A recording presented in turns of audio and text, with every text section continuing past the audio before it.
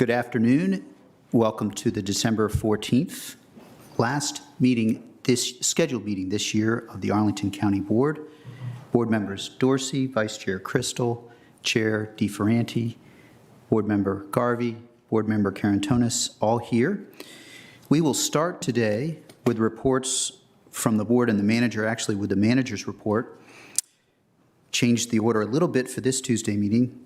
We'll hear just a few reports from board members and appoint advisory group members. We are seeking to get to recess by 3:45. We have a short closed session that we'll get to. So we'll start with Mr. Manager, Mr. Schwartz.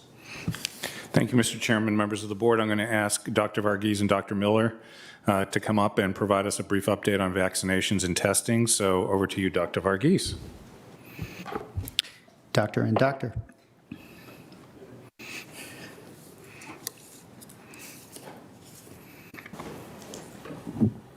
Good afternoon. I'll update on the cases and vaccines, and Dr. Miller will update on testing. Could I have the slide up just so that we have a background of the pandemic curve in Arlington, which everyone knows about at this point? Cases have increased. Our rates are now as high as they were back in February 2021. This is definitely a post-Thanksgiving bump, as Dr. Miller reminds us, a 14-day incubation period after exposure. So if we keep forgetting, I want people to congregate as much as possible, do it as safely as possible, because these are the conditions. And as we enter into holiday season coming up and with flu, it could be a perfect storm. But fortunately, we have not seen an increase in deaths. So that, I think, is obviously a definite positive. On the vaccine front, for those eligible for vaccine, we're now at least at 82.2% of the eligible population, and that's those 5 and older. So that is fantastic. We've made progress in all age groups, including some of the younger populations, older than 18. We're seeing a steady increase, and I suspect that that's partly related to the mandates from the various organizations out there. And just on vaccine in general, I'm proud of the public health staff who have accomplished this.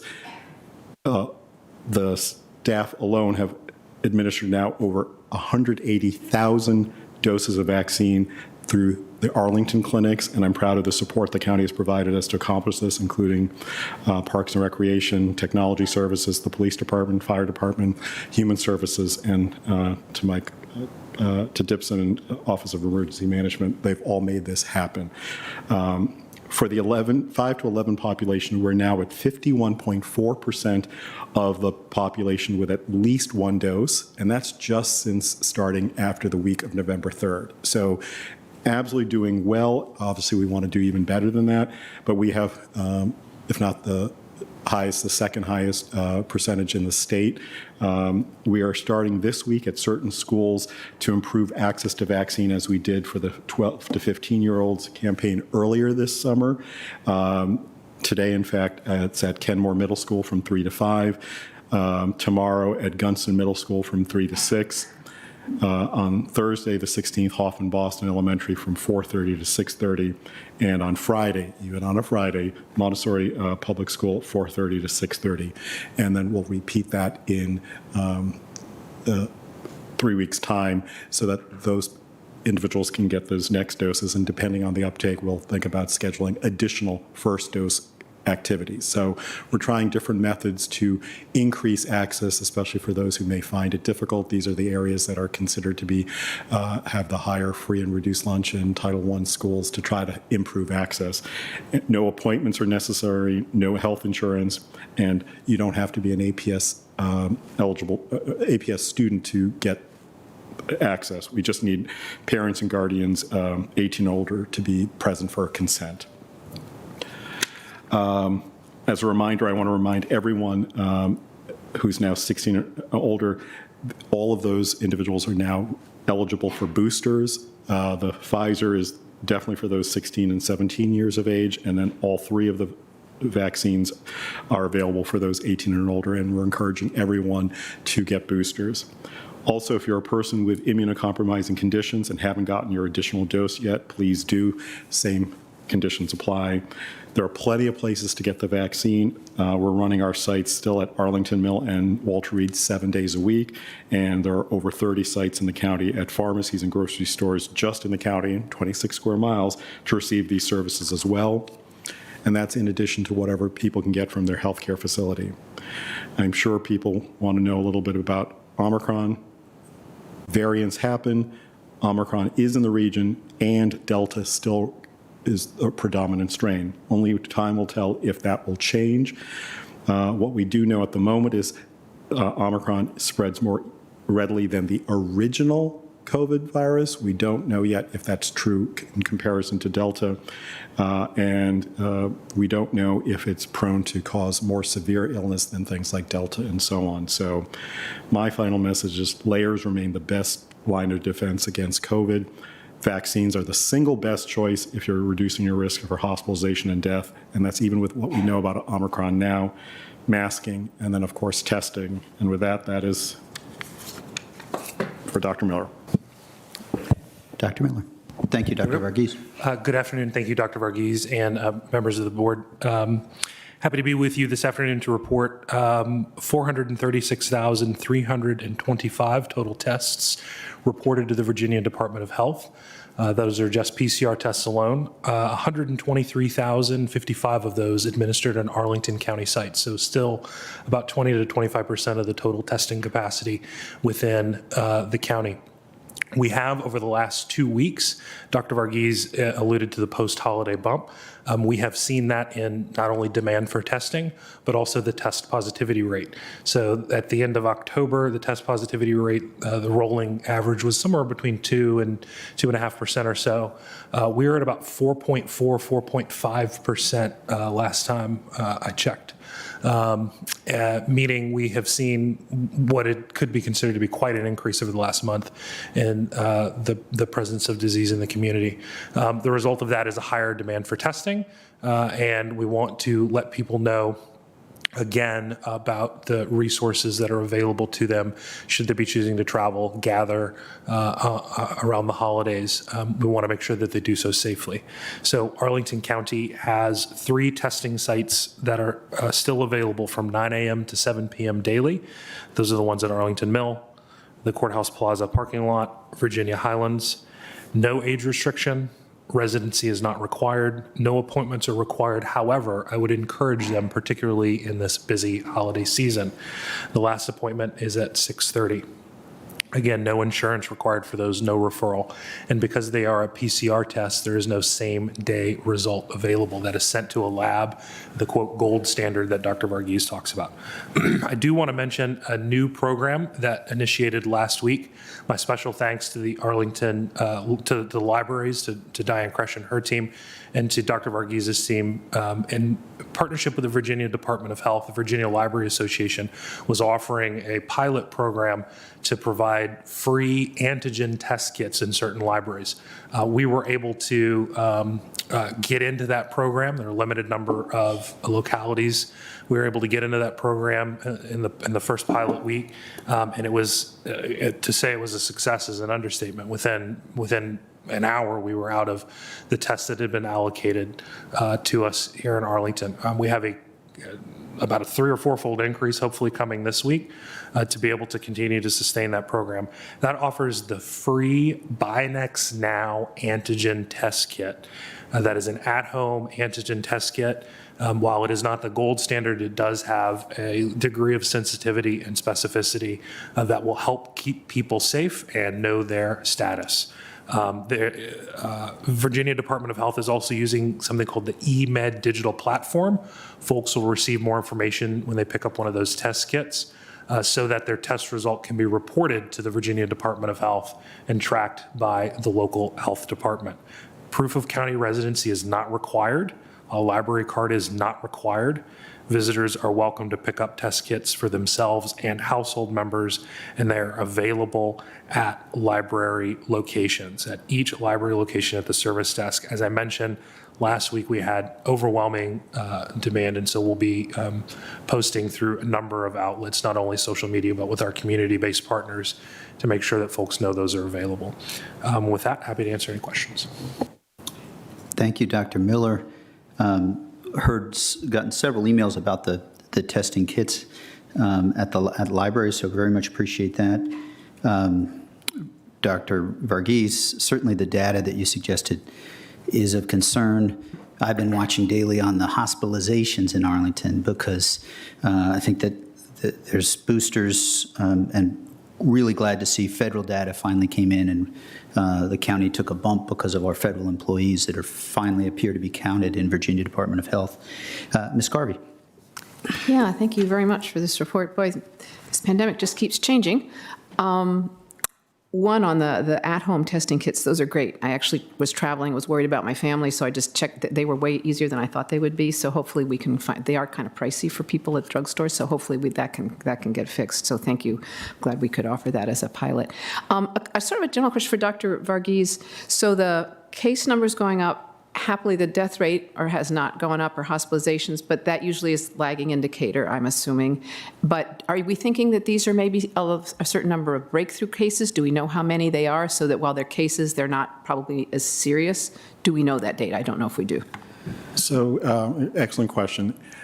In the hospitalization and deaths across the state and across the nation, that is almost exclusively or mostly the unvaccinated, okay? The absolute truth is, since we know that infection was possible even under vaccination, as more people get vaccinated, obviously the group that you're going to see positivity going up more will be among the vaccinated. It's just the nature of the beast. As more people get vaccinated, they're going to be the individuals with infection, but they're not moving on to hospitalization and death because there's the protective factor. I think the question behind the question that you're giving me the opportunity is, how long before we may see a waning in the hospitalization and death protection from the vaccine? So far, we have not hit that. I hope that we never hit that, and that's why considering boosters is important, because it's a way to move that goalpost further down. Because especially with flu season coming, we don't need the nexus of people being hospitalized for COVID, hospitalized for flu, or both, because we've been fortunate, but it hasn't meant that our hospital systems haven't had strains put on here. And we've seen elsewhere where bed capacity has been exceeded. And what people don't realize is if they get into the hospital for COVID, there may not be beds for the people who may not have COVID. We know of people who have not gotten in for heart attack care and have died because of it, because the beds are taken up.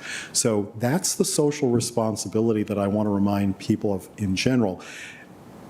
I want you to protect yourself, but taking the vaccine, you're also helping to preserve resources for other people, because heart attacks are still happening at this time of year, other conditions.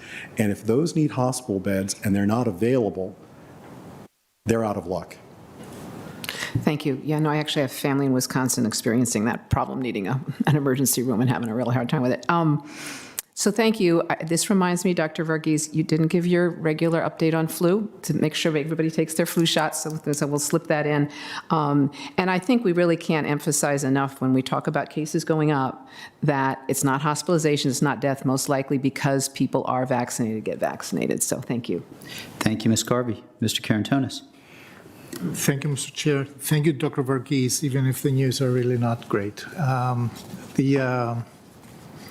Yeah, it's the highest increase besides the absolute peak, right? So two questions. First, our current testing, is that detecting Omicron? So what the testing does is it detects certain elements of the virus. So that's the most important thing. So it hasn't escaped that detection ability. What the surveillance does beyond that is there's a certain proportion that's taken by each state and tested at other laboratories to see what the variant strains may be. That's how we detect if it's in the community. We're not, the test, it's kind of like a pregnancy test. All you're doing is saying, is it positive, is it negative? Additional surveillance has to be done to see, is it Omicron or not? So far, it hasn't changed enough that the available tests don't detect whether the virus is present or not.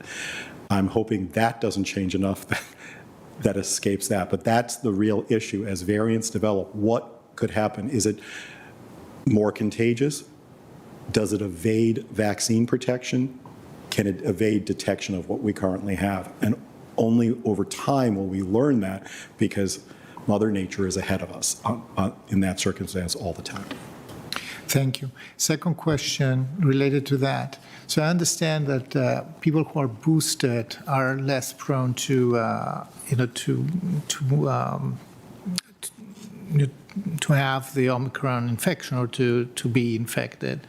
However, we still don't have a vaccine that is tailored for Omicron, right? So does this mean that we have to step up our testing offerings? I see that from Dr. Miller's report that people are taking that very, very well. So they use the cubes, right? Does this mean that as a precautionary measure, we should think about increasing the offerings? Happy to start. I think we have to separate out the issues. Omicron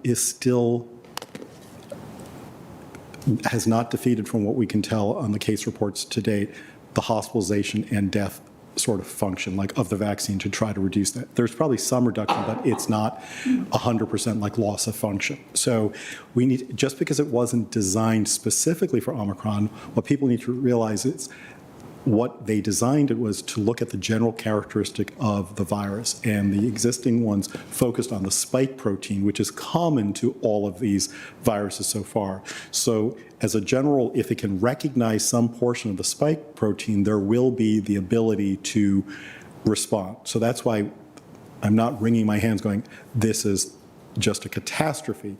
We knew that viruses can evolve, but as long as it doesn't change the entire makeup of the spike protein, it's that initial ability to recognize it that the body will then throw the antibodies that generally will respond.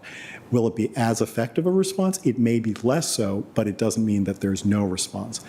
The vaccine makers are also at this point trying to decide if they need to make adjustments to the vaccine, but that would have to then still get approved by the FDA and CDC. So all of those processes are still having to be done. Dr. Miller? Yeah, I think what I'll what I'll add is that our testing is designed to support identification and limitation of spread of disease within the community. And the type of surveillance testing that you're talking about would be beneficial if, as Dr. Varghese said, we've identified a variant or a change in the nature of the virus, which then does create a more significant outcome. Then yes, that would help. Right now, I think what I would say is, even vaccinated individuals who have any change in their health status, so I have a cough drop in because I woke up 2 days ago with a cough. I went and got a test, even though I'm vaccinated, because that is the smart thing to do.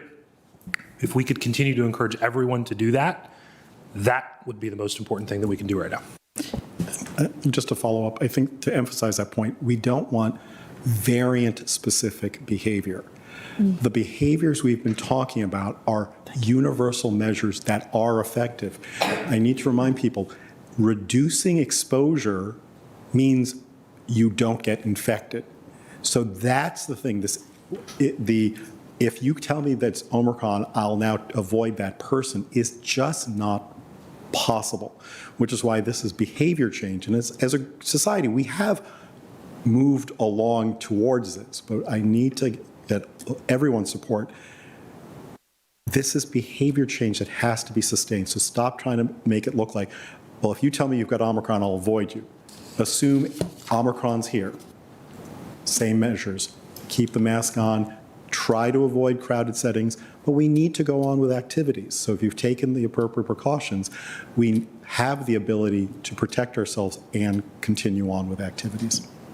Thank you, Dr. Varghese. Dr. Miller, I believe that I will take your Swiss cheese model and I will make a printout and frame it and put it in the... Thank you, Mr. Garantonis. Ms. Crystal, and then Mr. Dorsey. Thank you so much. I just wanted to lift up that point that you made about variant-specific behavior and the perils that lie that way. I couldn't put the term better than the way the New York Times editorial board did this weekend, which was to say, what if leaders at all levels made choices so that we don't have to exhaust ourselves with stress over every curveball? And I think a lot about our manager's point about as we move into endemicity, that we are going to have behaviors that we know are the right ones to protect ourselves, that you've emphasized all along, that we are going to continue our relentless focus on vaccination. And beyond that, that we are not going to engage in variant-specific behavior as we try to adapt in ways that protect the health of our neighbors, but also help us move in towards endemicity. So thank you for that. I wanted to ask a question about the data, and I'm thinking about how best to understand or interpret the kind of rise and fall of case rates in this brand new universe in which most of the, maybe fair to say most, but much of the testing is now happening at home rather than environments where you have your electronic medical records that are then transmitted to the lab. It seems, for example, maybe this is surmising too much, but we have not talked as much about case positivity rates recently, and I'm wondering if that is because we don't have as good of a sense of the denominator anymore. Can you help me understand how to look at this data and how, if at all, to interpret it differently now that we perhaps aren't getting as much insight into the amount of tests being taken and how many of those are negative? Yeah, I'll start. The problem you've identified is the reason that I highlighted that the Virginia Department of Health in this new offering of the at-home antigen test kits is using a self-reporting tool to be able to collect that data. It's also one of the reasons that we encourage individuals to contact their healthcare provider, so their healthcare provider can then provide. There's mandatory reporting, obviously, of certain diseases. And in this case, it would be that a healthcare provider could say, "Look, I've got a positive case," and establish that to the Virginia Department of Health too. We're hoping that those patchwork of nets put together will help us to have a better handle now on what that denominator is. It is not perfect, but I will say that the test positivity rate still does give a general indicator on a public health level about disease within the community. And that is still an important thing to be able to track and look at as a metric for our public health professionals. Absolutely agree. This has been a flaw of all public health in general. We don't actually have all of the data. I think people assume we do. We don't have most of the data. That doesn't mean the surveillance information isn't useful. What we look for is the relative change. It's how we do flu surveillance. Only a certain number of people get flu tests. Not everything gets reported. But based on the reports, do we start seeing patterns? So that's why individual cases don't do as much, but it's the collective information. So this rise, Ms. Crystal, we assume that there's more disease than that rise indicates. We never go, it's an undercount. If any, well, an overcount, it's an undercount. So we see the rise. I believe the curve is even higher, that the denominator is much higher. That's the basic assumption we have in public health.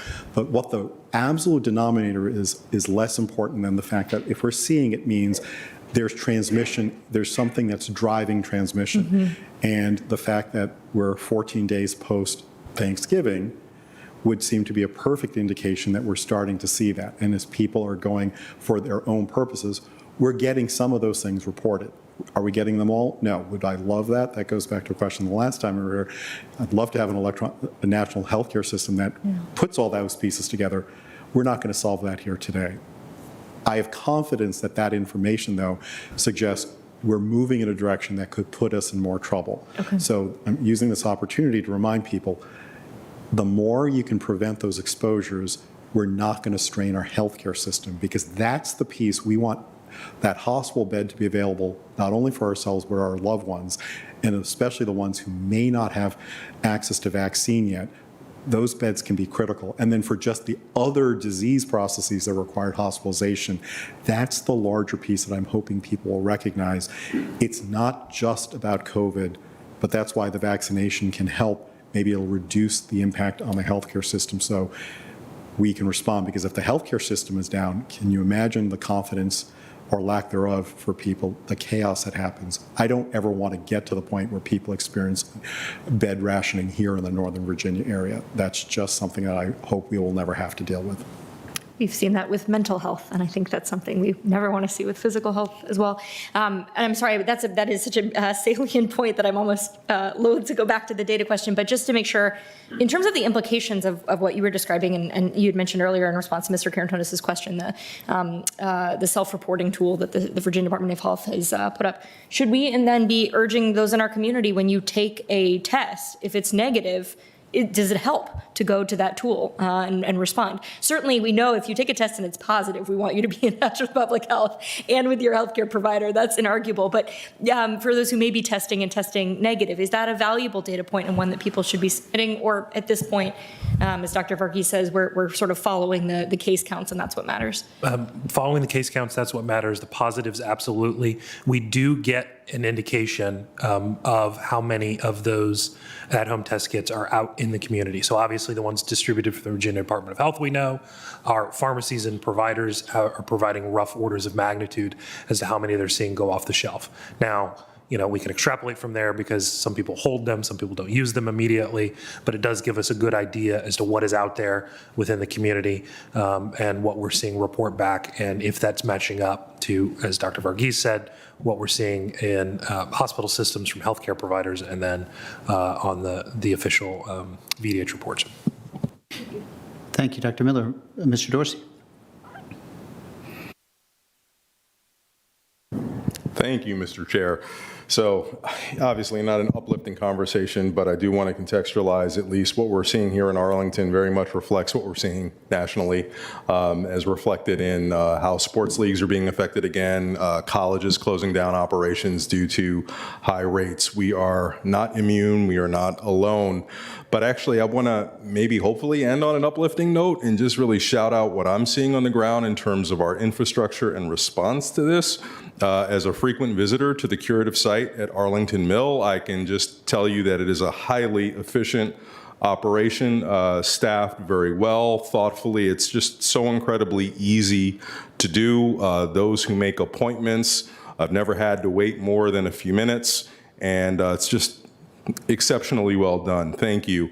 And then on the back end, I had our first family experience with contact tracing, and the folks who do that operation as a result of a positive case in my child's classroom and the need to designate all students in the classroom as a close contact. And a shout out to APS. I thought they handled it pretty efficiently, and it was just really nice to see after what we experienced last year, the students and their families all shifted to virtual learning with just such a plum and skill, and it seemed like it really worked well. But beyond that, there was follow-up from public health contact tracers to not only get all the necessary information about my child and her wellness, but just the bedside manner of the person that I spoke to, just incredibly comforting. And it was just really made me feel great to be a part of this community, to see such a comprehensive approach from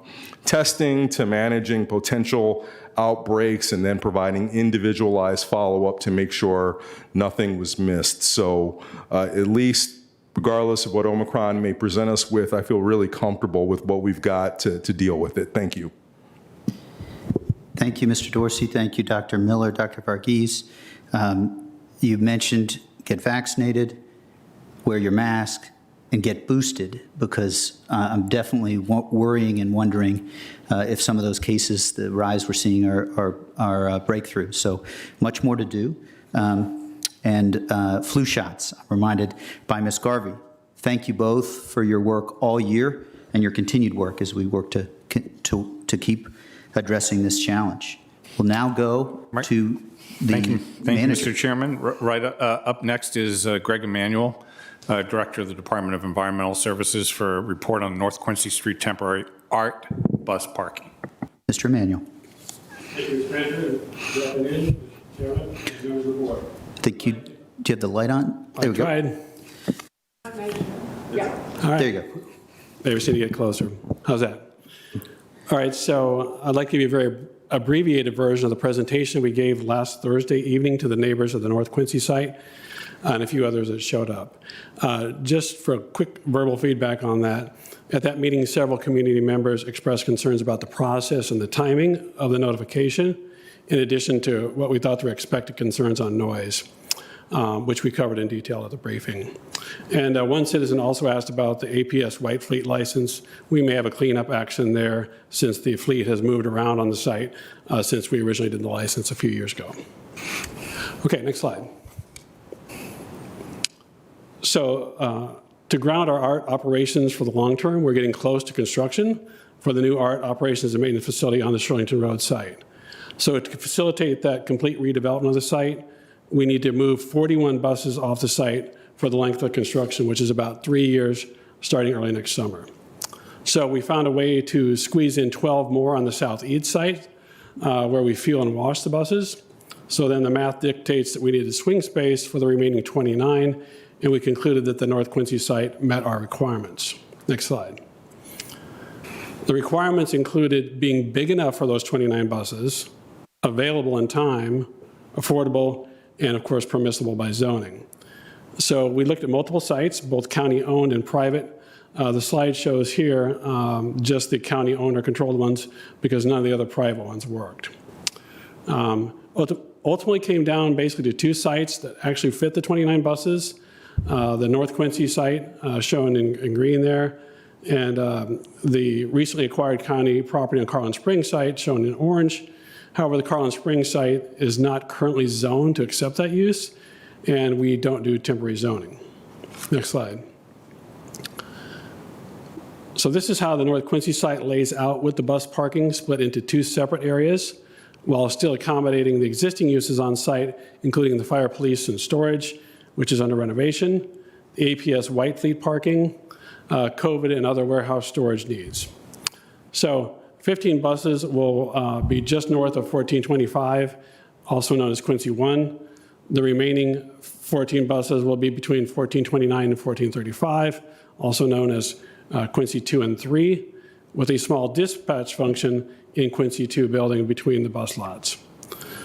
So we arranged for pull-through parking to avoid the routine backup alarms on the buses, and we located them both as close as possible to I-66 with the driver and the dispatcher parking nearby.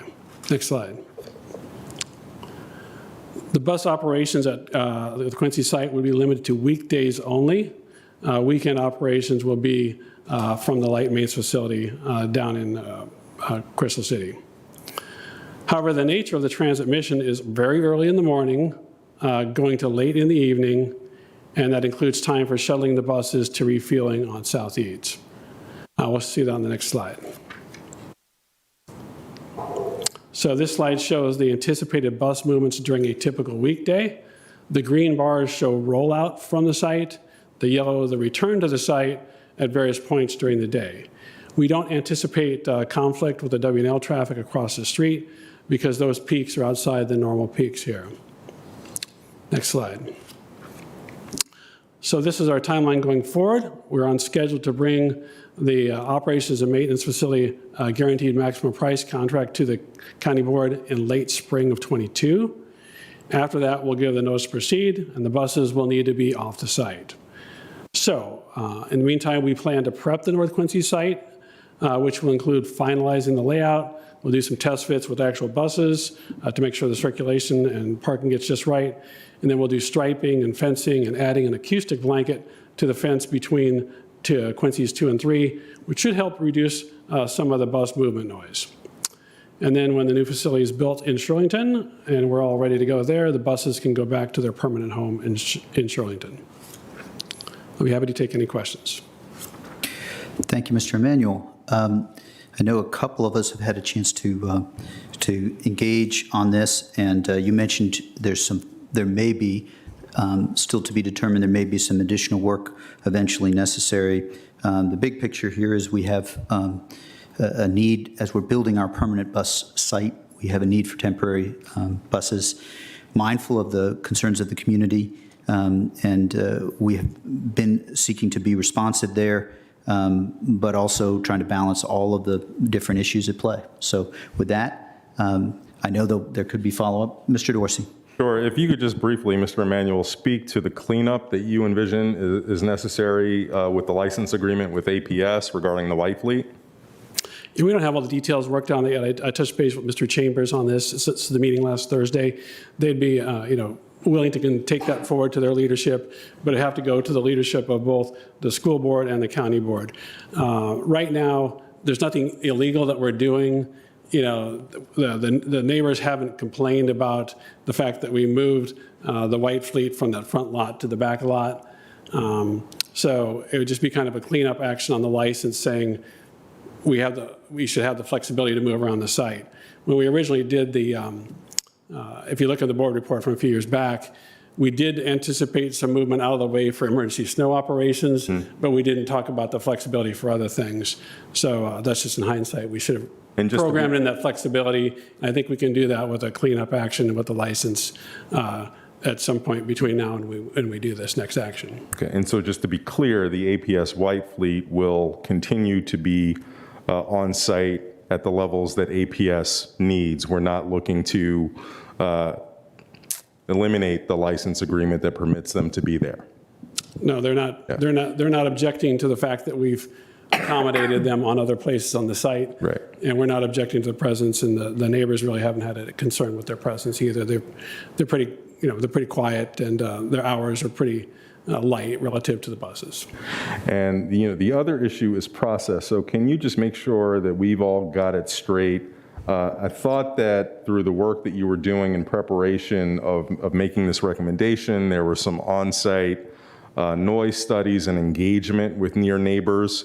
But we've heard from some that there was no official engagement until the process to actually consider this on this month's agenda. So can you walk us through that? Sure. There's natural concerns of the community about when you go out to them with news that they're not going to like, and there's no perfect time to do that. I think what we staff chose to do was try to be really prepared for it. We had been doing this for several months to try to prepare for it, but we decided, I think it was back in August, to do a noise study so that when we did go out to them with the news, that we'd be well prepared to address that. We actually did a noise modeling study that showed what the existing background noise is on the site, and then what modeled noise would be with the addition of this bus activity. And it showed that it would just be a slight increase of like 2 to 3 decibels, but that the overall noise levels were still kind of in the comfortable range. And so we did a professional report and study on that, and we posted that and shared that with the community just last Thursday evening or Friday morning. So why just so I understand, what was the reason for the delay from the time this study was completed around September to posting it in December?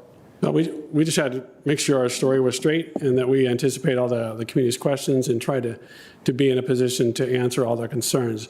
I think the feedback we got from the community was that the thing I didn't share with you is that they thought we gave a really thorough briefing on all the details that they needed to hear.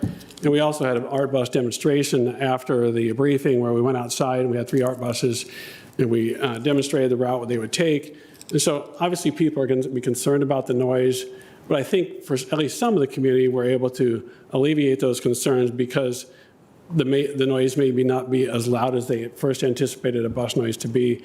These units are not that noisy, depending how close you are to the engine, which is on the back left side of the bus. Okay. Thank you. Thank you, Mr. Dorsey. Ms. Garvey. Yeah, thank you. I had similar conversations with neighbors today.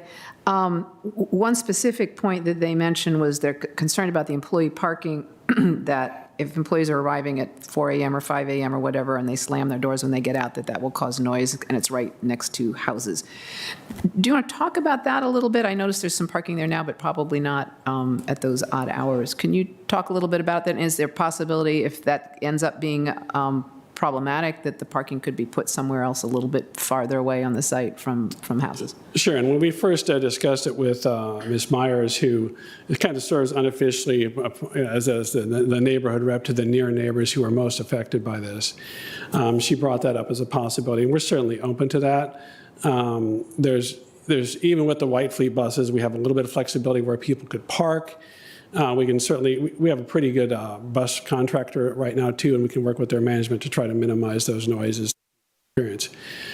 We have similar situation, although it's different topographically and all that, down at the 31st Street site where we have bus driver parking with residential above. The grades and topography is a little bit different, but at first we had a little bit of noise and concerns down there, and then those were alleviated over time, just kind of behaviorally. So we're hopeful that we can work with the management and the drivers themselves to kind of alleviate those concerns. But we do have some degree of flexibility on the site. Thank you. That would be good. I think to try to do whatever we can to mitigate that.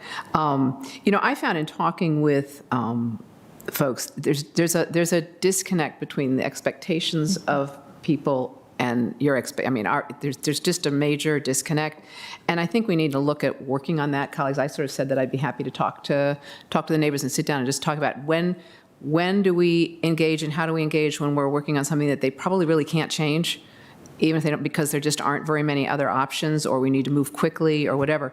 And I think we need to have that discussion. There was talk about JFAC, and this doesn't follow JFAC, and I pointed out JFAC, I think, was 2017 or 18, and time goes by and things change, and if people continue to think that everything that was done in JFAC needs to be set in stone, I think that's going to be a difficulty, and they're just expectations I think we need to try to deal with. I think it will always be a problem, but it feels like we need a little discussion about Arlington Way 2.0, maybe, something like that. I'm not quite sure how to do that, but I do feel a need to work that through a little bit with our community and work on expectations, because otherwise we have people really upset, and we don't like that.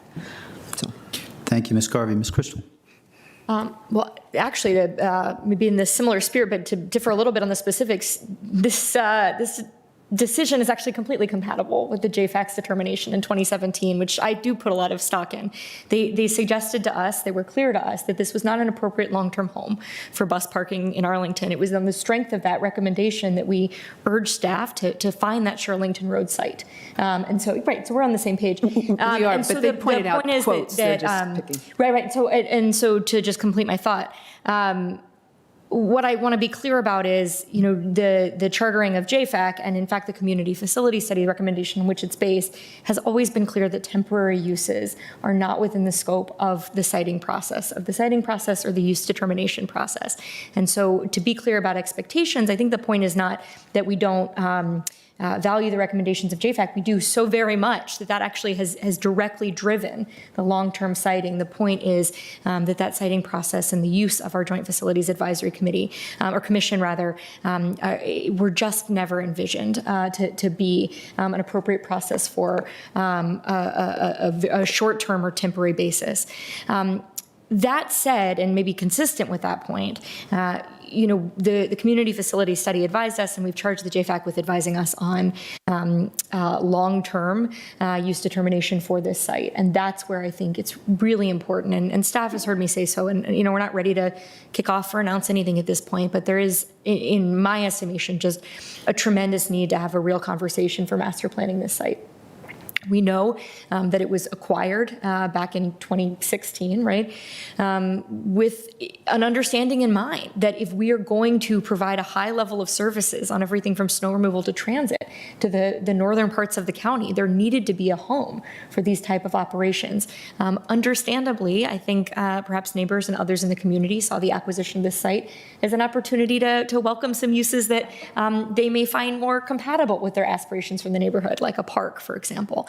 And so I think it's really probably past time to not just look at this as part of a siting process and deem it inappropriate for certain sites, again, like long-term bus parking, but also to really envision what is the appropriate mix and balance. And for me, recognizing that there are always going to need to be sort of back of the house, so to speak, functions at this property. The question really becomes, how do we do that in a master plan in ways that consistently mitigate the implications, right? So we're not just putting up and taking down temporary sound barriers, right? That we're actually thinking about sound barriers for the long term that can be landscaped and actually attractive to the neighborhood. And that we're thinking about how to create buffer zones that maybe do deliver on part of what the community envisioned, for example, like a usable green space, and to do so in collaboration with our schools partners. So I think this experience highlighted not the problems with our siting process, but the need for that use determination exercise in master planning. And I think it's going to be really important for us to go there next. Thank you. Thank you, Ms. Crystal. So I'll just wanted to add on the temporary piece, I tend to agree with both your thoughts on the White Fleet in terms of probably northwest is not accurate to where it comes, and so my instinct would be that there would need to be a procedural step. But the second thing that you said is that,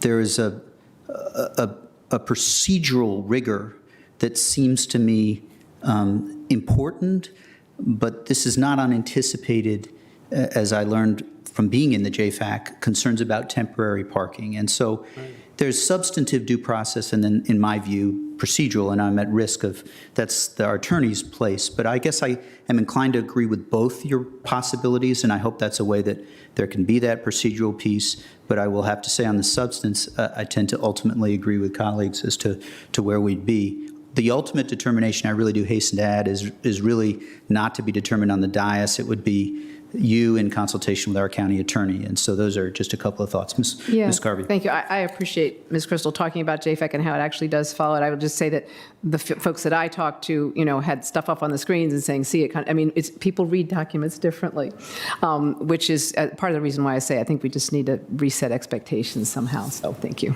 Thank you, Ms. Garvey, and thank you, colleagues. We will now turn to the manager for our outside auditor's report. Thank you, Mr. Chair.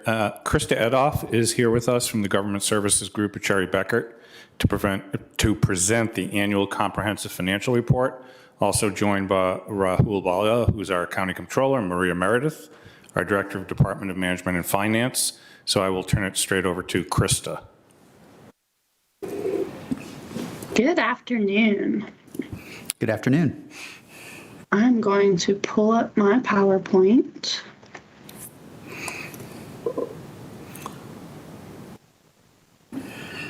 So I am pleased to be here today to present the results of the June 30, 2021 audit of the financial statement. Just to recap the overview of an audit is designed to test the significant balances and transactions that you see within the financial statement, balances and amounts. In conducting our audit, we do also test the underlying assumptions of the significant estimates, understanding that not every number in the financial statement is a easily calculated, hard and fast number. Several of the items in the financial statements rely on maybe an actuarial valuation, or depreciation expense relies on the useful lives of assets. So there are significant estimates built into the financial statements. Additionally, we're tasked with testing compliance with Virginia laws and regulations and your compliance with federal grants. In conducting our audit, we are required to obtain an understanding of the underlying internal control environment over financial reporting and over those compliance matters. In conducting those, if we identified any matters of non-compliance, or if we identified any deficiencies in your internal control environment, we would be required to report those to you. The annual comprehensive financial report does include several unaudited sections, so we want to bring those to your attention. Our audit does focus specifically on the basic financial statements and the notes to the financial statements. There's a lot of other information presented for purposes required by the standard or for other additional information purposes. So I am pleased to tell you that we do have an unmodified opinion, which is a clean opinion on the financial statement audit. We also have unmodified opinions on the compliance audits as well. We did not identify any material weaknesses in the internal control environment as a result of our audit. One slide. I'm also pleased to report that we did not identify any matters of non-compliance as a result of our compliance audit as well. So just a few other things I am required to tell you as a result of the audit. There was one change in accounting standards this year. It was the implementation of GASB 84, which related to some fiduciary activities. So if you read the detail embedded within the footnotes, you will see that several funds that were reported as fiduciary funds in the prior year have been reclassified to other funds within the governmental statements in the current year. But that was the only significant change in standard or accounting policies throughout the current fiscal year ended June 30, 2021. In conducting our audit, we are pleased to tell you there were no difficulties in conducting the audit, and we did not have any disagreements with management. Throughout the course of our audit, sometimes we'll propose audit adjustments if we identify them throughout the course of our testing. So we did identify 2 audit adjustments that we proposed for classification and timing differences that we proposed to management that ultimately were recorded in the incorrect period or classified in the wrong balances. As a result of our audit, we do obtain letters from management at the conclusion of the audit, which ultimately tells us they provided everything we needed in the conduct of the audit, that they answered our questions truthfully, and that everything presented in the financial statements is correct and stated in accordance with the standards. Additionally, we're required to be independent of Arlington County and schools, and that's likened to your conflicts of interest, where we cannot have any financial or family relationships that would create bias in us issuing our opinion. Before I conclude, I would really like to thank those involved in management and finance that assisted us throughout the audit, as well as the other departments that we work with to conduct the audit, and really appreciate their time as the audit is a long and exhaustive process, starting roughly in April and concluding with this presentation today. So with that, I will take any questions that you might have on the audit. Thank you very much, Ms. Edoff. Really appreciate it.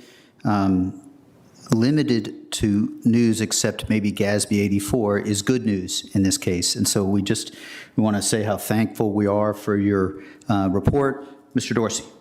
Thank you. And I'll just say, since I know we are short of time, and for Ms. Edoff's reminder, she'll be, I think, joining us next month at the audit committee meeting. And the citizen members, along with co-chair Karen Tonis and myself, will certainly have a more fuller exploration of the audit. So if there are any questions or comments that circulate between now and then, we will be happy to reflect those as part of those conversations next month.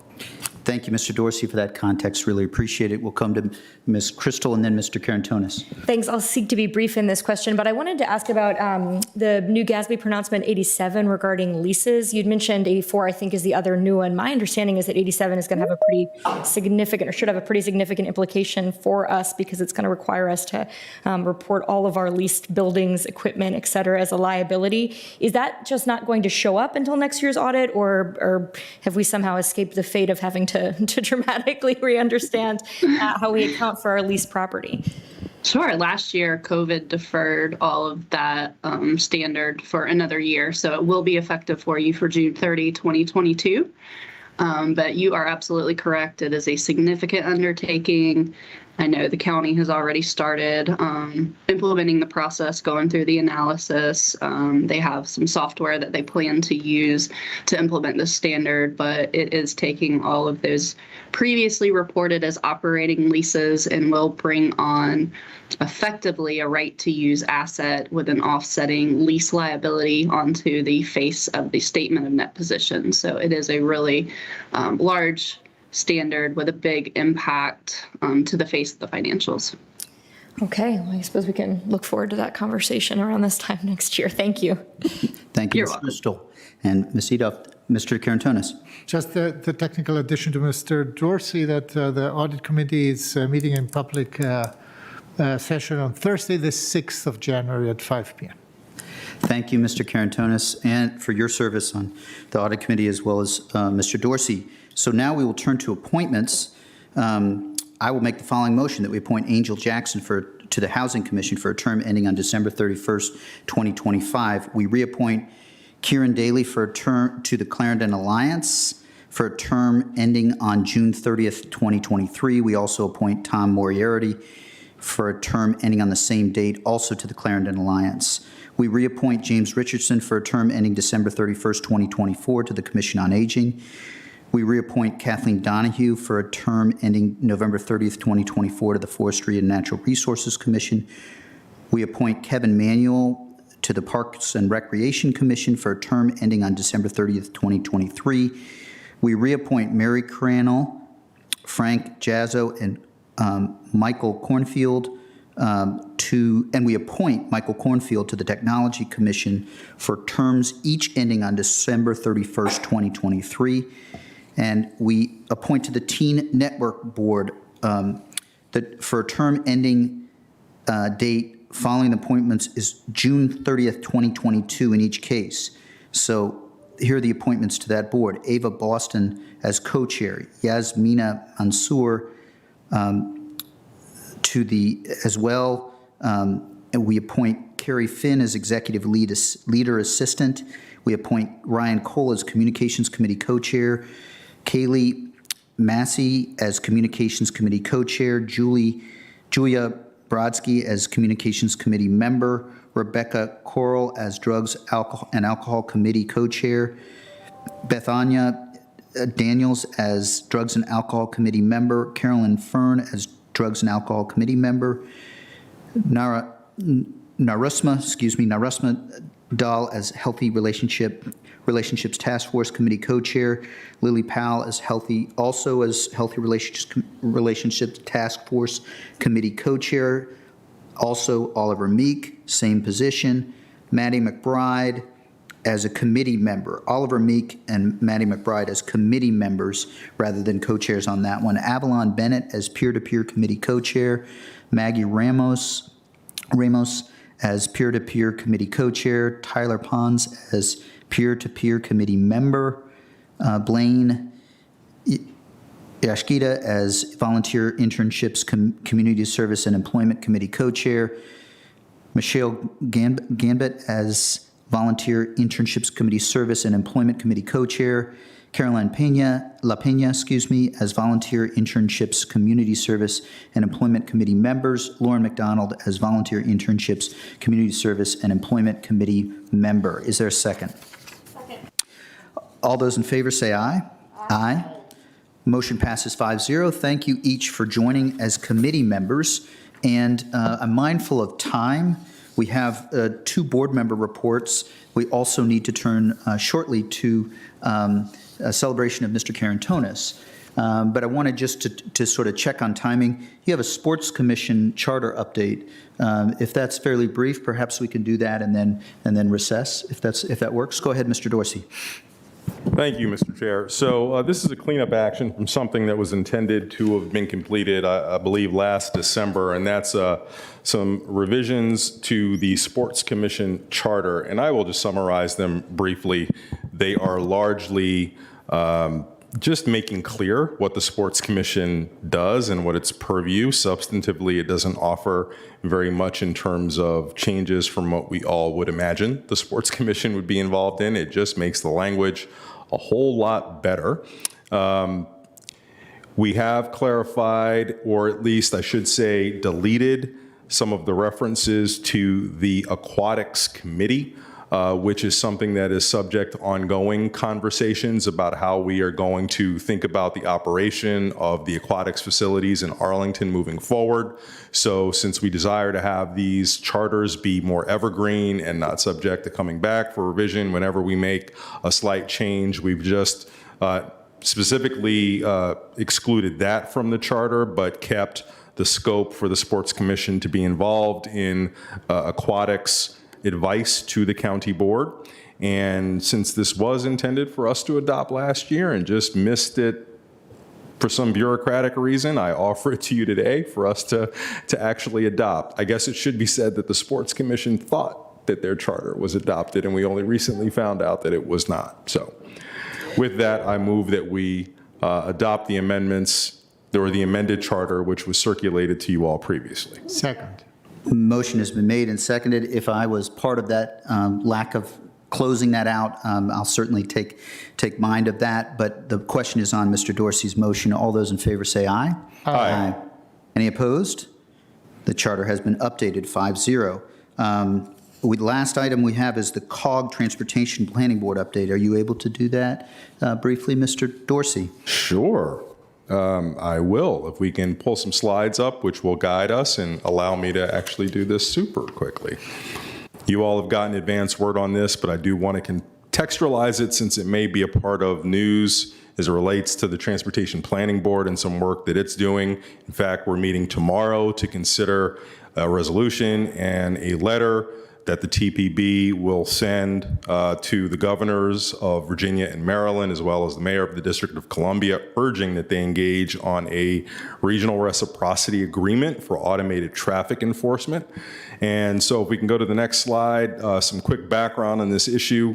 Red light running as well as speed violations are significant contributing factors to motor vehicle fatalities nationwide. As we look at the lay of the land, at least 22 states, including the district, utilize ATE for red light violations, and I actually need to update that number. At least 20 states, including DC, utilize ATE for speed violations. According to the Virginia Mercury in 2020, that's my error, 48% of Virginia traffic fatalities were due to excessive speed. So clearly this is an issue. We care about it. We are looking to adopt our ordinance next month that is consistent with Virginia Enabling Authority, allowing the use of photo speed enforcement around highway work zones as well as school crossings. We can move to the next slide.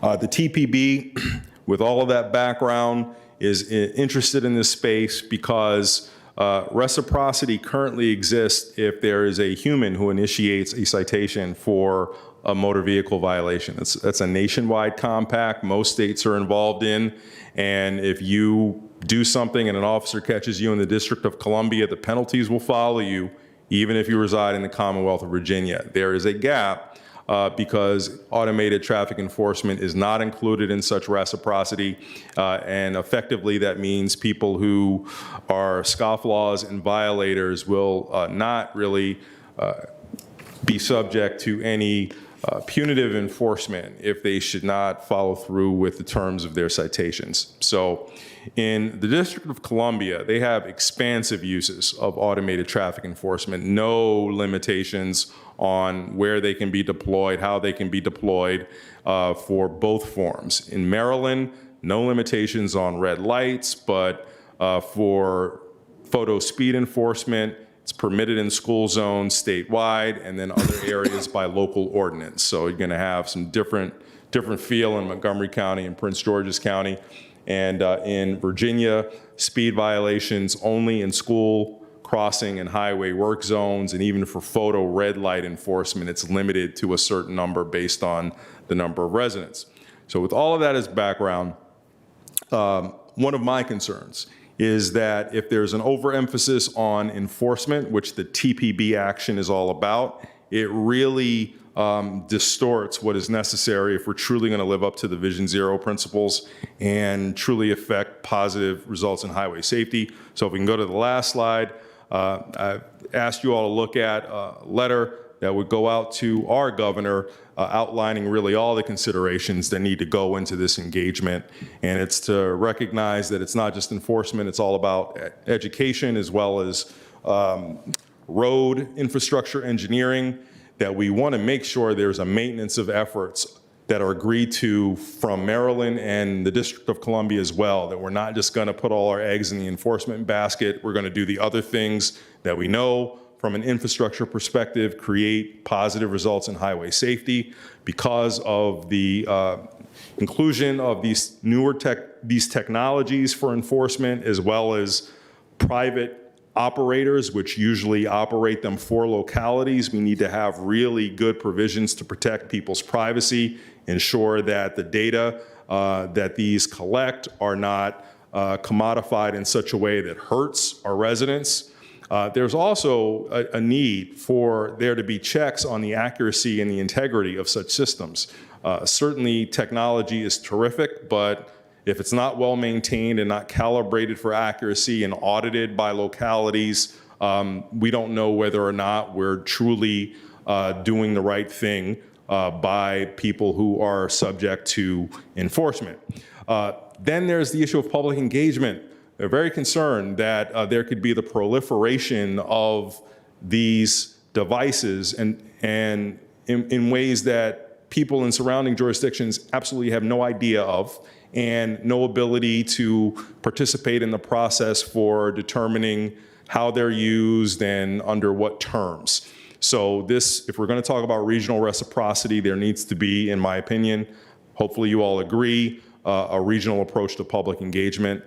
Then there's the issue of disparate impacts and burdens. A lot of talk about ATE being the positive contributor to reducing bias in traffic stops. And while that can certainly be true, if you use a lot of the traditional criteria for where this stuff goes, where there are lots of people, for example, you could certainly have a disproportionate number of lower income and minority people who are subject to auto enforcement, while less dense areas that are predominantly white don't have any of it at all.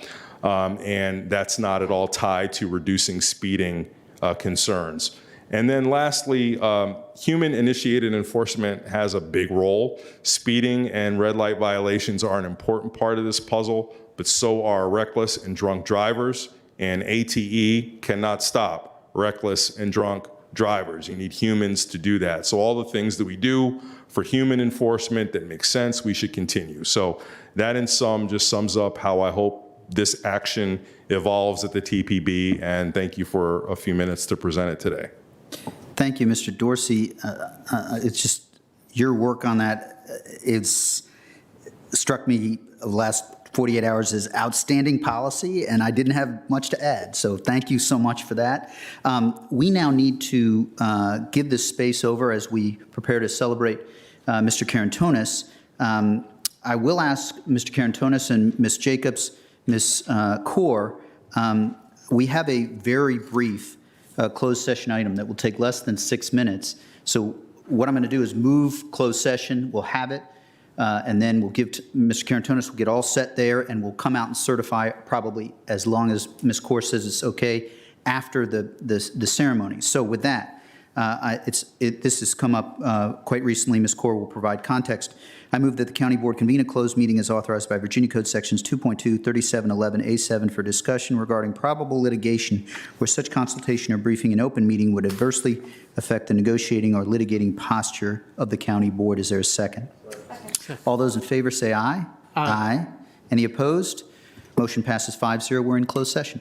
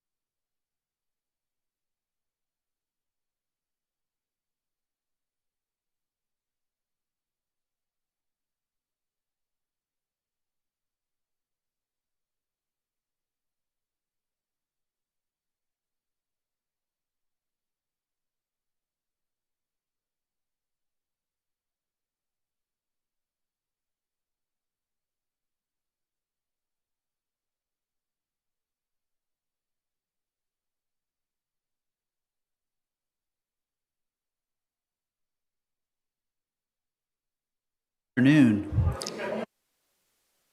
If folks can wrap up your visiting and conversation and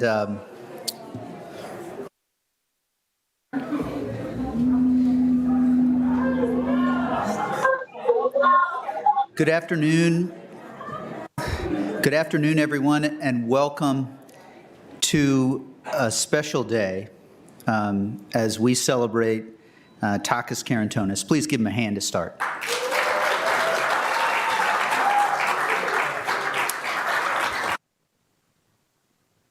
So each year, the county board, the county government, and our community in December has an event like this where we welcome a recently elected leader. And it's a part of the rhythm of our holiday season for those of us nerdy enough to come every year. And this is an extraordinary chance to honor Takis Karantonis, who has won 4 elections in 18 months. So please give him a hand. I won't say much, but I will say this. I think I'm plenty confident of what I can bring to the county board, but we can say without hesitation that Takis's experience as a community leader that he brought to the board is outstanding. He is organic. He's done so much. And so give that a hand. And then the last thing I'll say, 23.6% of Arlington is foreign born. And so, yes, a hand there. And Takis's story is a story of immigration and a story that is uniquely, modernly the American dream. And so we are so happy to be here for Takis. And we welcome the color guard followed right after that. And please stand in a moment. But the color guard followed by Leo Shishansky, the artistic director of the National Chamber Ensemble, who will play our national anthem. But first, the color guard, please stand.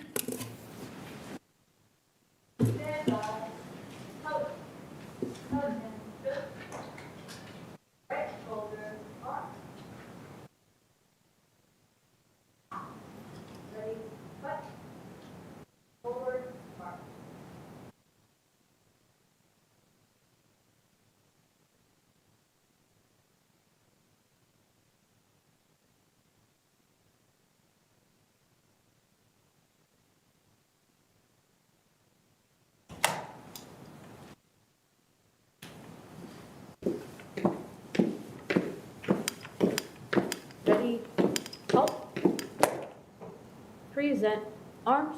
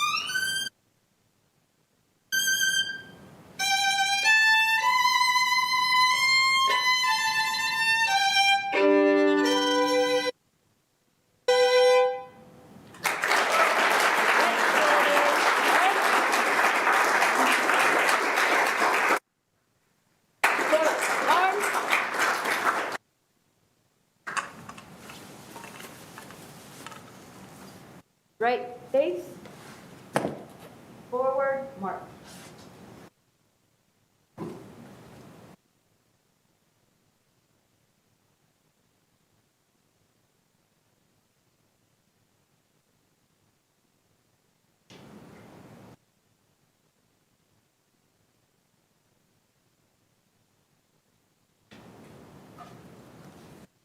So they can still hear, please give our color guard a hand as they keep us safe.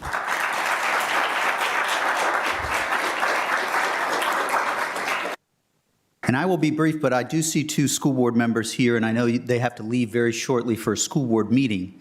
So Monique O'Grady and Christina Diaz-Torres are here. Please give them and Sheriff Beth Arthur a hand.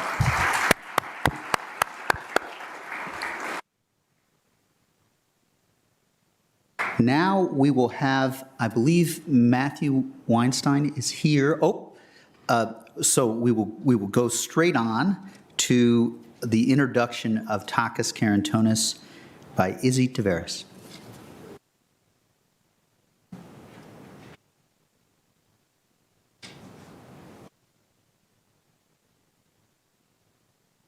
Good afternoon, everyone. Let me begin by expressing my deepest gratitude for knowing and having worked with so many of you, the community leaders and activists in this room today. I first met Takis through an email introduction in early 2019. As I was embarking on a new campaign journey, I was told that I had to speak with the man who knows all there is to know about Arlington. I reached out to Takis and was able to meet with him. We met at what is now also one of my own staple meeting locations, Café Sazón, where he introduced himself in perfect Spanish. My immediate reaction, I had no idea you were Latino. I assumed you were Greek because of your last name.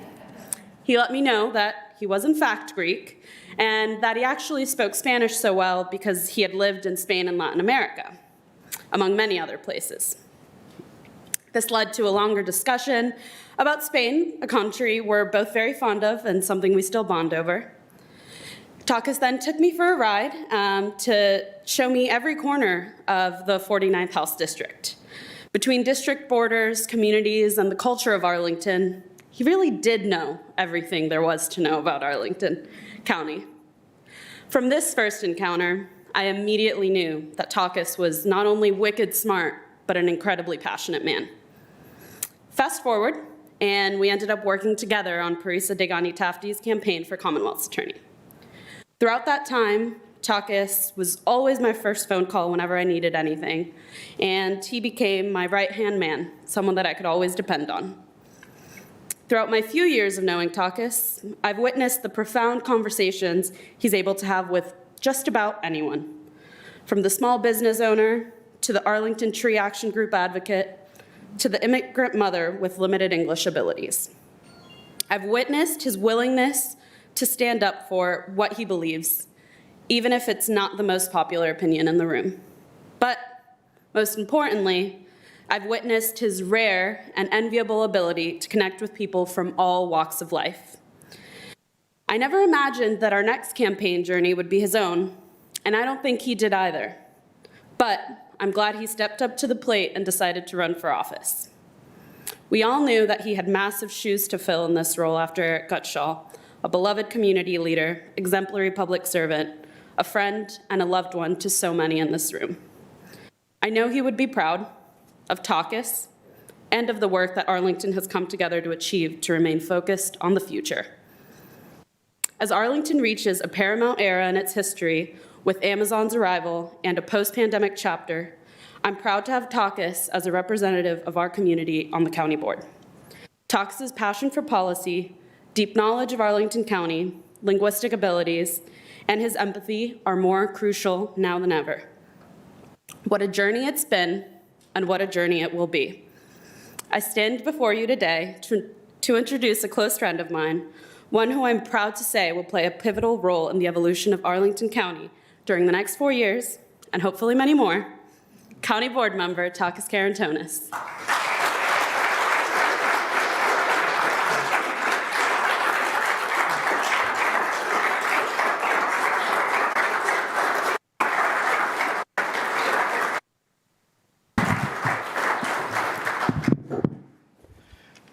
I get a little emotional, as you can imagine. So, yes, since I was introduced. Thanks. My name is Paul Ferguson. I'm the clerk of the Circuit Court. And Lita, thank you for coming up to join us. I'm also honored to be able to fill in for the electoral board today. So the first thing is we want to read the certificate of election for Takas. Reading it is, this is to certify that at a meeting of the electoral board of the County of Arlington held November 6, 2021, on an examination of the official records deposited in the office of the clerk of the circuit court, it was ascertained and determined that at the election held on November 2nd, 2021, Takas P. Carantonis was duly elected member, County Board of Arlington, for a term commencing January 1st, 2022, and ending December 31st, 2025.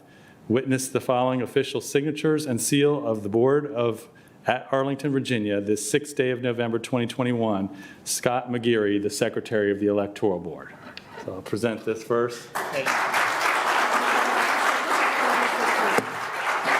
Here's a folder for all of these things. And Lita, are you going to assist Takas with the oath here? Make sure he does it correctly. Takas, would you please raise your right hand?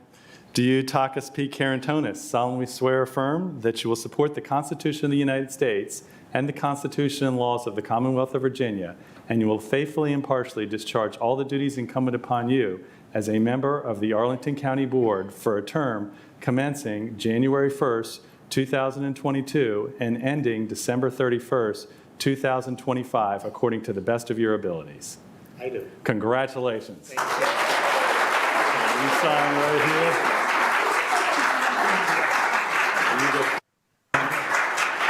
This time. Yeah, we get it on and get it early.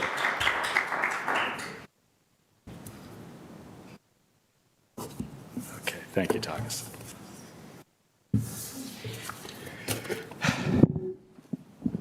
I'm even getting more emotional. So thank you, Paul, and thank you all who are in attendance and sharing with us this path.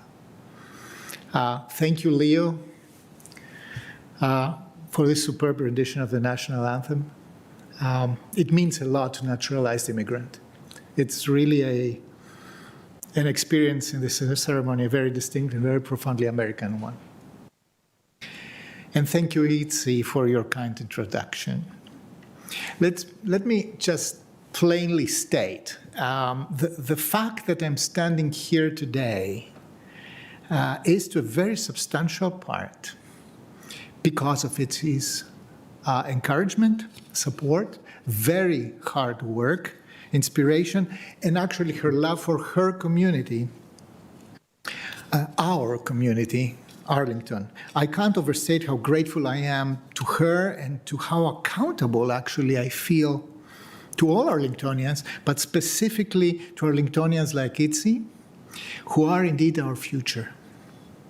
Neither would I stand here if it wasn't for the warm support and next to endless patience of my dear wife, Lida.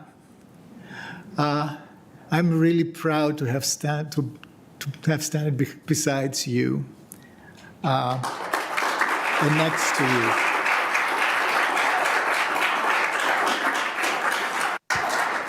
And the same gratitude, of course, extends to my family for their love and support, even if there are thousands of miles separating us. And through the wonders of internet, they can see us probably right now.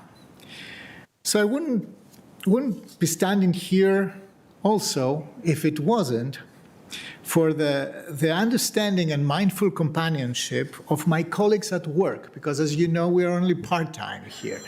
And that's the Ethiopian Community Development Council.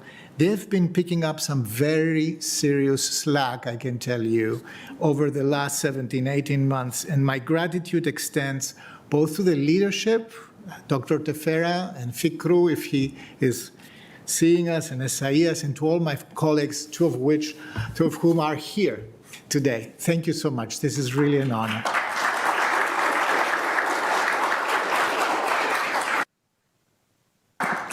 So thank you also to my amazing and inspiring and energetic team who believed in this candidacy and our common cause from the very first day, and whose enthusiasm really was a force of nature. Itzi was the very first one who started and built this, and Jimmy Rogers and Simon Korn and Beatrice Paz, who has been responsible for the reception today as well, and Arlene Spinelli and the entire crew of young at heart Democrats who have proven that they're not only excellent campaigners, but they are actually active community members and thought leaders in this community.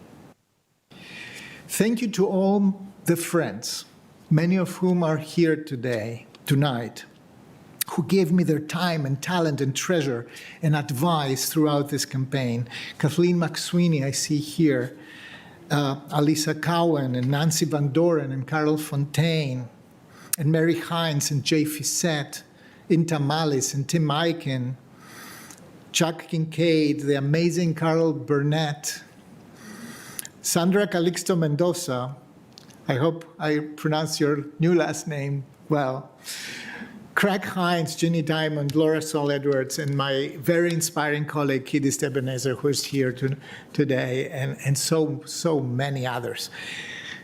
I should also thank you, Jill Cayazzo and Maggie Davis and the entire Democratic Party in Arlington for your leadership, support and encouragement, but most importantly, for how much you all care. And I mean down to the granular level of every precinct captain, of every single volunteer.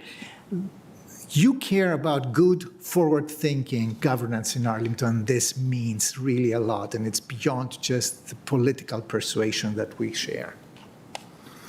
Thank you to all current and former elected officials. I will burst the time frame of the ceremony to name you all, but I want to mention my colleagues on this board, Matt DeFerranti, Libby Garvey, Katie Crystal, and Christian Dorsey. I'm really honored to call you my colleagues. It's really a privilege to serve with you.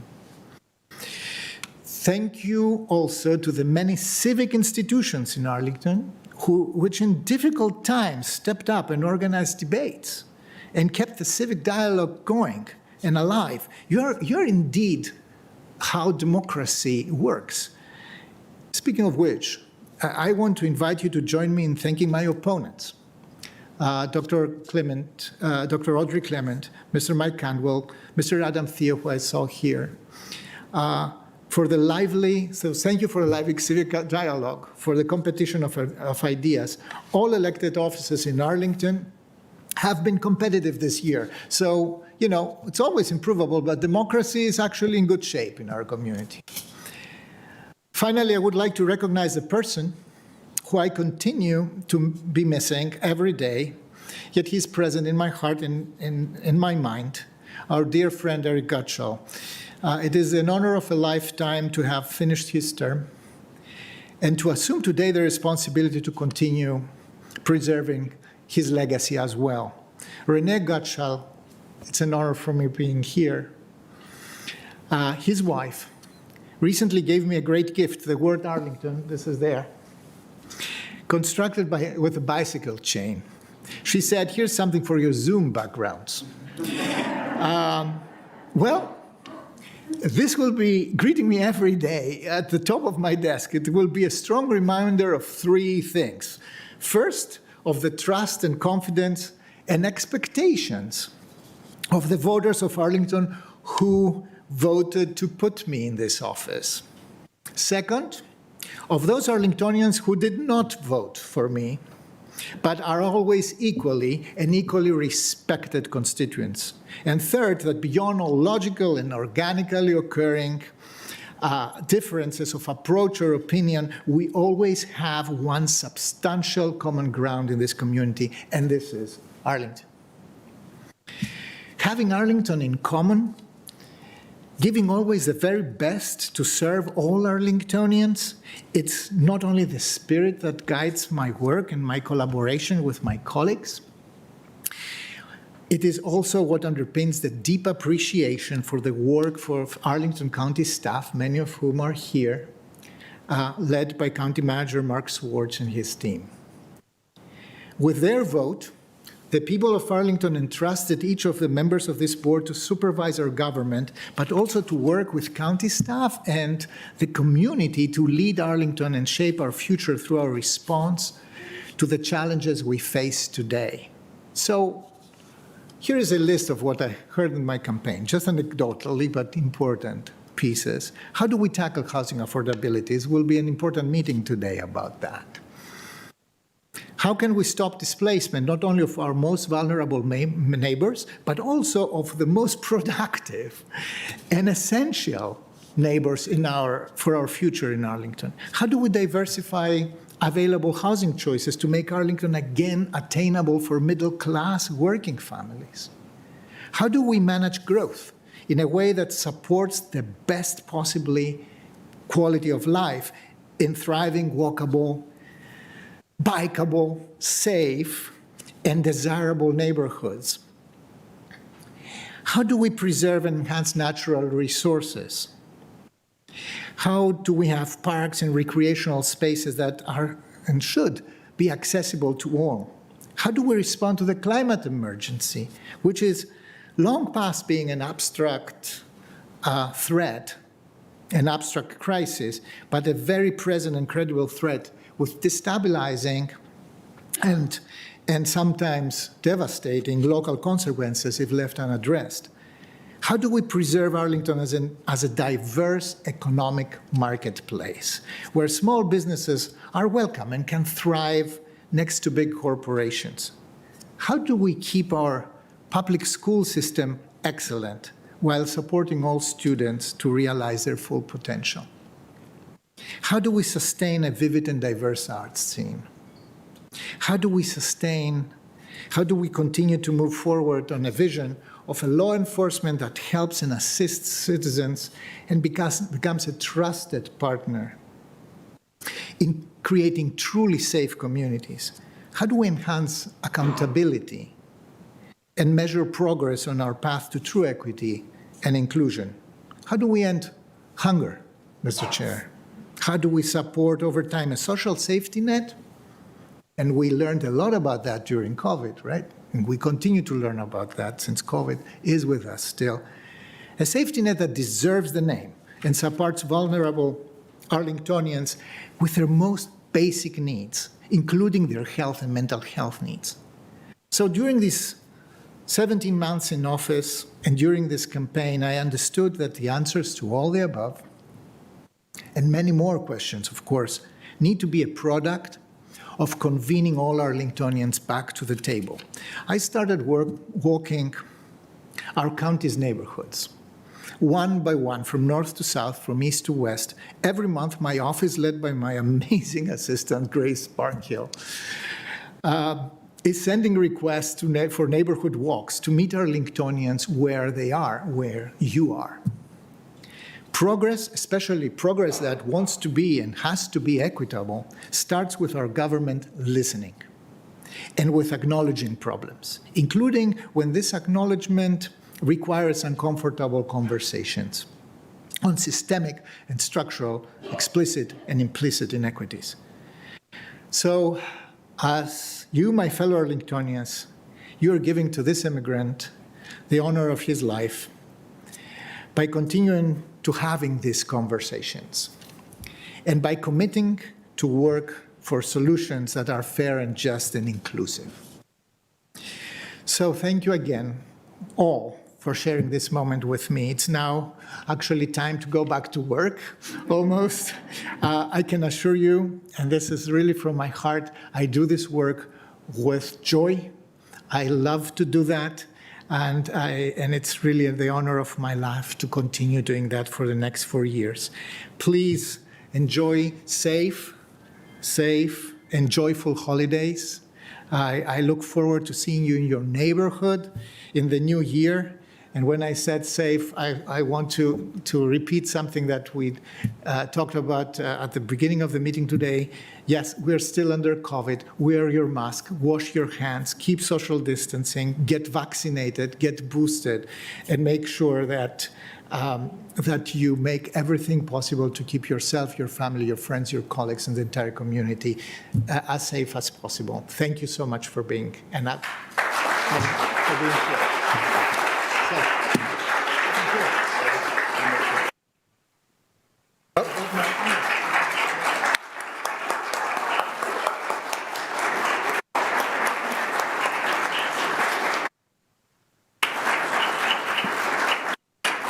So as Taka showed you, where it's going to be a little safe, chance to mingle out there. I do think there's a couple other elected officials that came and want to make sure Carla de la Pava is here, Delegate Alfonso Lopez, I think Parissa Dangani Tafti, if I'm seeing right, those three are here. And there's former county board member Jay Facette is here. Just want to make sure I mention.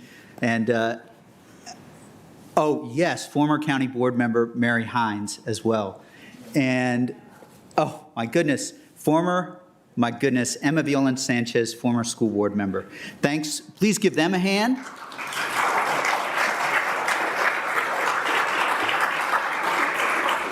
And we have a chance to mingle and connect safely. Thanks so much for coming, and congratulations again to Takis Karantonis.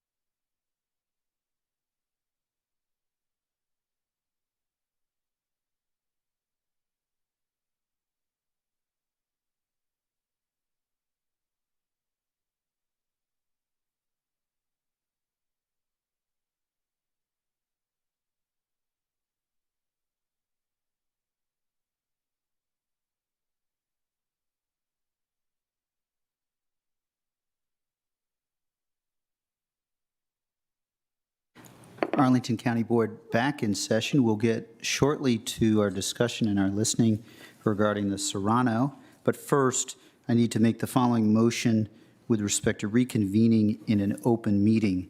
Move that the members of the county board certify at the just concluded closed session only public business matters lawfully exempted from open meeting requirements under Chapter 37, Title 2.2 of the Code of Virginia, and were discussed, and only such public business matters as were identified by which the closed meeting was convened were heard, discussed, or considered by the board. Is there a second?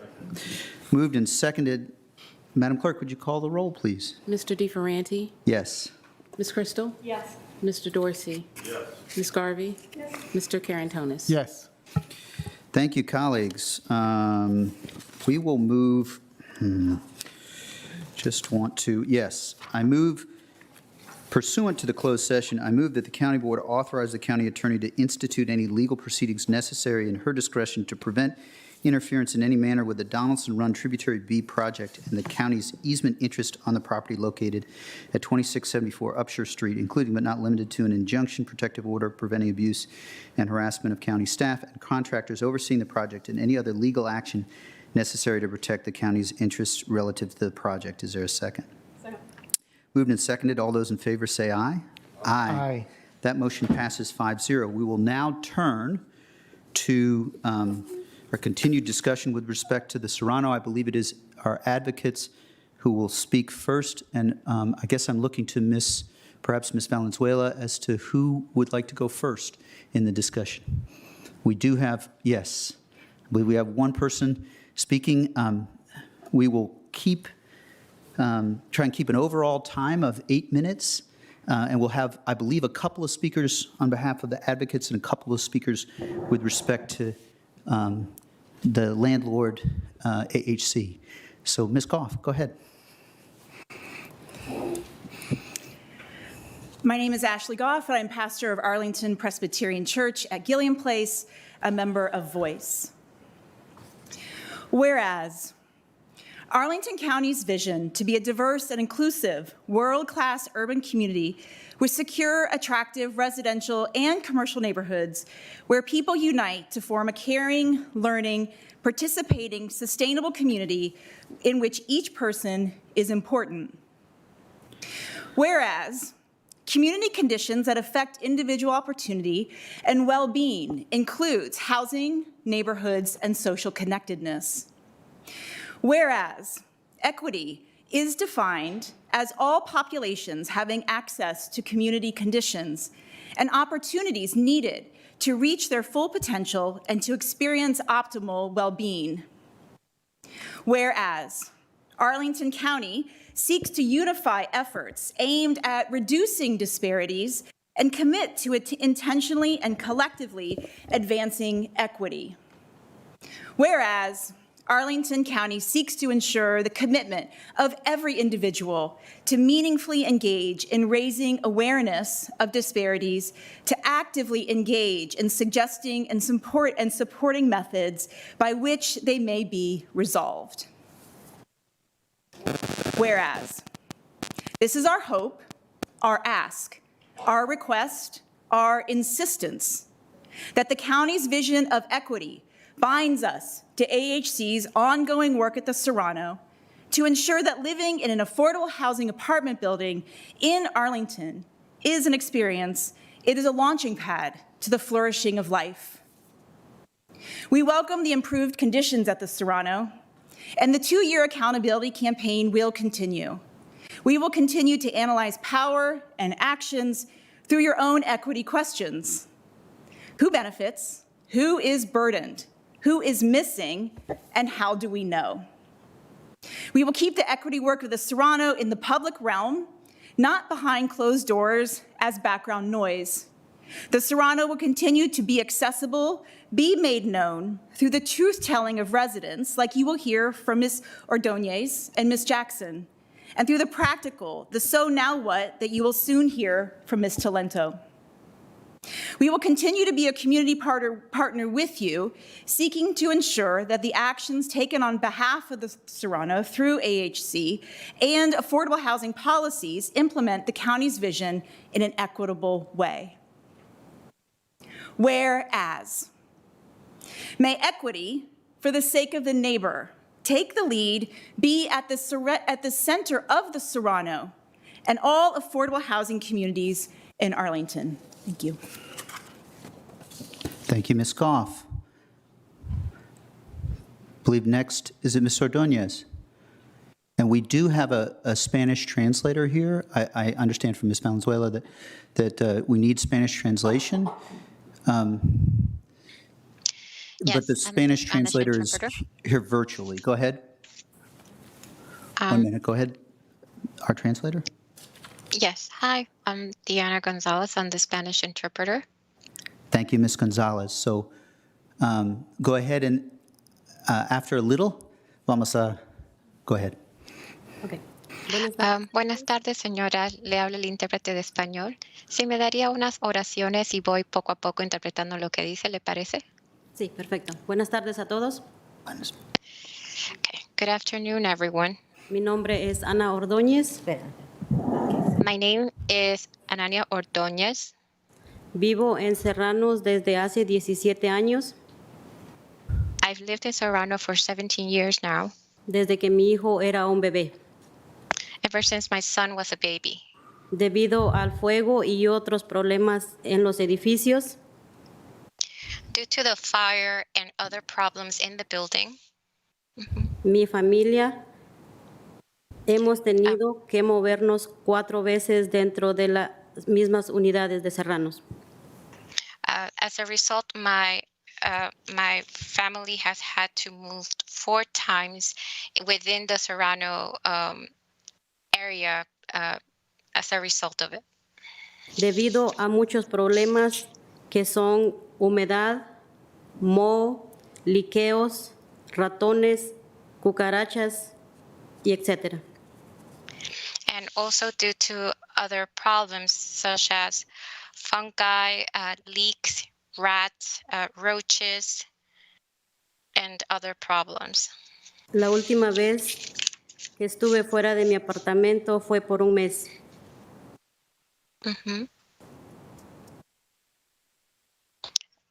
La última vez que estuve en el departamento fue por un mes, dijo. Que estuve fuera de mi apartamento fue por un mes. The last time I was out of my apartment, it lasted a month. Por problemas que tenía el apartamento de altas esferas de humedad. Due to a problem the apartment had where it had very high humidity problems. Los aires estaban muy dañados y por eso me tuve que salir del apartamento por un mes. The air conditioners were very damaged, and that's why I had to leave the apartment. Or the air, I'm sorry, was very damaged, and that's why I had to leave the apartment for a month. El apartamento modelo que me dieron, el refrigerador no le funcionaba. Estuve así por 4 días. The model apartment they gave me had a refrigerator that didn't work, and it was in that condition for 4 days. Todavía estábamos en verano, la comida se me arruinó toda, leche, todo. And we were still in summer, so all of the food was spoiled, milk, everything. No tenía cable también y mis hijos ya estaban en la escuela. There was also no cables, and my children were already in school.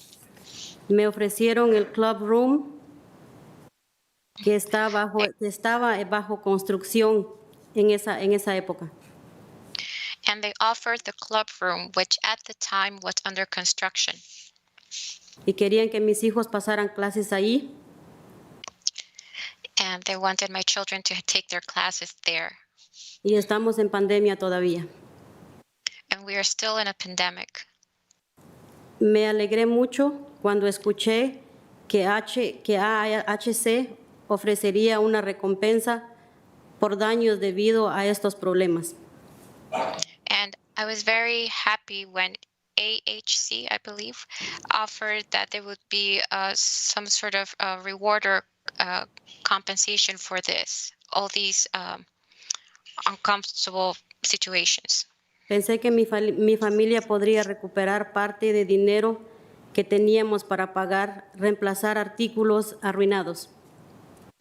And I thought my family would be able to recover part of the money so that we could pay for things that had been permanently damaged. Que eran muchas cosas. Trabajé duro para asegurarme de enumerar con presión al costo de los daños. And there were several things, and I worked really hard to accurately enumerate the cost of the damages. Ahora el ajustador de seguros contratados por AHC nos ofreció inicialmente pagarnos $2,400. And now the adjuster for the insurance company for AHC offered us to initially pay $2,400. De los 15,000 en reclamación que hice.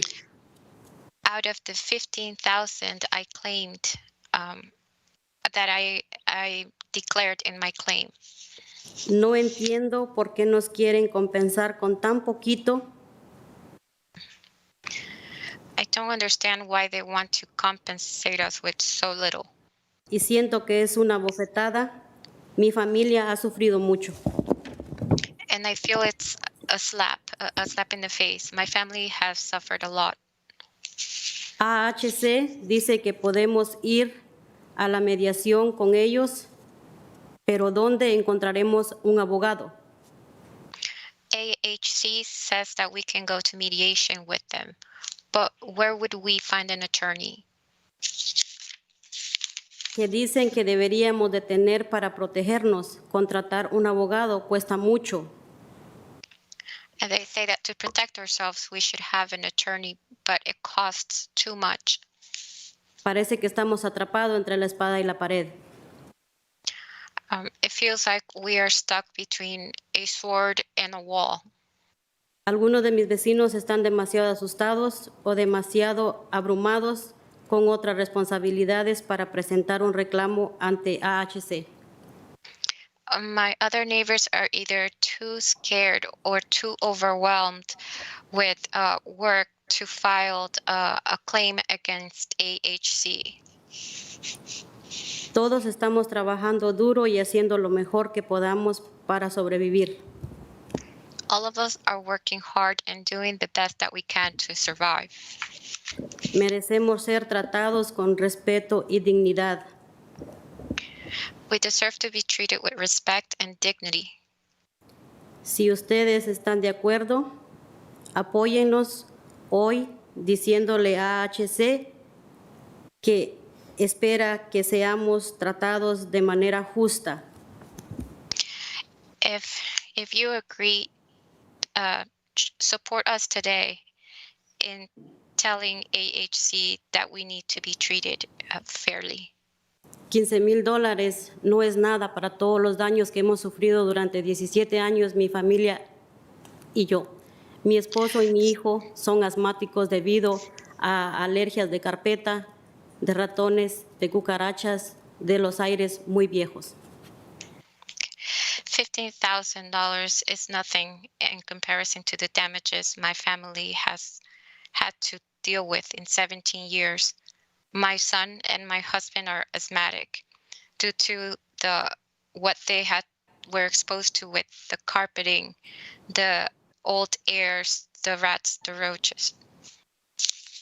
Pensé que la última vez que me mudaría de esta unidad iba al apartamento iba a ser mejor. Me he mudado 4 veces y todos los apartamentos están muy dañados. Estoy realmente triste por lo que están haciendo por nosotros. Pagamos renta, no vivimos de gratis. Les pido su ayuda, por favor. Muchas gracias por escucharme. Gracias.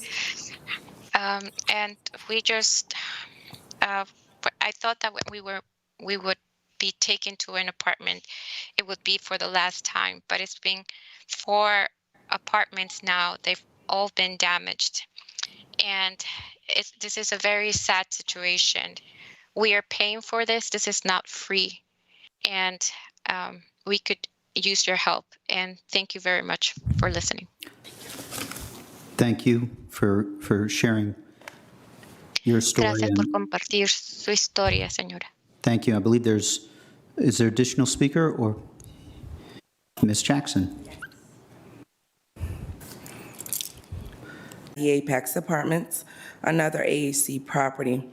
My transition into the Apex was forced due to unfair practices by AAC staff, and because of this, I could not continue my search for alternate non-AAC properties.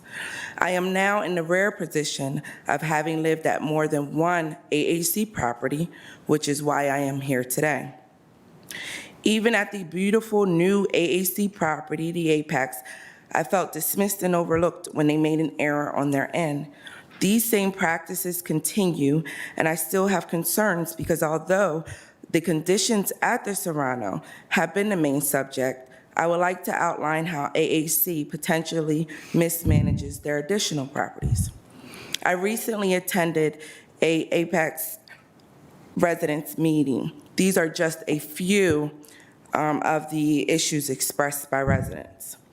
Incidents of office staff being rude and unresponsive, utility bills were incorrect, questionable, and had misleading charges.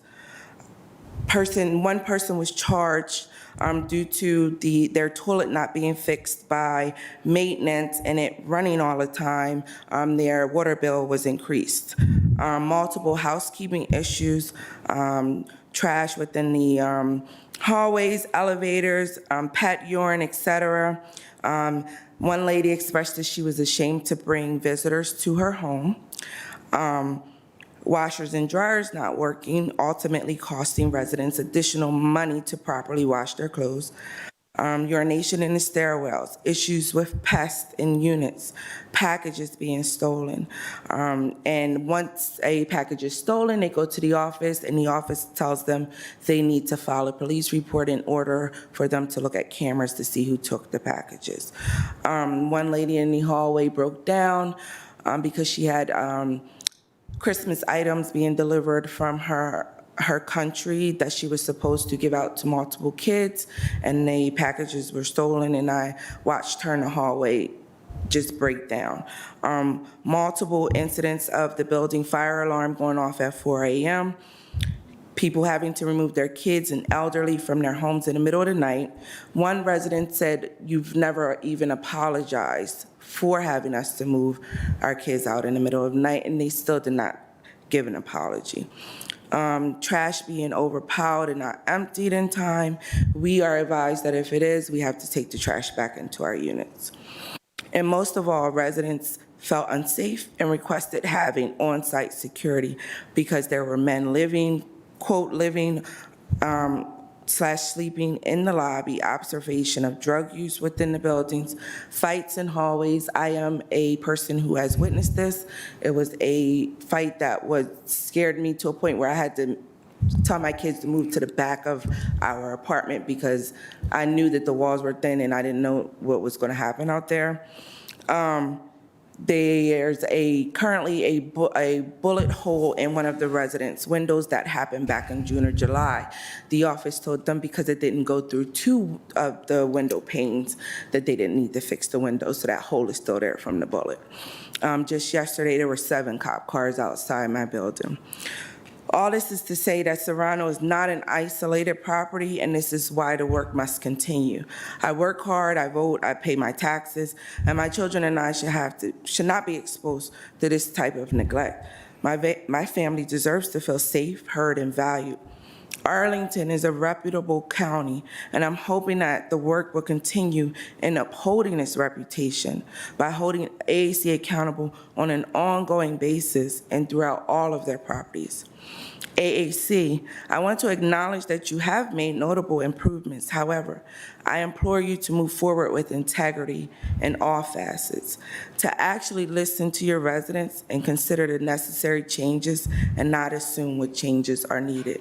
Thank you. Thank you, Ms. Jackson.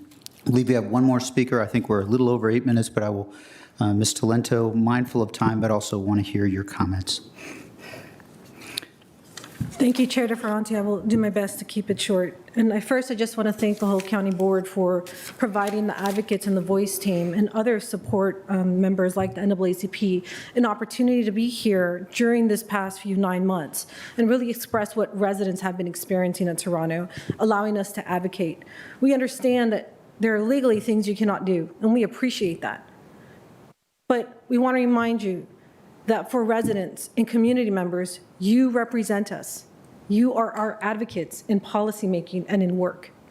And understanding that that work is very detailed, sometimes tedious, sometimes unseen, it doesn't mean that you cannot have impact to help our residents and the people that you have heard today. There are policies that you can change. People like Ann Venetia, duplicate her, triple her, please keep her there. Don't let her go away.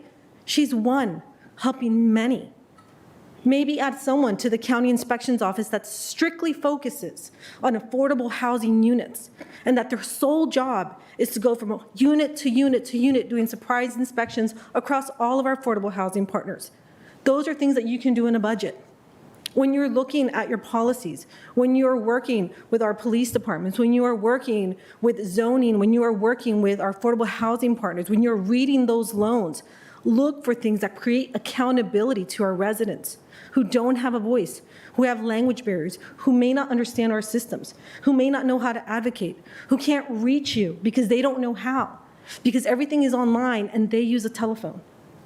Because sometimes even in interpretation, innuendos are lost, pain is lost, details are lost. And so we are here advocating for them to the best of our ability. And one of the challenges we're facing right now is this claims process. And while AHC and us are meeting on a regular basis and we're grateful for what AHC has done, there's still challenges. And trust has been broken, and building trust takes time and consistency. And we just don't have that. Every time we think we make a step forward, something happens to one of our residents and we're back where we started. And it is frustrating for AHC and even more frustrating and painful for us as advocates, witnessing and supporting our residents time after time, having to try to navigate or work out a situation that we're yet again in. And so we can't do this alone. You know, we know that AHC has made changes and we are grateful for those changes. We want to make sure that they know we are grateful for the time, but changes don't correct or make people whole. I personally worked with one of the residents in filing the claim process.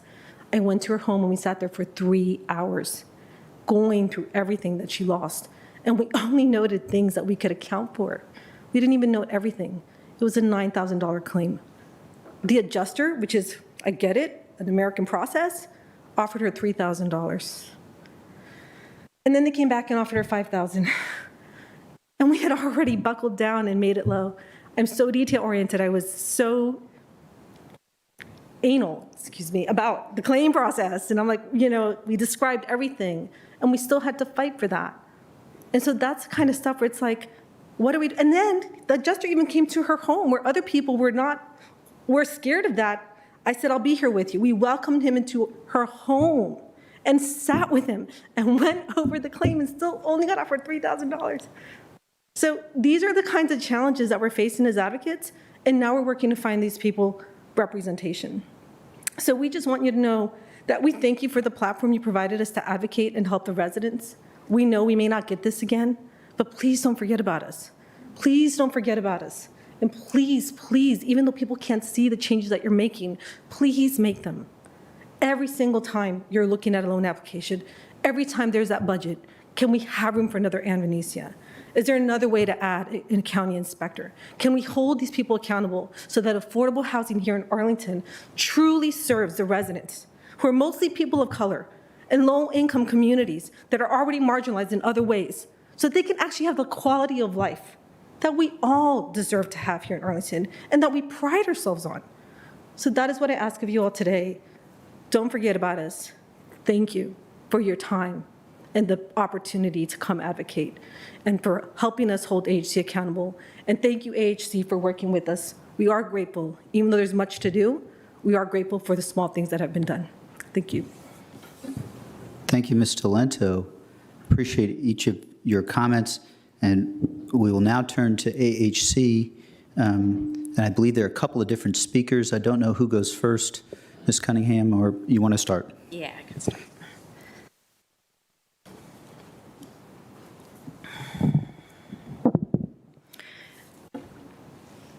First, I want to thank everyone who's here today and who's been here all along, sharing stories and sharing hope and a commitment to moving forward together. I did want to make one clarification that has propagated a few times, which is there have not been rats at the Serrano inside the building. The Spanish translation from mouse often ends up to rats, and it's a pretty important distinction. I just want to make that really clear. And I in particular want to thank Ms. Ordonez and also Janet Venezuela, who worked with us in the complicated and necessary move-out process. So the Ordonez family was the very first to move out of their apartment to have this recurring condensation issue resolved. And that did require, we now have it down to 2 weeks, but they were out for 3 weeks and then for an additional week so that we could do everything else that they'd been wishing for in that apartment, from painting to convector replacements. So thank you for your patience and really your problem solving all along. We have a presentation that, if it made it to you, might help this go more quickly. And so I think Kendra's going to try to pull that up. And while she does that, I'll just do a couple of quick introductions. I have with me Roxana Hernandez, who is our new Assistant Director for Community Engagement. I mentioned she was coming last time we were here. She's here. So she'll share a little bit of bringing our resident voice forward without interrupting their days. And then on the video, we have an additional team member, I hope, Edgar Tuomi, who is one of our frontline resident service leaders. Okay, great. So that's from a different era a few months back when we got the pool open and staffed. Let's go into the first one. Yeah. So just recapping, as we've done the last couple of months, I'm almost to 5 months here in this interim role. We've really been focused on 4 things: stabilizing the most impacted residents, moving forward with building infrastructure improvements, and improving communication both with the county and with our advocates and, most importantly, our residents. And then along the way, looking for opportunities to refine and improve AHC as an organization. So in the next slide, on the stabilizing residents front, much of this you know already. Since we last met, we have resolved most of the voluntary claims, which I'm delighted to report. We do have, in 2022, 4 claims moving forward to mediation. There are also 3 that have not yet gotten back to us, so it could be as many as 7. And then we will be continuing to do these tricky temporary relocations to move folks out of an apartment for about 2 weeks to open the walls and re-insulate the cooling pipes so that that condensation does not recur in a handful of apartments. Secondly, we are looking forward to working out with Arlington County Housing Team and DHS sort of a playbook for temporary relocations in the future. Lots of lessons learned there, and you'll hear more of that in reports in the future. To the next slide, please. Okay. A big focus all throughout the last 2 years has really been making sure that our residents can keep a roof over their head and be stably housed. So both services and support, rent relief has been a big part of that, both your work and our state and our federal work, and our resident services teams on the front lines helping residents access that. About 1/3 of residents at Serrano have accessed about $700,000 in rent relief. In addition, we provided that one-time rent credit over the summer, which was a little over $150,000. Next one. I did want to just share, we did, now that we've done the claims and we've gotten the review of sort of who was in the hotels and who moved out and what repairs were needed, I just wanted to share a little bit of the overlap. So for instance, there is one family who has had the most difficult path, which is they did need a significant repair and a move out to do that. They chose to be in a hotel.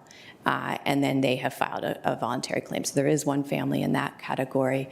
And then the others have various overlaps. But I do want to highlight for each of these families, this was a really challenging path, regardless of which piece. It's about 70 families across all of those possibilities.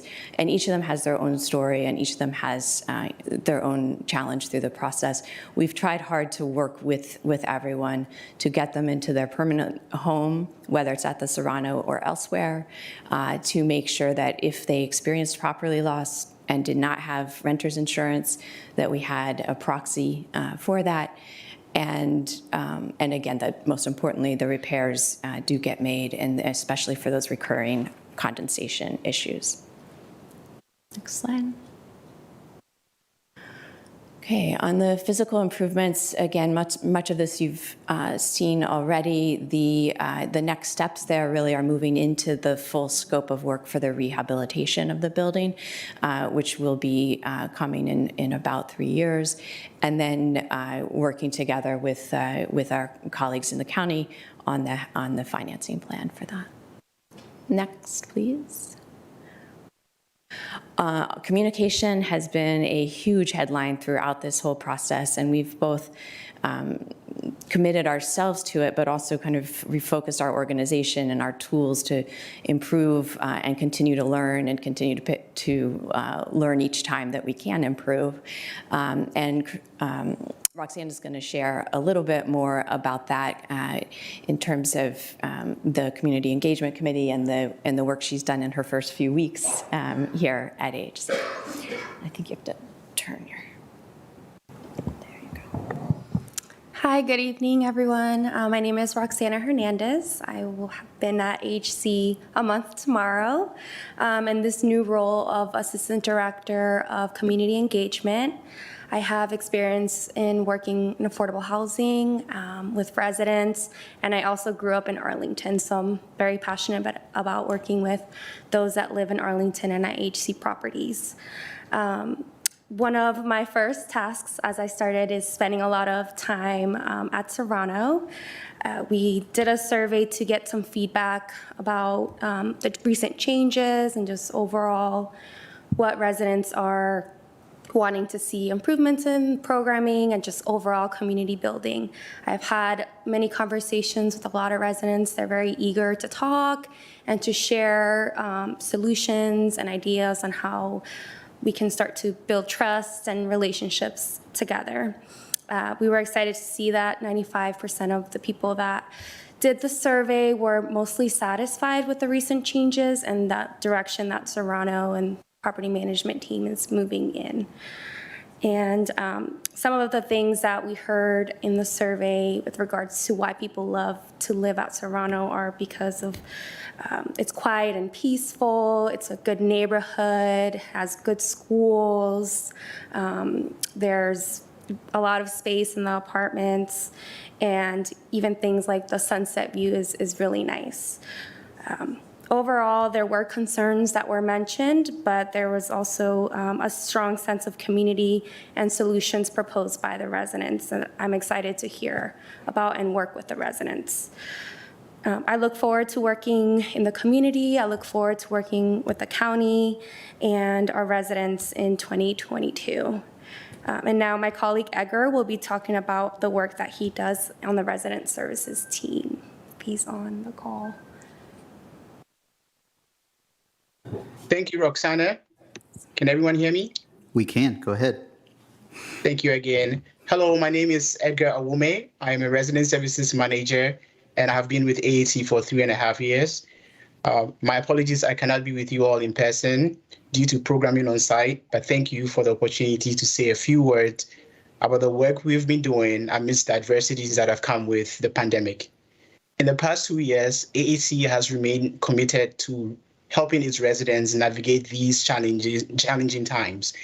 My colleagues and I in resident services have advocated for our residents in many ways, including rental and utility assistance, workforce and employment resources, food assistance, and youth education. Because we work where our residents live, we're able to see the impact of our work in real time and the difference it's making in the lives of our residents. Recently, a single mother with a teen daughter in our youth education program expressed her gratitude for the linkages and referrals to counseling and academic support for her daughter. I am also very proud of the news that came today that AET Resident Services was chosen for the COVID-19 Hero Award for individuals, groups, and businesses that have gone above and beyond in the act of services during the pandemic.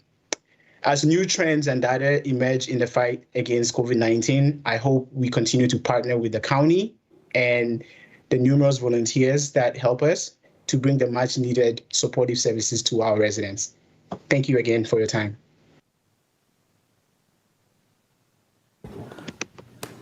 I think your mic's off, so there you go. Thanks.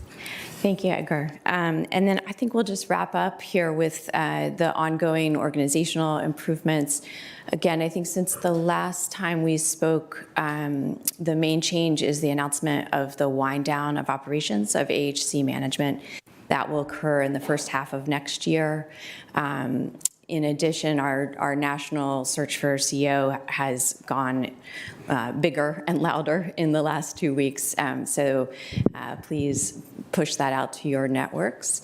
And that is the main gist, I think. So quickly, 2 other things on that slide, Kendra, if you don't mind, and more of this to come in the new year. You'll get reports aplenty on this, but just a peek ahead at some of the lessons learned. Just to highlight, absolutely, communication and trust is fundamental to all the work that we're doing, and that's got to be front and foremost every day. Secondly, this see something, say something, and making sure that we both share information and take the time to verify information is really important to moving forward so that we can best serve residents. Pacing matters. There were a couple times where we were moving too slow, particularly during the early months of COVID, and there were times we were moving a little too fast earlier this year, and each of those has its challenges, but I think building that pacing in is really important. Ms. Talianto mentioned this, but we really need to continue to push ourselves to give voice and give access to elevating resident concerns. People are fearful, people are still learning the systems, and then sometimes our systems, both on the landlord side and the county side, are not up to the task. So we need to keep pushing forward on that. And then finally, I think the bottom line is big multifamily properties are hard. And COVID made everything harder. And so it's a great lessons learned exercise and after action, and we'll continue that work with the subcommittee, and they'll tidy it all up for you so that you don't have to live through each detail. All right, and then the last slide is just looking ahead. So I think I hit most of this as we went through. Maybe a couple things just to pull up again is the issue of renter's insurance that we spoke about several months ago. We continue to have most of our vulnerable residents uninsured, but liable for damage both to their property and to others, and that is not super satisfactory. And then I think a couple other things that we will bring back, but can we streamline some of the income verification? We do this in other counties. So particularly when you're acquiring a building and you have residents that are in an 80% AMI unit but have never been means tested, it's shocking and discouraging and exhausting to have to go through that means testing the first time, and there may be some pathways through that are more gentle. So I'll stop there, and if you have questions, happy to take them now or offline. Thank you, Ms. Cunningham. I'll say a few remarks. I know, Ms. Crystal, you also want to share some remarks. I'll just say, Ms. Ordonez, thank you for coming and sharing your story. My Spanish is imperfect, but if someone could translate that for her, Janeth, or if you can make sure to share that. Ms. Goff, your call to equity is compelling, and there's work to do. Ms. Jackson, thank you for mentioning some of the need to pivot towards the systemic work, and I'm glad that we appointed you today to the Housing Commission, so we're going to be asking your help, but we still have a responsibility. I guess I'm most called by Ms. Talento, your focus on the detailed, painstaking work that is necessary to continue this, and that's what kind of I'll continue in a different form, but still pushing. With respect to, I appreciate very much the 4 different areas, Ms. Cunningham. I do feel progress on stabilization and physical improvements. I'd say the work is on communications and partnerships is ongoing. I think you might say the same thing. Organizational refinement is not my lane, our lane, but it is, you can imagine it's still of interest. Thank you, Ms. Hernandez, for coming to this work, and there will be a lot of work. I'm very glad you have roots in Arlington. I think you probably know after 1 month, there's a lot of work to do. Thank you, Edgar, for sharing your thoughts, and we'll continue this, but I think now it's appropriate to pass the mic to Ms. Crystal. Thank you, Mr. Chair. And apropos of the really excellent comments from Ms. Jackson, Ms. Talento in particular, I wanted to talk a little bit about what to expect next in 2022. The practice adopted this year repeatedly, which is a sort of public hearing on an item that's not before the board for a vote, is really unusual. It reflects the board and in particular our chair's commitment to bringing an unprecedented level of attention and scrutiny to an issue that really affected the life and safety of Arlingtonians and Arlington families. I know it's the perspective of a number of folks in this room that without these types of hearings, there wouldn't have been the necessary improvements and conditions at the Serrano or the necessary sweeping changes at AHC. I am generally of that opinion too. And I also know that there's some anxiety that without these sort of types of public hearings, they're going to be backsliding and improvements and changes. And the question as we enter 2022 for me is not how do we sustain this usual, this sort of crisis level suspension of usual government operations, but rather how do we change our usual government operations so that accountability for HC in specific and for landlords in general, and accountability to tenants, especially to low-income tenants, is an ongoing part of at least the way we operate in county government. So as we move into 2022, we are not lessening the focus on the Serrano. We are widening the aperture to include other aging properties and to include more residents who need clear and effective supports and services. And so I want to take just a moment to describe in a little more detail what I mean when I say that, because a commitment sounds good, right? But it's going to matter a lot more to see the specific new work and practices that actually give some meaning to that commitment. So a few things to expect in the year ahead that I know we are going to say and sustain conversation about. As some of you may have seen last month, the county board voted to appropriate funds for a capital needs assessment of the county's aging housing stock in the upcoming year. And so here's what you can expect as that starts to ramp up. First, the housing team has engaged a contractor that's going to start by inspecting 6 properties that are committed affordable units. Together, they comprise about 1,200 units. These were properties that were selected based on their age, based on their conditions pre-pandemic, and resident and community feedback. And so the results of the inspections that are about to start imminently are going to provide data, and they're going to help us shape that capital needs assessment. They're beginning in January of 2022, and they should be completed by March of 2022, with the results publicly available shortly thereafter. And from there, as I mentioned, we will move into that capital needs assessment, which should be much more comprehensive and guide all of us in the county for the years to come. We've also implemented several strategies to make sure that at the time of the county granting a loan, and I think Ms. Talento talked about that in particular, that we are ensuring that there is appropriate investment into CAF communities. So we have added additional oversight language in our new agreements that are signed when we make a loan from the Affordable Housing Investment Fund. We've strengthened requirements in the loan documents that allow for us to inspect and require compliance, and include and require reporting on progress after issues are identified.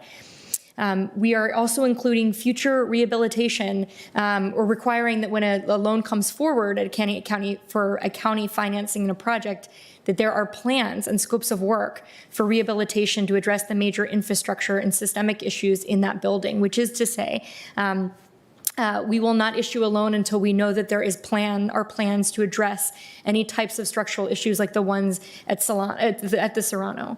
That's going to include third-party architect reviews, reviews of common areas before the county board votes or considers new loans.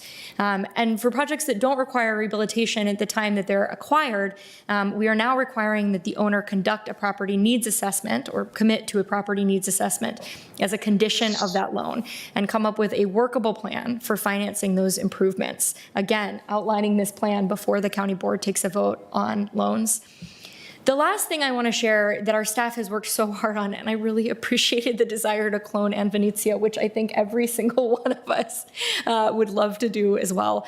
But staff has really been thinking hard under her leadership to think about not only our oversight of committed affordable units, which I was indicating, but also how we can improve the tenant and resident services, especially in our committed affordable units.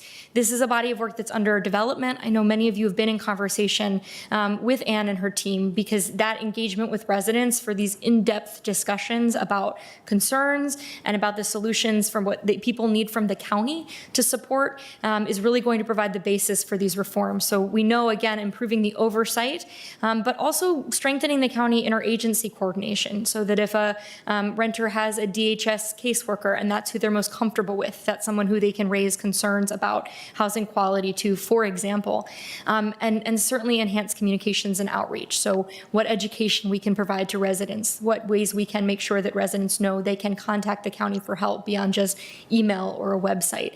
This is a major body of work that's to come. And I think, again, I really give Ms. Venezia credit and her team because I hope they've started to make the down payment by listening so closely to members of the community in the Serrano to show that work is very much underway and those reforms are coming just as much as the reforms are already underway and in some places already in place when it comes to the accountability at the time of a county loan. I'll conclude there. This is going to be one of the biggest bodies of work that we have in 2022, apropos in part because of the item we're about to vote on as well. And certainly that's in reflection of how much we've learned from all of you throughout this experience. So again, I say that we are not lessening the focus on the Serrano. We are widening that focus to include many more other properties and many more other Arlingtonians. And we appreciate the conversations to date. Thank you, Ms. Crystal. Certainly, that encapsulates a lot of detail and an approach that I fully support, and I'm mindful of time, but also do want to provide an opportunity should colleagues have more to add, or if you feel like we've covered it. Go ahead, Mr. Dorsey. Thank you, and Ms. Crystal, thank you for covering the body of work in the year ahead. I do want to make clear that there are other issues that this experience has shown us and some other areas where I'd like to see some progress in the new year that are not necessarily Arlington County led or initiated. One, the work, Ms. Cunningham, thank you for looking at how to make available group low-cost renters insurance. That's a key element of this conversation that I think has gone underexplored. Many residents traumatized by the claims process, not getting what they expected, would be better protected through insurance vehicles. And the fact that those have not been widely taken up is something that needs to be corrected so that in the event of willful acts, negligent acts, or accidental acts, people don't end up suffering trauma upon trauma with not being able to replace things.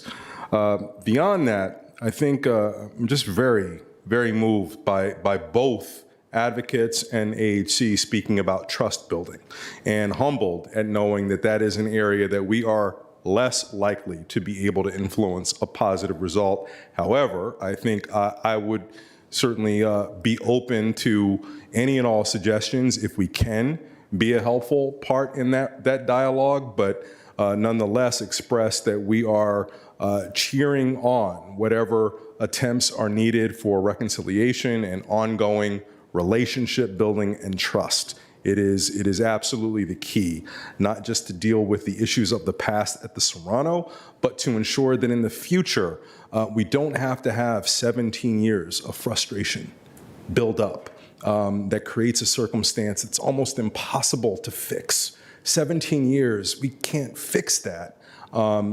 So we want to make sure that as pain is experienced along the way, we can address it in the moment, and knowing that there are all kinds of reasons why that's not in place, but we want to be helpful in doing that. And to that, I offer one suggestion that has not been a part of this process very much. We do have an advisory commission to the county board, which we hope is our canary in the coal mine, to use an idiom, to alert us to problems that are emerging. So to the advocate community, to AHC itself, please use that vehicle so that if there are areas such as capital needs that are beyond the scope of the organization to deal with, we can know about it before it becomes a crisis for the resident community that's experiencing issues that they find management unresponsive to. We can know about it as early as possible. I like everyone, I assign no blame for this, but it is awfully defeating to be in a position to have so many stories and experiences that we know we can't do anything to fix because they have persisted for so long and have been of such great depth. So hopefully it is not just the work that we do, it is the work that we all do ongoing, and that we all commit to holding each other accountable, because I remain optimistic that at the end of the day, the mission that Reverend Goff outlined at the beginning, the vision for Arlington, our commitment to equity, I think we all believe it. Now we have to actualize it, and we hold ourselves all accountable to making it happen. Thank you, Mr. Dorsey. Mr. Garantonis. Yes, just a brief remark, Mr. Chair. Thank you, Ms. Crystal, for summarizing the really, quite an agenda in front of us. And I'm absolutely certain that we will be also discovering new vehicles and tools and instruments to improve the effectiveness of that. And to what, echoing what Mr. Dorsey just said, yes, this is really rebuilding trust, and it's extremely difficult to do that. And I'm actually mindful of the fact that HC made a decision to not manage its properties anymore directly and outsource the management of these properties, right? So while you will be still supervising your management companies and your management contractors, it is really important. So as you see, this becomes a little bit more complex. There are more intermediaries potentially there. And so it is really important to me to have assurance that you really convey to these new management companies the values that are distilled from this more than year-long process of discussion on Serrano, which is, by the way, still not complete, as we have seen. And it's, I understand that 5.6% of residents is very dissatisfied. This is not a very high number, but it is a number, and the other half is also important. Anyway, what I wanted to say is that I really look forward in still hearing about that. I'm still hearing about how Serrano heals. We all have learned from this a lot, and I do believe that it has informed our own policies a lot. So the implementation of what Ms. Crystal has outlined depends heavily on, on the continuous, flow of information from the advocates and from HC, and hopefully also from those who will be representing the companies that are managing these buildings in the future. So I really ask you to ensure that this flow continues to be truthful, direct, timely, so that we have a community response to that. Thank you, Mr. Garantonis. Ms. Garvey.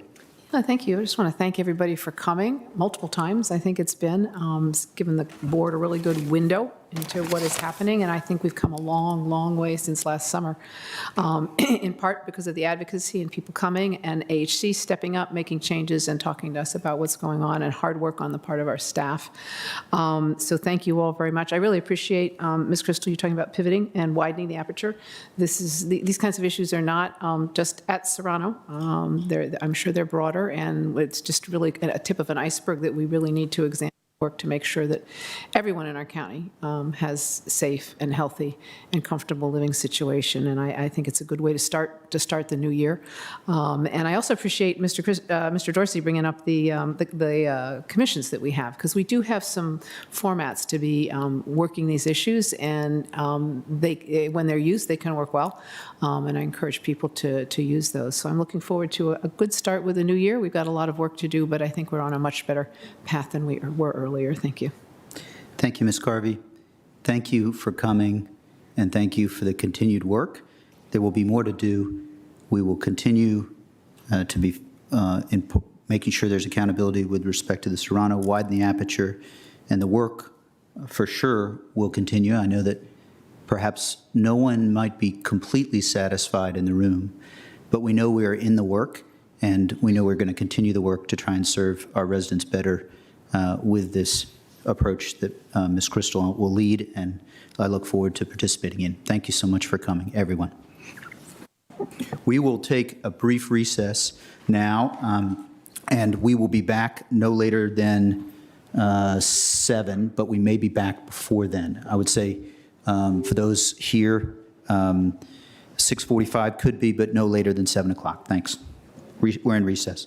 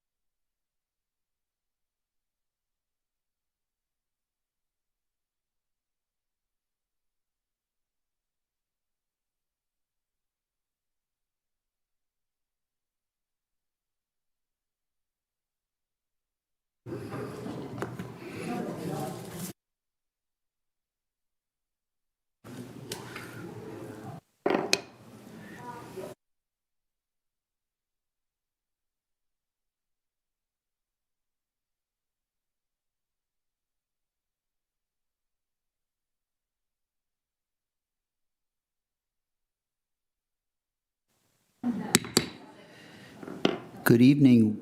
Welcome back. Arlington County Board back in session. We will move expeditiously, but we do ask your indulgence. We have one agenda item, item 16, that's been pulled from consent. We also have a 5-minute, I'm told, video of that I believe our clerk can pull up, or our manager can pull up. It's an end-of-year review video. I ask your indulgence as we get a chance to play it. Are you set, Mr. Kushner?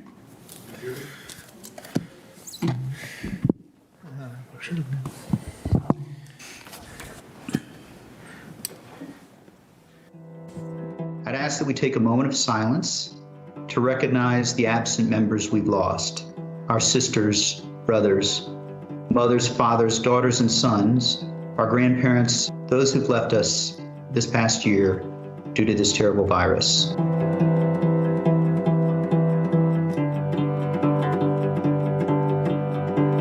There's no easy way to go on, but we will go on. And what is the current status of vaccinations in Arlington? What are we seeing? You are done. I would say 50 to 75% of our staff each and every day are volunteers, and they are amazing. And a Band-Aid to say we gave you one. When you get a vaccine, they put a Band-Aid on your arm. After you get that shot, that Band-Aid comes from us. That wipe comes from us. Those supplies come from us. There's a lot more going on than the shot itself. We're going to be posting regular Q&As right here, and you can submit your questions by DMing us, or you can use... We are here tonight with some of our county's faith leaders to have an honest and open conversation about the impacts of COVID-19.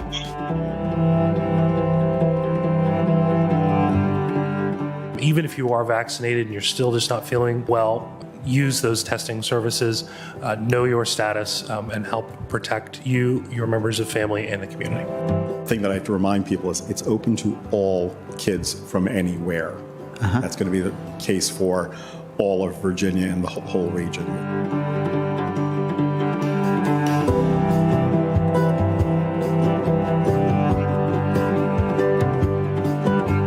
Grant really does try to target them. Those who have a physical bricks and mortar location. We know that's a fixed cost every month, regardless of whether one customer comes in or not, and those expenses don't go away.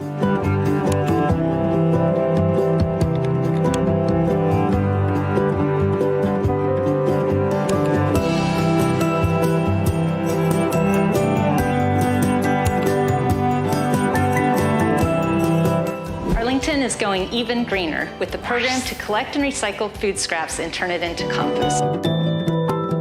Recovery is a journey to overcome mental health illness and substance use disorder. It has been 445 days since we last had a meeting in this room. Welcome back. This one in particular is in a very diverse part of the county, and it had a feel and a vibe that none of the other branches has had.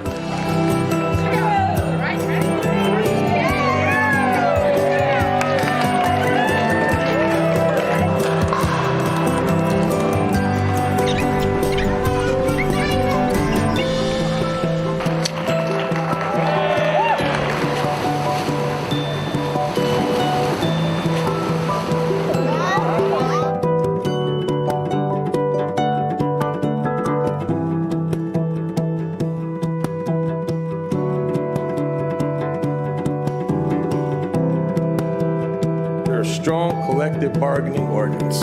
Thank you. And the motion passes 5-0. Congratulations. The county board had asked me to lead a review that would look into the Arlington County Police Department's practices.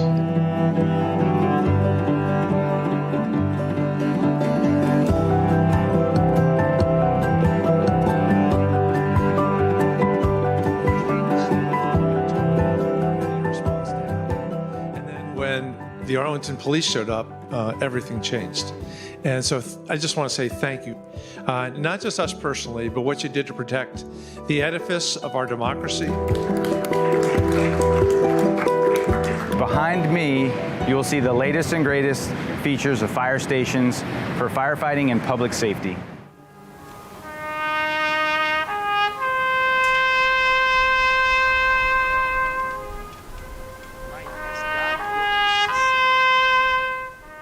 Let us strive on to finish the work we are in, to bind up the nation's wounds, to care for him who shall have borne the battle, and for his widow and his orphan, to do all which may achieve and cherish a just and lasting peace among ourselves and with all nations.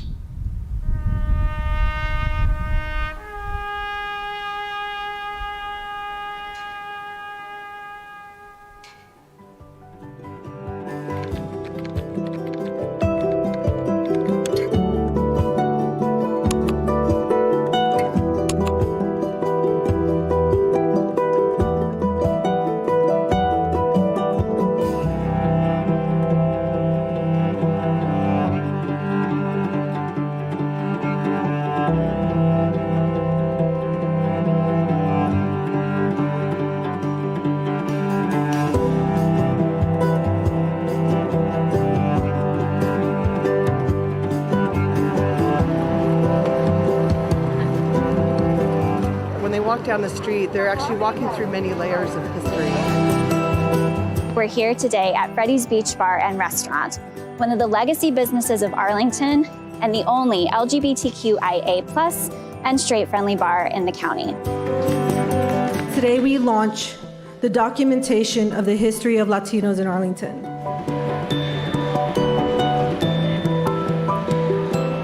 Walk around the county, we see it as it is. I want people to see it as it was and how it informs what we are right now. People needed to kind of process 2020. And there's a lot to put in that trunk.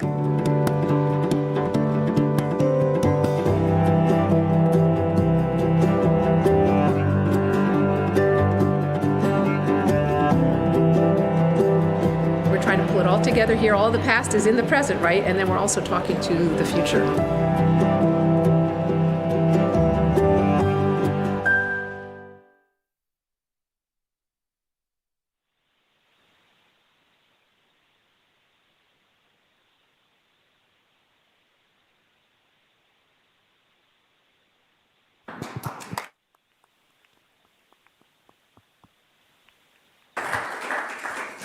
So, Mr. Chairman, if I could say, I wanted to thank our friends with the Arlington Video Group, Pete Hill and Jeremy Carpel, who did that. And also, tomorrow we'll have our short but informative summary of everything we did in 2021, all 70 pages of it. But I think that video captures just a slice of what we did. And I wanted to thank you and all the other members of the board for making 2021 a great year. Thank you. Thank you, Mr. Manager. And right back to you. Thank you for all the work. We will be engaging in some additional work that really you and the staff have done so much on in just a few minutes. I want to be mindful of time. We'll have an opportunity to continue to discuss just a few logistics. You've been here, many of you, for most of the afternoon. When you come to speak, if you come to speak, you're welcome to remove your mask. We are socially distanced here, but you can also increase the height of the podium with, as you face the dais on the right side, there's a button. Please speak clearly into the microphone so that everyone can hear your comments. If you're submitting documents as part of your testimony, either on item 16 or the other item that is before us this evening, send us the documents. You can hand them to Mr. Kushner, who will be over there, with your name and contact information. For remote speakers, keep your microphones muted and your cameras off until you're called on to speak. You'll need to unmute yourself using *6 if you are on the phone, or by clicking the microphone button on the toolbar if you're using Teams on an app or browser. After speaking, be careful you're not echoing. You exit the call, continue to participate in the meeting via the live stream online or cable channels 25 and 1085 and Verizon Fios channels 39 and 40. Occasionally we may get up and stretch our legs. There are speakers and monitors in the back so that we can continue to see and hear the meeting. With that, we are ready to hear from speakers on item 16. Mr. Kushner, are there speakers on item 16? We have no speakers. Thank you. Then I will turn to the manager for the staff presentation on item 16. Thank you, Mr. Chair, members of the board. Betsy Herbst will have a brief verbal presentation. Ms. Herbst. Good evening. My name is Betsy Herbst. I'm with the Real Estate Bureau, and I'm also here with my coworker, Linda Collier, with the Real Estate Bureau. And we have on the line also the developer's attorney and engineer. But just very briefly, this action is a request for a vacation of an easement for public utilities over a previously vacated alley. And this is in connection with the 11th and Vermont Street project, which was approved in 2018. The vacation was also approved at that time. It had a 3-year deadline, and it actually expired in February. And so that was the reason for a new application, which we received in October and placed it on the agenda for the December board meeting. I understand there were some concerns about notice of the meeting by the Civic Association, and we have reviewed what the applicant did in terms of notice and found that they did send the certified mail letters as our applications require them to do. And the public meeting was advertised in the newspaper as required by state law. And in addition, there were also a couple of meetings with the community. A couple of individuals were the applicant met with in October. And then there was a pre-construction meeting on November 10th, at which this vacation was announced. So we believe all the required notification was provided to the community, and we understand that was the main concern. One other concern we heard was about utilities, whether there are utilities in this easement. We have determined there are no county utilities. It has come to light that there are some electric utilities which are serving only the church property and not the adjacent property. There is also a Verizon line which serves the adjacent property, but that will be relocated as a condition of the vacation. We're here to answer any questions that you might have about either the utilities or the notice that was provided. Thank you. Thank you, Ms. Herbst. Appreciate it, as well as Ms. Collier. We'll turn now to the applicant stakeholder if there is a presentation. I believe it would be Mr. Lunger if there is a presentation. Are you there, Mr. Lunger? I'm here. Yeah, we have FICA on the line. But again, to reiterate what Ms. Herbst said, you know, this vacation application was part of the original filing. You know, this site went through the Glove Amendment process. It went through the 4.1 site plan process. It went through the site plan amendment process. And this vacation has been reviewed for maybe half a decade at this point. County engineering staff support it. Again, this easement is located entirely on our property. It serves only our property, and it has no impact at all on adjoining property owners. And so again, we've tried to be very proactive. We met with community in October in advance of the pre-construction meeting. We did a pre-construction meeting on November 10th. We set up I think a Facebook page for updates to the project. We have 2 designated contacts for the project. The community, all the HOAs and condos around us have contact info, obviously. They have JAG's contact info. The lines of communication are open anytime anybody wants to contact us. We documented those 2. Sure. This is, and I honestly don't know why we're here tonight. Thank you. Thank you, Mr. Lunger, for that priceless honesty. And there were some concerns regarding process. Appreciate your summary. Appreciate, Ms. Herbst, you covering the notice requirements. And with that, I'll turn to Ms. Garvey. Yeah, I thought I would go ahead and make a motion, if that's all right, to get us started.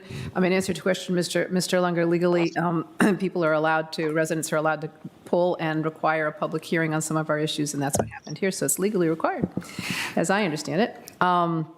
So I would like to move that the county board enact the attached ordinance attached to the board report dated November 22nd, 2021, to vacate an easement for public utilities or a vacated alley parcel, and also, which are in the motion, in the board report, I'm not going to read it all, also authorize the Real Estate Bureau Chief, Department of Environmental Services, or his designee to execute on behalf of the county board deed of vacation and to accept any deeds of easement related to the vacation, subject to approval as to form by the county attorney. Does that pass muster, Ms. County Attorney? Thank you. And I'd be happy to just get a second and then talk to my motion, if I might. The motion has been made and seconded. Thank you, Ms. Corr. Ms. Garvey. Yeah, I think the only thing that wasn't sort of clear maybe was that we actually approved this in 2018. So I think I'll just check with our attorney. What has changed since 2018 except the time elapsing? I mean, has anything particularly changed since we made this approval in 2018? As far as I can tell, not, but I could be wrong. I would have to defer to Ms. Herbst. I don't. Yes, I'm sorry. There has been I can see you. I can't see Ms. Herbst. Ms. Herbst. There's been a change of ownership. Yes. And that was sometime in the spring, I understand, and that apparently had something to do with the original ordinance conditions not being met. And because it expired, we had to start with a new application. Thank you. But the easement hasn't changed, the utilities haven't changed, nothing else has changed. So in that case, we approved it in 2018, and I'm fine to approve it now, and those are my remarks, if that's all right, if that's sufficient. Thank you, Ms. Garvey. Succinct, and I'm happy to support the motion. I think that I appreciate the procedural thoroughness that we've exhibited, and I also am grateful for you explaining a little bit of why this was pulled. This is in the section where a resident can pull, and we have a sort of a defer to approval of that, pulling the item from consent. So unless colleagues have additional comment, I'm happy to ask for a vote on Ms. Garvey's motion. All those in favor say aye. Aye. Any opposed? Motion passes 5-0. We will move to item 32. Next item, Mr. Kushner, would you call this item, please? Of course. Item number 32 relates to the Barcroft Apartments at 1130 South George Mason Drive. Part A is approval of a $150 million county acquisition fund loan to an affordable housing provider to help finance the acquisition of Barcroft Apartments. And 32 Part B is the approval of a short-term financing credit agreement between the county, the Arlington County Industrial Development Authority, and PNC Bank to be used to finance the acquisition and installation of certain land, facilities, and equipment. Thank you, Mr. Kushner. We're over to the manager for the staff presentation.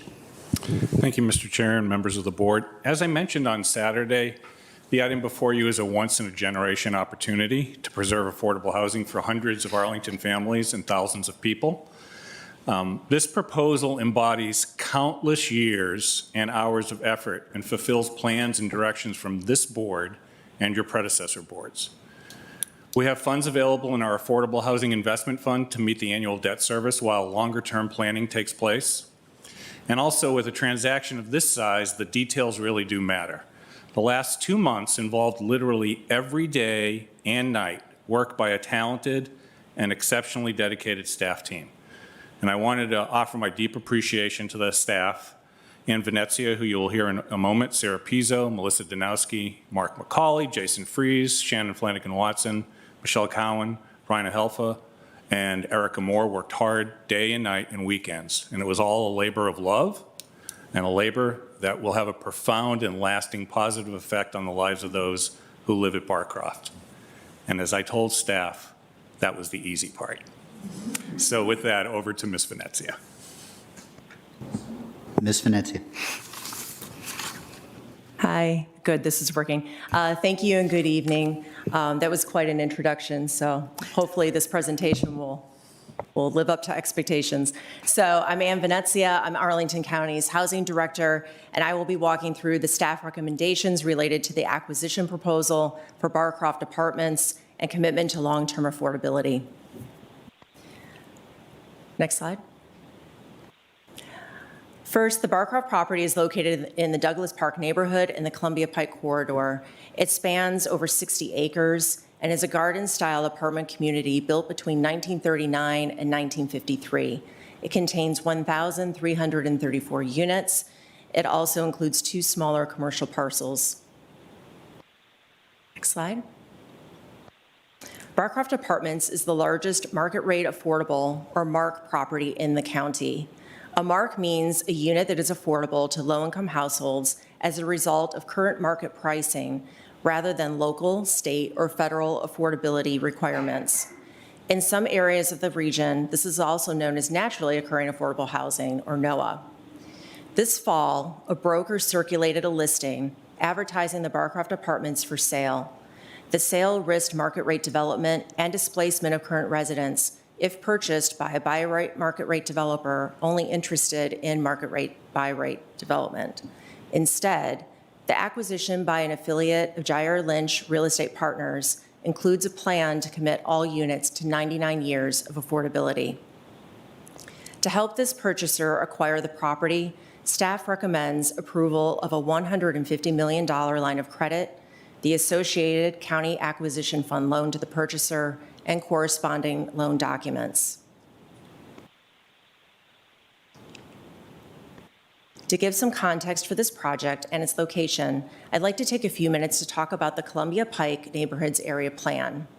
The Neighborhoods Area Plan, which was adopted in July of 2012, represents the county's adopted policy guiding preservation and revitalization of the residential neighborhoods along Columbia Pike. Its goals mirror the previous vision established for the commercial areas of the corridor while also prioritizing housing and sustainability. The area plan is implemented through the 2013 Neighborhoods Form-Based Code, also known as Appendix B to the Arlington County Zoning Ordinance. While many portions of Columbia Pike are eligible for redevelopment, both documents strategically identified 2 areas considered essential for preservation, labeling them conservation areas.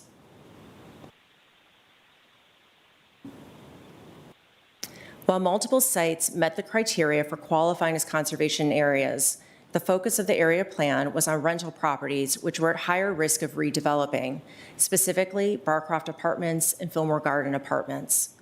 Barcroft Apartments front George Mason Drive, south of Columbia Pike in the western half of the corridor, while Fillmore Garden Apartments lie just east of Walter Reed Drive, north of Columbia Pike in the eastern half. Portions of these apartment communities were specifically highlighted as conservation areas due to the historic resources inventory listing them as essential, and they contain significant amounts of affordable housing, open spaces, and mature trees. The proposed acquisition helps meet the goals within the Columbia Pike Neighborhoods Area Plan approved by the County Board in 2012. The plan established the goal of preserving 100% of the 6,200 marks existing at the time along the Columbia Pike corridor. The units of Barcroft Apartments reflect a significant portion of that goal, as over 20% of the marks to be preserved in the plan are located at Barcroft Apartments.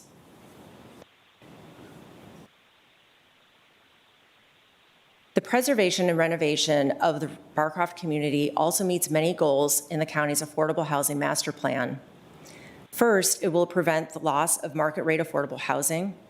The project also will provide family-sized committed affordable, or CAF units, including 612 two-bedroom units and 47 three-bedroom units. The property will be affordable for 99 years and will add to the CAF inventory within transit corridors, specifically the Columbia Pike corridor. In addition, the project will support Housing Arlington initiatives. The County Board initiated Housing Arlington in 2019 as a way to bring together many of the county's existing efforts and to determine new strategies for ensuring that the county's supply goal of the Affordable Housing Master Plan is met. The strategies we'll explore to help with the preservation of the Barcroft community support the following Housing Arlington initiatives. Under land use tools, we can explore tool opportunities within the Columbia Pike Neighborhoods Area Plan. For financial tools, we propose using a county line of credit, which I'll explain more shortly, to expand available county resources. The project would also leverage new private sources to enable affordable housing preservation. And for county employee housing, the Barcroft community is home to county staff, including police officers. Preservation of this neighborhood will provide continually stable housing for segments of the county's workforce. So let's talk a little bit more about the affordability and resident protections provided within this project. In the short term, it's important to note that no current residents will be displaced as a result of this acquisition. The rents for these residents shall remain at current rent levels for the first year. And thereafter, rents will increase no more than 3% a year, up to the 60% of area median income rent level. In terms of long-term protections, the acquisition will include restrictive covenants for 99 years of affordability at the 60% of area median income rent level. This is the longest affordability period in the county's affordable housing portfolio to date.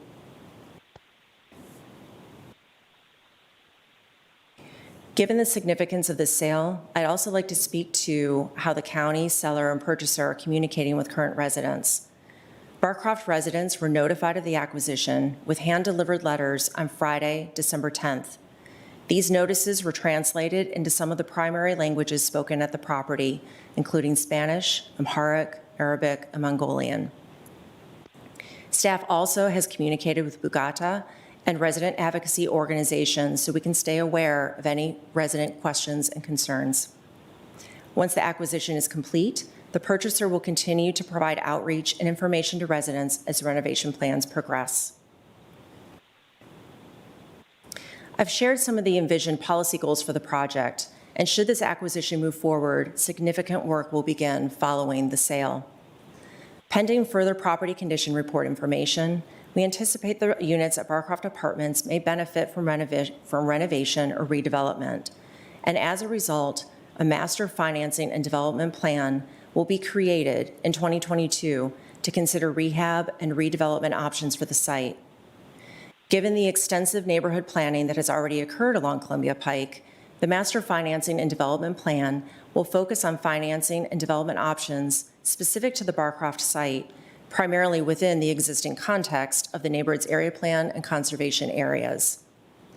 The Master Financing and Development Plan will consider preservation and rehab of those units within the conservation areas, which is about 1,100 units, as well as redevelopment of a portion of units that could help maximize available financing sources and enable a mixed income community.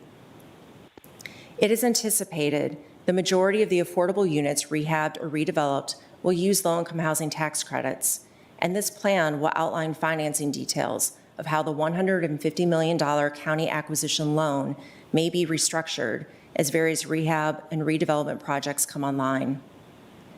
The Master Financing and Development Plan will be finalized, as I said, in 2022 to maximize community benefits while also ensuring long-term renovations begin as quickly as possible. Depending on the opportunities identified, there could be ways to restructure the deal to bring about additional resources and possibly to reduce county investment. Further, it's anticipated that no additional county financing will be necessary as the affordable units are renovated or redeveloped. To support this acquisition, the purchaser is requesting a $150 million subordinate loan from the county. This equates to about $112,000 per unit, which is less than the 12-year average county loan amount of $125,000 per unit for typical third-party market acquisition rehab projects. The loan term would be for 35 years and carry a 1% interest rate for the first 5 years. This will increase to 2.5% for the balance of the loan term. It's important to note the county's acquisition loan will be restructured as future tax credit projects come online. It's anticipated that the rehab and redevelopment of the property will be phased and completed in the next 10 years. The initial acquisition financing will include equity from the borrower and associated investors, an Amazon loan, and the county acquisition fund loan. The borrower is anticipated to close on this financing by the end of December 2021, and post-acquisition, the borrower, also known as the purchaser, will secure a senior loan to repay a portion of the equity used to support the acquisition. The total acquisition budget also includes over $10 million in funds for repairs that may be needed prior to any future rehab or redevelopment projects. Although interim repairs will be made, the full scope of renovation and redevelopment work will be addressed in future tax credit financing deals. To enable a county loan of this size within the acquisition timeframe, county staff proposes using a line of credit with PNC Bank that is allowing $150 million of county funding to be available at closing. This line of credit will be outstanding for a maximum of 5 years, with the intention of refinancing into permanent debt at or before expiration once a permanent development plan and long-term financing strategy are finalized. The line of credit will be subject to appropriation debt of the county and will have a variable interest rate. In fiscal year 22, just to give you a sense of the debt service on this debt, the first 6 months of debt service for interest only will have a total expenditure of $850,000. In fiscal year 23, debt service on this line of credit is projected to range from $1.6 million to $2 million, depending on interest rates. And debt service for the balance of the line of credit will be conservatively budgeted based on prevailing interest rates. Interest-only payments on the county's line of credit debt will be partially offset by the $1.5 million in annual interest due on the county acquisition fund loan, and any difference will be funded from the Affordable Housing Investment Fund, or AHIF.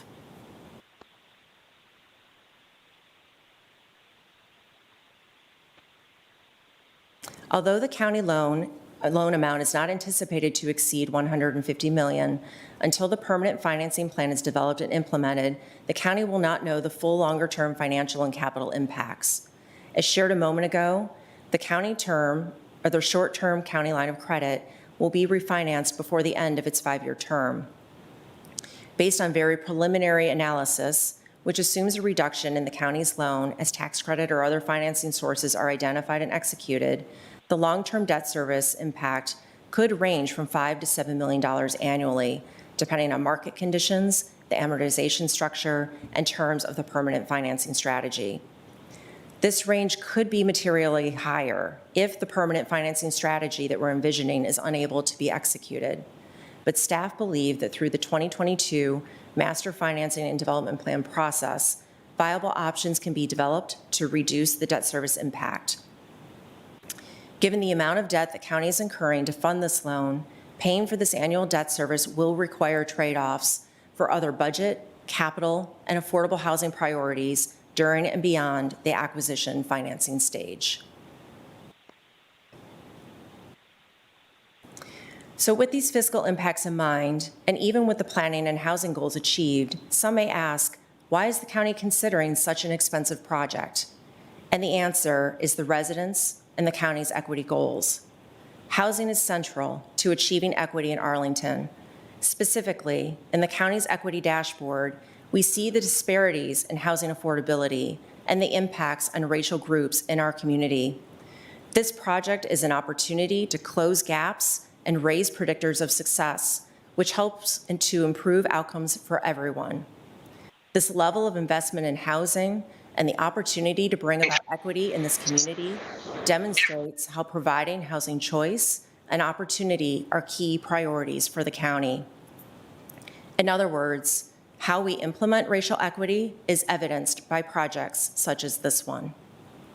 With this in mind, staff evaluated how this acquisition meets racial equity goals as part of the County Board Equity Resolution, which was adopted in September 2019.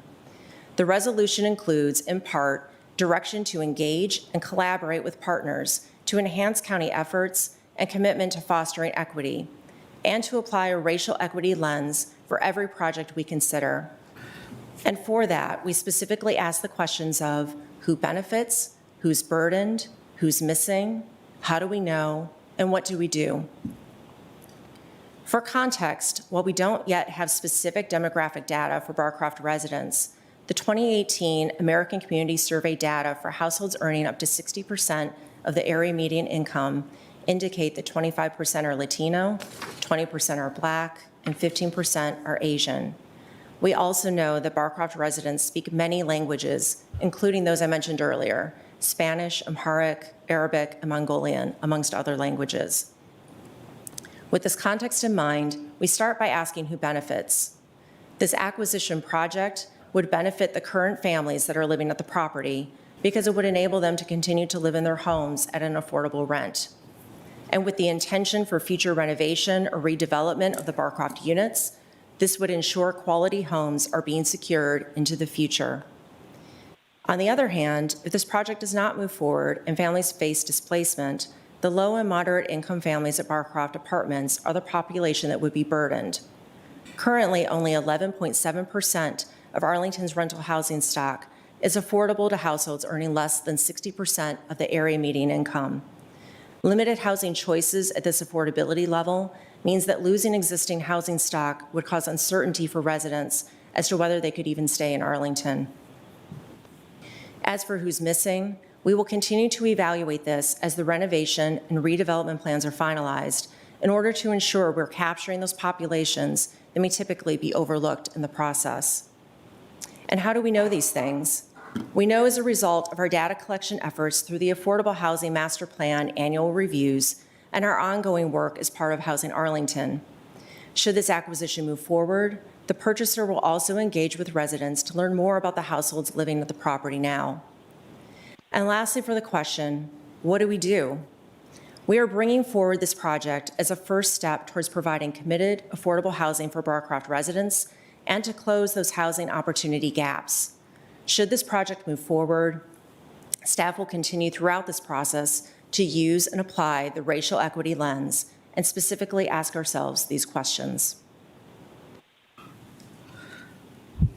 In summary, ensuring stable and affordable housing for Arlington's residents is of utmost priority to the county. This acquisition will help preserve the affordability of the largest affordable complex in Arlington, and over time will enable an opportunity to renovate or redevelop these units to ensure stable and quality homes in the long term. If the following recommendations are approved by the County Board, we will look forward to closing on financing anticipated before the end of the year. And then we'll get to work on the plans to create a vibrant, sustainable, and affordable mixed-income community. We have 2 board reports being considered by the County Board this evening. In the first one, item 32A, the county manager recommends the following. Number 1, allocate $150 million in county acquisition fund loan funds to support the acquisition of Barcroft Apartments.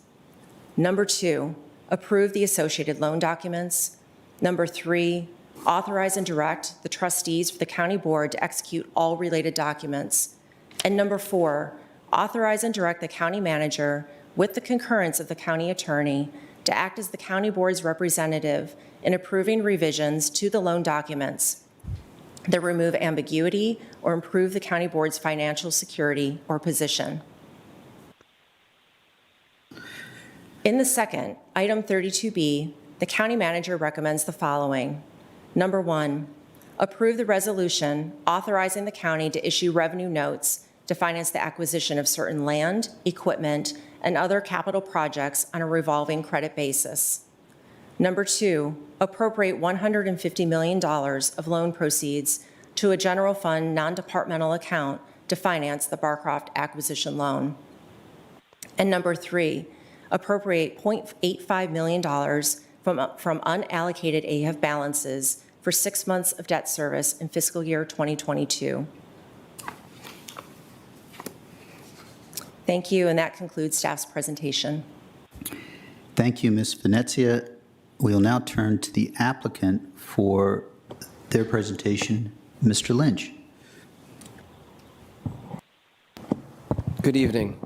Thank you for letting me take my mask off. It was hard to get my game face on. It is wonderful to be here tonight. I'll wait for our presentation to get on the screen, and then I'll get started.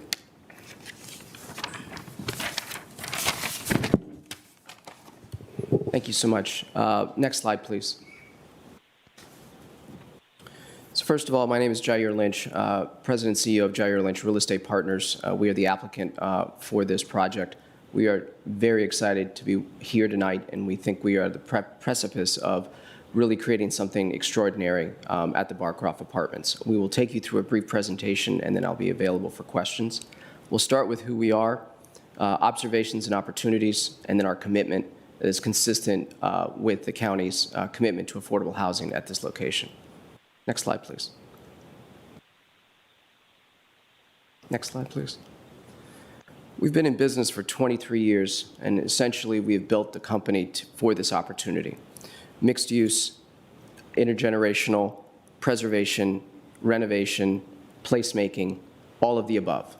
And we have prepared ourselves by executing many projects that are in the same vein.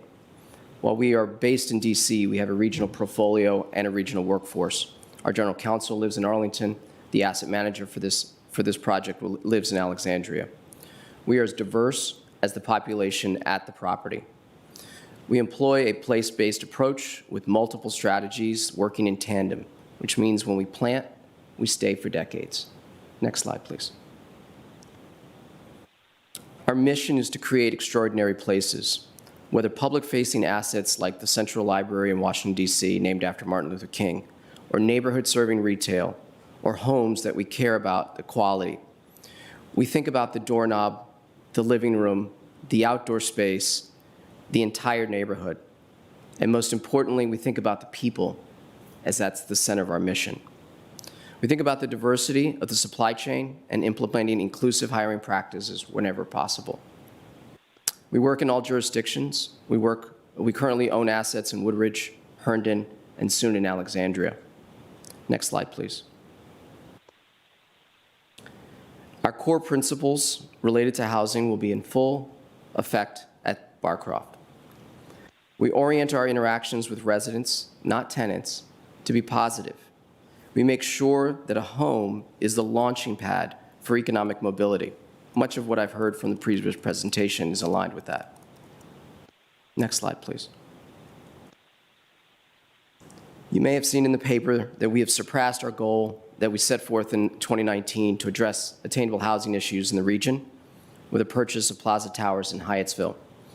We have a deep knowledge of housing across the income spectrum, and we're committed to preserving the 1,300 units of housing at Barcroft, not just for today, but for the 99 years going forward. Next slide, please.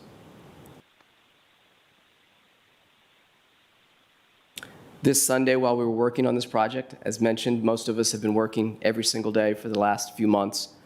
I was reminded of my first walk at the Barcroft Apartments. I was walking with an architect that we often utilize, who is from Mumbai. And he and I were walking through the neighborhood. And I was, as a son of an immigrant from Colombia, heard a lot of Spanish and said hello to a lot of people. And he, as an immigrant from Mumbai, heard Hindi, Bengali, and Drugati, if I said it properly.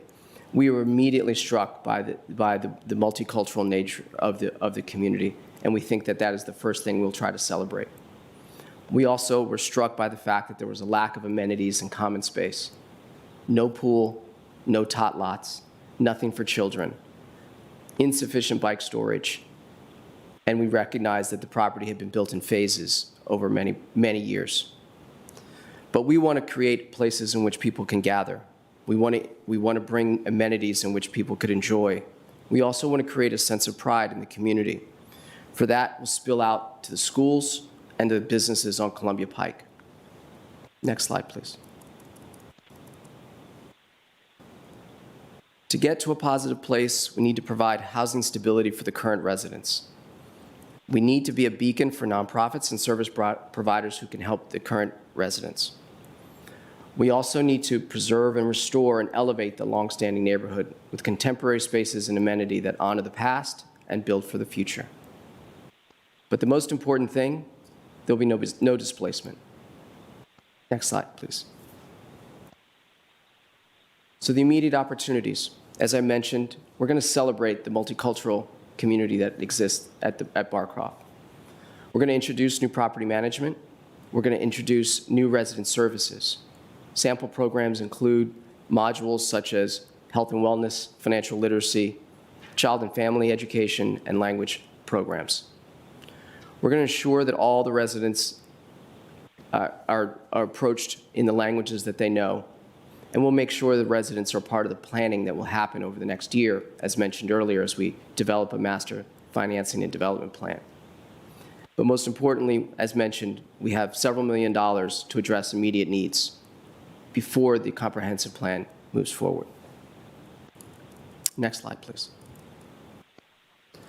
The long-term opportunities, as we will work on this for at least a decade, we will make sure that there will be improvements, but all the residents will remain.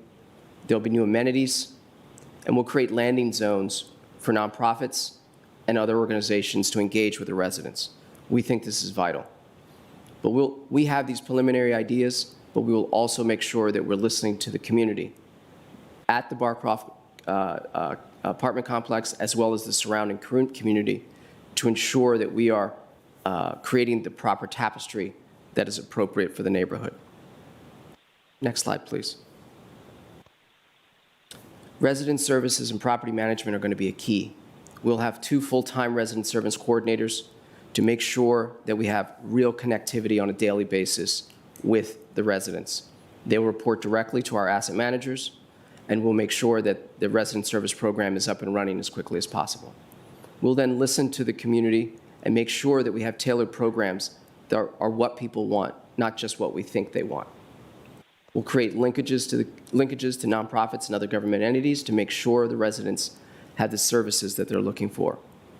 And then we'll also include inclusive hiring practices to make sure vendors and contractors know that there may be talent in the community and on the property. By reaching out to those community members, there's a sense of pride that will happen if people are able to be involved with many of the aspects of the redevelopment or the operations of the community. Next slide, please. The most important thing, if there's anything to remember, is our commitment to both the Barcroft residents and the Arlington community. We have a proven track record of helping neighborhoods in multiple engagements, investments. For example, in Tacoma, DC, we started by building an aquatic center. Soon after, we purchased a mixed-use, mixed-income property that is the center of Tacoma neighborhood, with neighborhood serving retail, including a Busboys and Poets. But because we listened to the community, we also knew that there was a need for affordable housing that serves seniors, and we're now under construction of that. That is an example of how we work in the same neighborhood over and over again. The current residents are our priority. They will not be displaced, and they'll be part of the planning process going forward. We understand this is a big commitment for the county, and we're ready to stand shoulder to shoulder with you for the next decade to preserve this important community while building for the future. Thank you for my resilient team. I cannot end without saying a big shout out to all of them who worked tirelessly over the last 60 days, but we still have energy. We have energy to close, and we have energy to see this project forward, and we appreciate your support. Thank you, Mr. Lynch. I'll note that I believe if we have questions, Ms. Buell's here with Amazon, but we will note also that we have our advisory group chairs. I believe Eric Berkey, I think I saw And I think Mr. Tim are available. Eric Berkey is our Housing Commission Chair, and David Tim is our Tenant Landlord Chair. Mr. Kushner, are there any public speakers on this item? There are, if you just give me just a moment. Sure.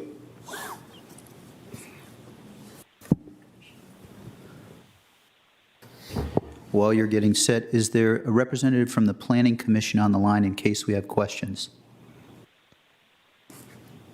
And that may require unmuting and multitasking, but I see Mr. Weir. Mr. Chair, yeah, I'm here. The Planning Commission hasn't acted on this or been briefed, but of course I am happy to answer any questions to the extent that I'm able to. Thanks very much, Mr. Weir. Appreciate it. And now to speakers, Mr. Kushner. Of course, our first speaker is Audrey Clement, followed by Daniel Weir. Ms. Clement. Yes, can you hear me? We can. Go ahead, Ms. Clement. Okay. I'm Audrey Clement. I'm from Westover. Welcome, members of the board and the county manager. The Barcroft deal is amazing for its lack of transparency. The county has announced that it's taking out a $150 million loan to facilitate until tonight an unnamed buyer's purchase of 1,300 market rate units on South George Mason Drive. The agenda item for the project indicates that Amazon is in on the deal, but provides no information about how much financing either Amazon or the project's equity investors will supply. There is no explanation for why the developer needs so much moolah from the county to seal this deal. It is known that Amazon owner Jeff Bezos is worth $198 billion. That's billion, not million. He's not short on cash. You don't need to, evidently, you don't need to know the assessed value of the property or even the purchase price, nor do residents need to know the cost of improvements to the property. All you need to know, according to a flyer the county has distributed, is that 1,300 market rate units will be kept affordable for 99 years and no one will be evicted. Since the project comports with the county's housing goals, there is no need to perform a fiscal impact analysis, justifying the expense to county taxpayers. If county leaders don't need any additional information to make an informed decision, you and I certainly do not. I'm all for affordable, privately owned market rate housing. In fact, I live in one of the few affordable garden apartments remaining in Westover, and I can attest to both its affordability and convenience. But the loan we're talking about is more than 10% of the county's annual operating budget. Surely the taxpayers who are financing this 35-year loan are entitled to know that the investment is both prudent and necessary. Thank you, Ms. Clement. Next speaker. Our next speaker is Daniel Weir, followed by Marjorie Green. Mr. Weir. Thank you, Mr. Chair, members of the county board. So for the record, Daniel Weir, I want to disclaim that I wear a couple of hats that are adjacent to this project. I'm the incoming chair of the Planning Commissioner and the vice president of the Barcroft School and Civic League. And the only reason I'm mentioning that is so that the record can reflect that I am speaking on behalf of neither of those entities right now. So that said, in my individual capacity, I think that this is quite possibly one of the deals of the century for Arlington. It is a fantastic opportunity to take a complete and holistic and comprehensive look at one of the areas upon which the entirety of the neighborhood form-based code and commercial form-based code turns in its success or failure. I can't say enough good things about what we've learned about this project so far. We've got a lot of work to do. Let's get the deal closed and let's get to work. That's it. That's the comment. Thank you. Have a good one. Thank you, Mr. Weir. Next speaker. Our next speaker is Marjorie Green, followed by Jane Green. Ms. Green. Hang on just a second. Can you turn on the mic? Oh, sorry. You could raise a little bit on the right. There's a button. Perfect. I never thought I was so short. Thank you. I'm Marjorie Green, one of the Arlington leaders and Voice Virginians Organized for Interfaith Community Engagement. This project is still new to us. We're still digesting it, but I think it's safe to say that we see that this initiative represents a significant attempt on the part of the county to address the housing crisis, housing affordability crisis in Arlington, and it most definitely is a crisis, particularly for low-income people and people of color. Since Voice's founding in 2008, we have heard from Arlington residents, a cross-section in fact, that housing affordability is one of the most significant challenges they face. We hear this every day in conversations and listening sessions. We welcome the recognition implicit in this move that the county sees housing affordability as indeed a crisis.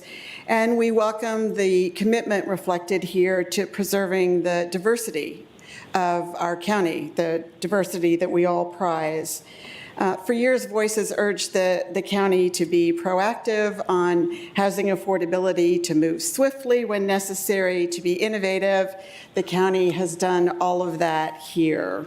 Of note, the project will provide a significant number of badly needed family-sized units, and we have learned, particularly from our experience at the Serrano, how very much in need of those units we are. Speaking of the Serrano and turning to the tenant protections here, we're glad to see those. We have learned that they are absolutely critical, and we urge the county to monitor developments as this process unfolds and ensure that those tenant protections indeed are implemented. Thank you. Thank you, Ms. Green. Next speaker. Our next speaker is Jane Green, followed by David McTaggart. No relation. Hello, my name is Jane Green. I am here to applaud the county board and all of the county staff members and the private sector staff members who have been involved in this incredible project coming together. Well, not a project, but proposal coming together so quickly. I can't even imagine what was going on behind the scenes as some of us in the housing advocacy community had heard that this sale was pending and were really concerned about what the future would hold for the property and most importantly for the residents there. So to see this as the hopeful first step in a forward-moving process are so pleased. I think the highlight of this is the decision to prioritize our neighbors who are living at Barcroft currently and those who are because they are part of what makes Arlington a diverse and vibrant community. So emphasizing that there will be no displacement, that rent will be stabilized for the first year and then grow 3% annually. God, if only my rent was only 3%, I would be very happy. So I think the 60% AMI, up to 60% AMI, is really promising, and look forward to ways that we can expand to have a portion of that be for even lower.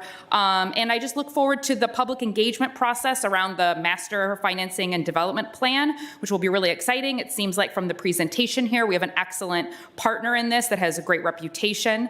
And so there's a great opportunity to maximize what this property can be for both the current residents, the future residents, and all of Arlington. I appreciated that the housing director said that there will be trade-offs. Money doesn't grow on trees, and we have to be honest about that, but I can't imagine there would be anything that would be worth this trade-off. So thank you so much, and good luck. Thank you, Ms. Green. Next speaker. Our next speaker is David McTaggart, followed by Nicole Merlin.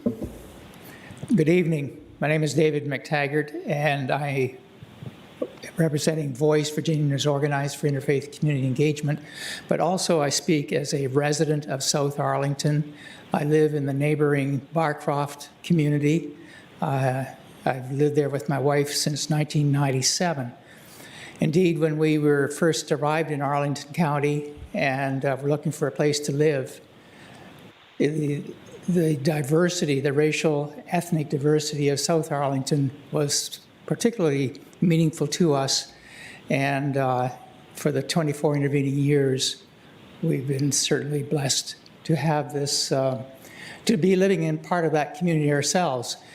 Specifically, the Barcroft community, the subject of this project, I applaud. It's wonderful.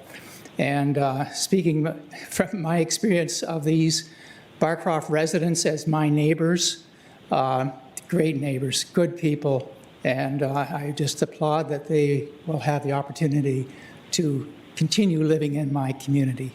Thank you. Thank you, Mr. McTaggart. Next speaker. Our next speaker is Nicole Merlin, followed by Saul Reyes. Ms. Merlin, are you there virtually? Ms. Merlin. You may need to dial *6 if you're joining by phone. Ms. Merlin, we can go on to the next speaker, and Ms. Merlin will let you work with Mr. Kushner, and we'll see if we can work that out. Next speaker. Next speaker is Saul Reyes, followed by James Hers. Mr. Reyes. Good evening, everyone. County Board Chair DeFranti, County Board members, and County Manager. I have to look for you. In the midst of everything that the community has gone through and people here in Arlington, there's good news specifically for the Barcroft residents. Displacement at this time would have been detrimental, catastrophic. I applaud the county for the work to preserve this community and the property. Thank God this did not result in another Ardna Valley, for those who are familiar with that, where rush decisions were made.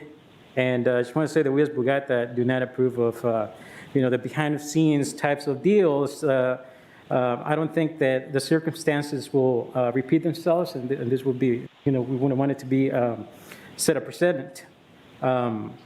This instance is resulting in the preservation of something similar to Buckingham Gardens, all right?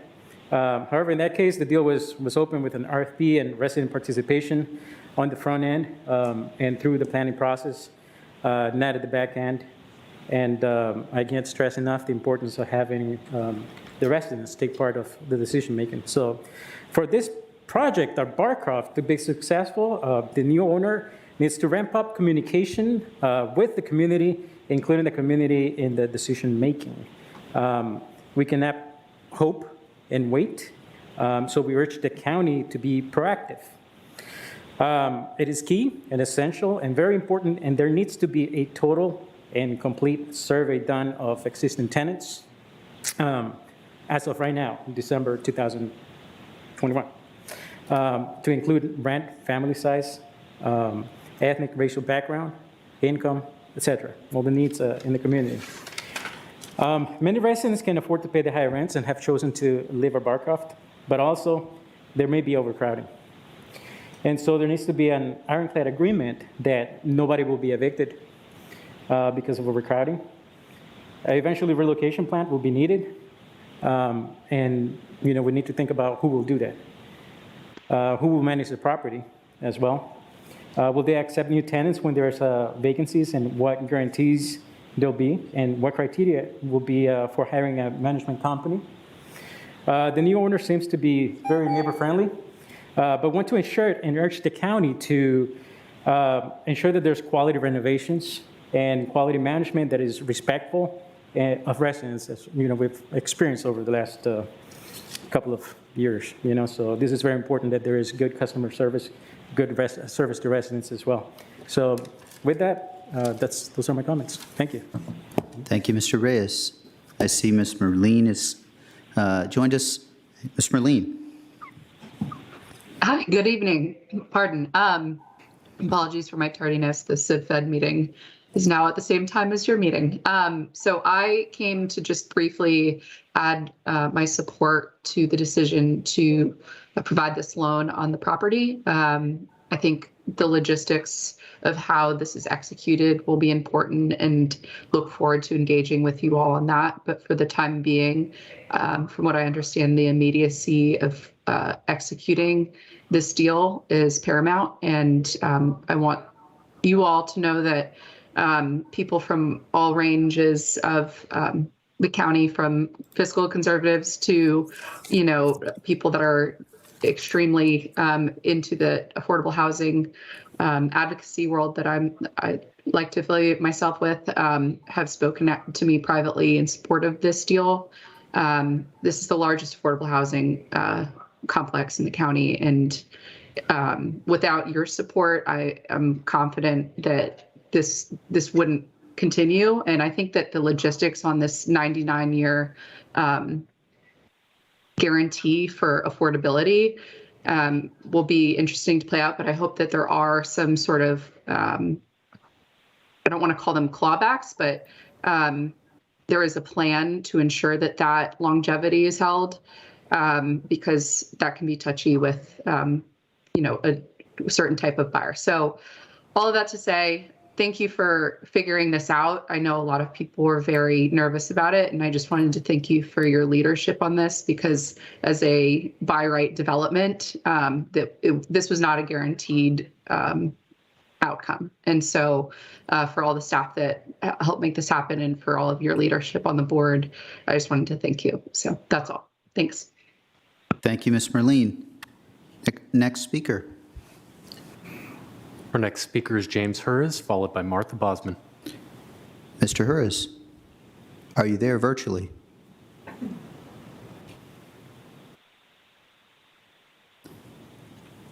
Mr. Hurres. That's *6 to unmute. Can you hear me? We can. Go ahead, Mr. Hurres.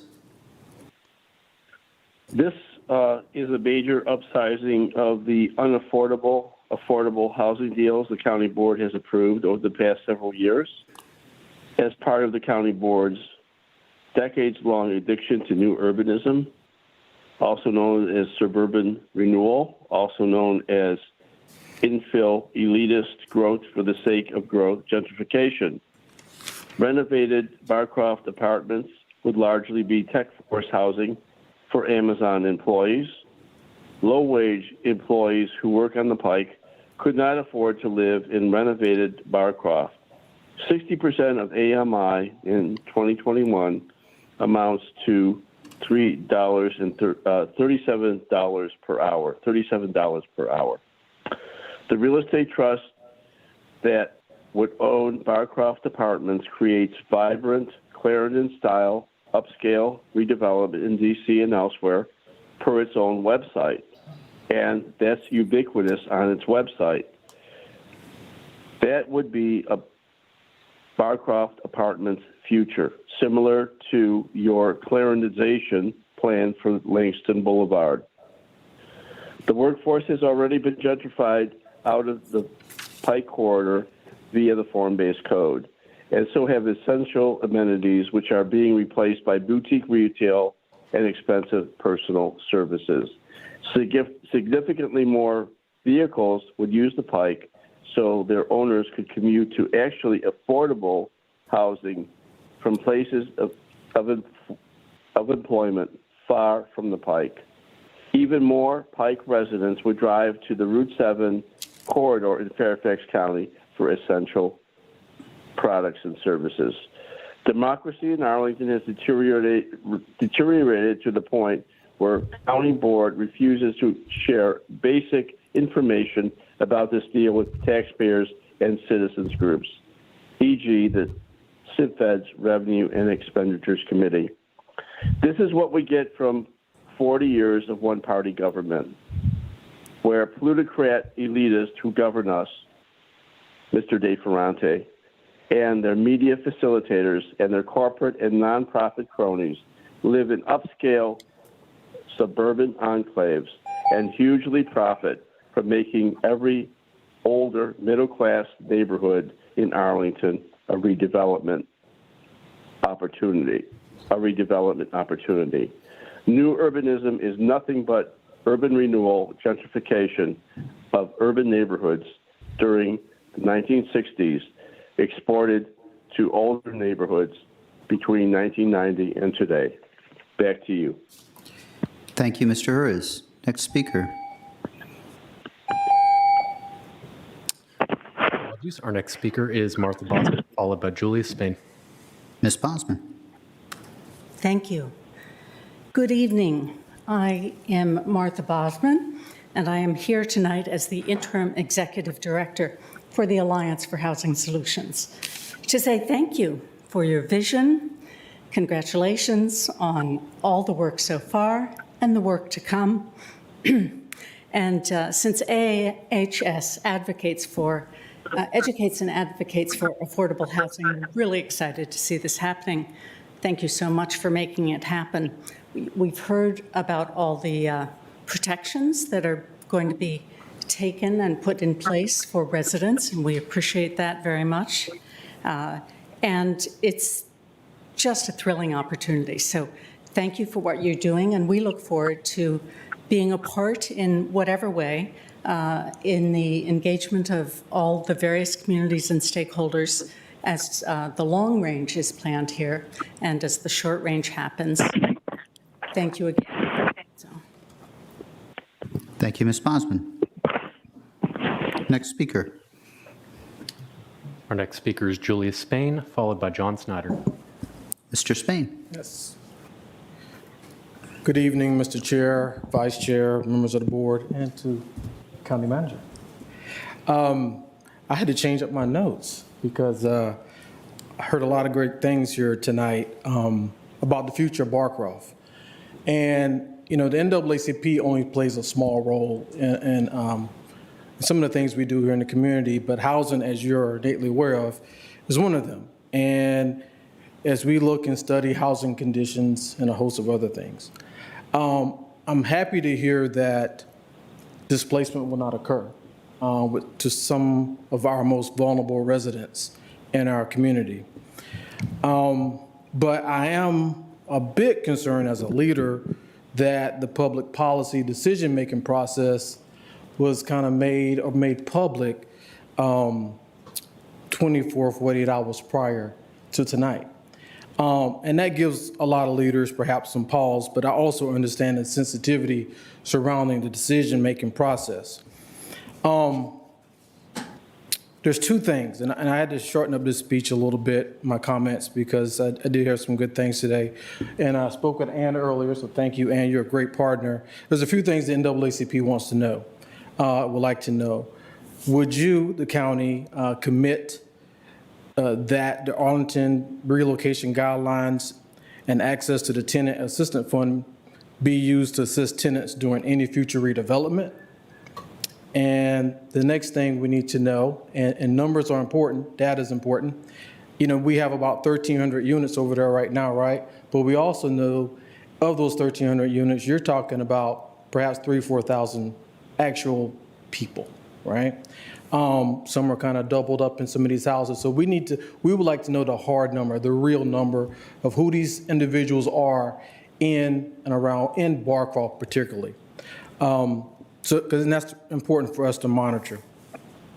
And I'll just say this, you know, I've been in Arlington since 2009, and the numbers don't lie, y'all. You know, Arlington, the demographics at least, we've experienced tremendous demographic transformation over the years.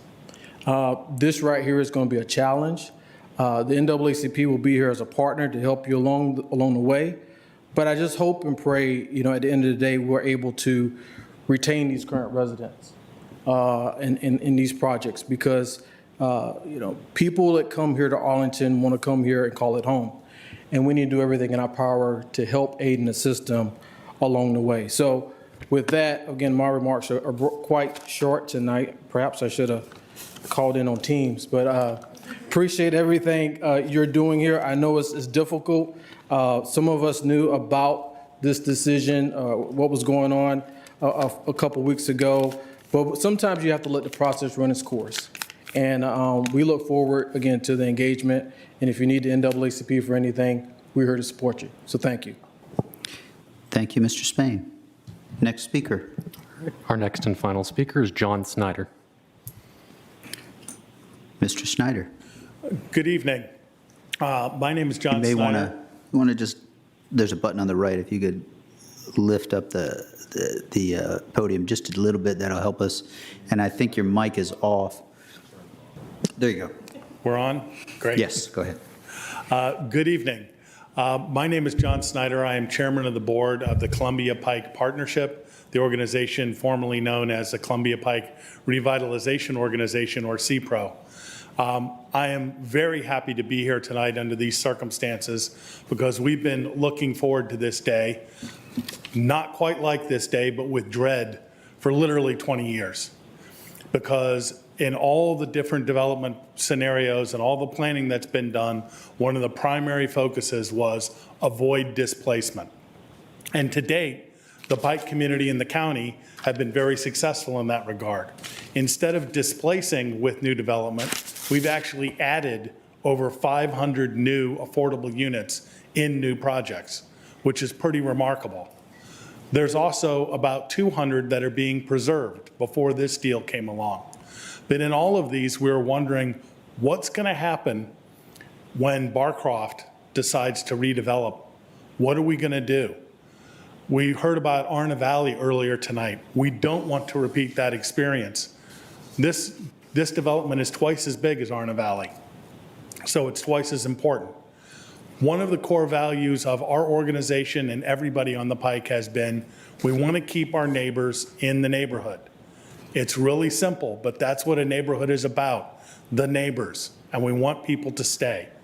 One of our favorite books is Living Diversity, which is the photo collection of the Pike documentary project. And it's really important because the idea is we want that book to be about what the Pike is like, not what it used to be like, right? And now with this action, that's going to be happening.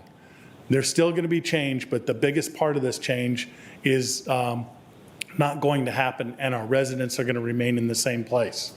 Now, a lot of this is through the form-based code. The original one didn't cover residential properties, so no one would be displaced. The neighborhoods plan was built exactly for this issue. And the neighborhoods plan, as I'm sure the board is aware, allows for redevelopment that will help make this transaction, the whole transaction, economically feasible. And that's one of the legacies of the planning process that we've been through. Going forward, tonight is really, we celebrate the opportunity to get to start. With the county helping with this acquisition, we get to start the real planning process on exactly where the building is going to be. What are they going to look like? How's the conservation area going to work? And as part of that, and a first step that I probably should have taken earlier, Mr. Lynch, welcome to the neighborhood. We're really glad you're here. And we're really glad for everything that the county has done, that the county staff has done, that Amazon is doing by contributing to this, and that everyone is doing to make this work going forward. It has a tremendous opportunity for success, and I want to let you know that the Columbia Pike Partnership is going to be here to help in any way we can. Thank you very much. Thank you, Mr. Snyder. With that, the discussion is now with the board. Colleagues, number of areas, I think we'll do at least one, perhaps two rounds of questions on this. First, where I'd like to see if we can, our speakers have raised a number of issues. There's the financing component. I'll just lay out two or three, and then you can choose, but I'll start with three areas that I'd just like to highlight. There's the financing component. There's the development plan, year 1 and years 2 through 10, perhaps longer. And then there's, for me, I'll start with the housing protection provisions. And just because a couple of speakers mentioned that. So I think that this question is probably for Ms. Venezia and Mr. Schwartz, but also there'll be a question, I think, probably for Ms. Kaur as well, and perhaps Mr. Lynch too, but I'll start with Ms. Venezia and Mr. Schwartz. It concerns the protections that we've thought about and conceptualized on making sure that we're at the start. We have, as I understand it, we have some knowledge of these units, but there's much more that needs to be done to figure out the condition of the 1,334 units.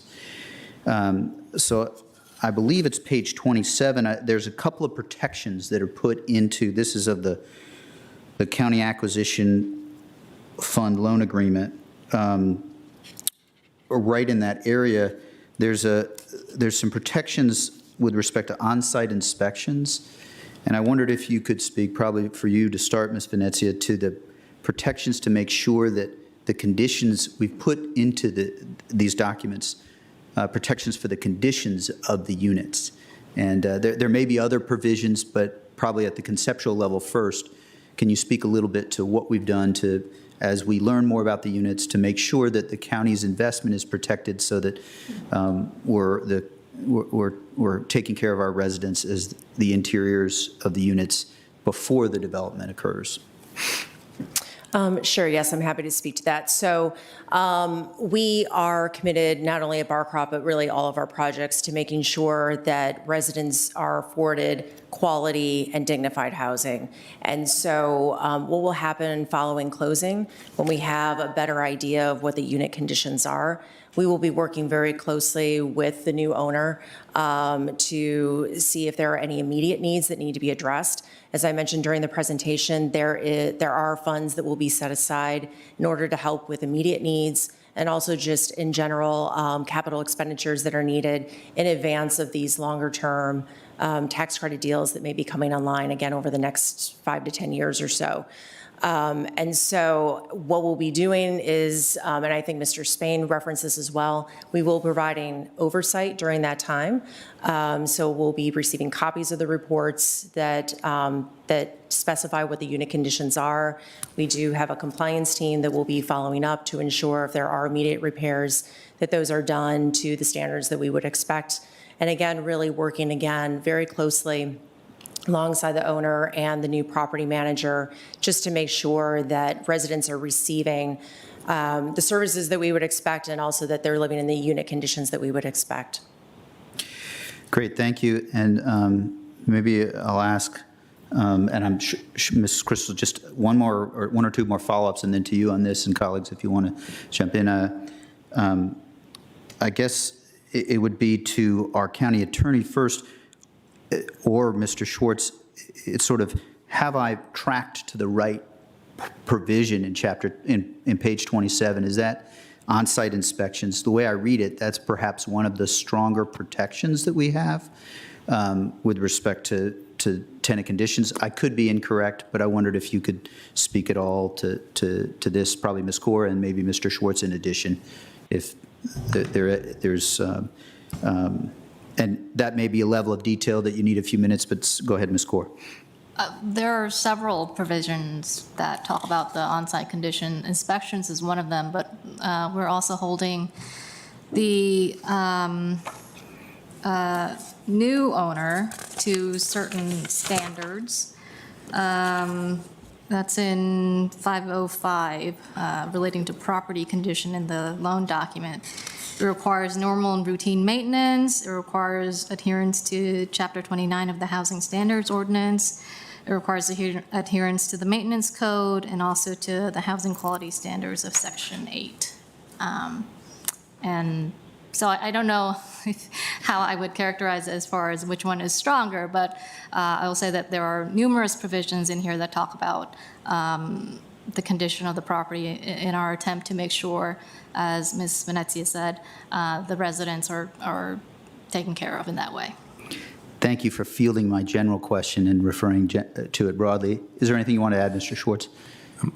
And perhaps Ms. Venezia wants to go into further detail, but you did make reference, there was reference in the documents to needing approval for a tenant relocation plan that comes through, that would come through me, and also we're working with, and Ms. Venezia could talk a little bit, or maybe Mr. Lynch, about the information right now in the process of getting a census done as to actually who is there and what the units are like, but that might be better coming from Mr. Lynch. Start with Mr. Lynch and then Ms. Venezia if you have to add. Mr. Lynch. I think this is a great question, and we're very pleased with the work that we've done with the county in terms of negotiating not only the terms, but some of these protections. These protections are supported by, like we've indicated, over $10 million for immediate repairs, and that is part of the business deal. There's also vacancy at the property, like there is in any, and we will utilize that vacancy to make sure if there's any units that are substandard, that we'll immediately be able to move a family to another unit on on property or on site. So we will utilize vacancy as a means to be able to take care of any immediate issues, as well as use vacancy through the comprehensive renovations when they happen in the phases coming in the coming years. Thank you, Mr. Lynch. Anything to add, Ms. Venezia, or does that cover it? The only other thing that I'll add is that we have had conversations already with Mr. Lynch and his team about these future phase projects that we're referencing, that they would be abiding by the county's approved tenant relocation guidelines. And the process that goes along with that. And so we will be, working closely with them to ensure that they are following those guidelines that you all have approved. And again, going through the process that we would expect, which does include review by our Tenant Landlord Commission and ultimately sign off by Mr. Schwartz and me as well. So just wanted to let folks know that too. Thanks to each of you. Start with Ms. Crystal, and will colleagues certainly join in. Well, thank you so much. And I'm so glad that line of inquiry could tease out a couple of what I think are really important conditions, right? The $10 million included as part of the acquisition, as well as the currently vacant units. I think for those of us who are very concerned about the state of these, I had been in the habit of calling them post-war apartments. It sounds like some of them were constructed during war even. So perhaps even a couple years older than we had thought. So recognizing that there are some kind of infrastructure available to help support tenants as maybe necessary repairs are done on their units, I think is really reassuring. One of the other lenses through which I'm looking at this potential, the magnitude of the need that may arise once, God willing, the sale of the property and transfer to the new owner is complete.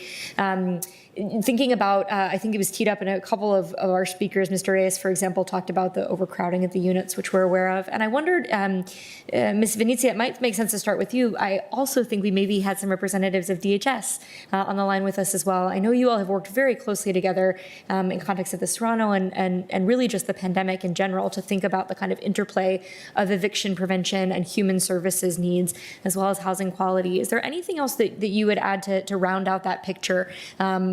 To give some confidence that for the tenants who may take some reassurance of knowing that their rent will not go up, but maybe are concerned about a crowding situation or whether they'll be taken care of when the sort of more attention is brought to the current condition of the units.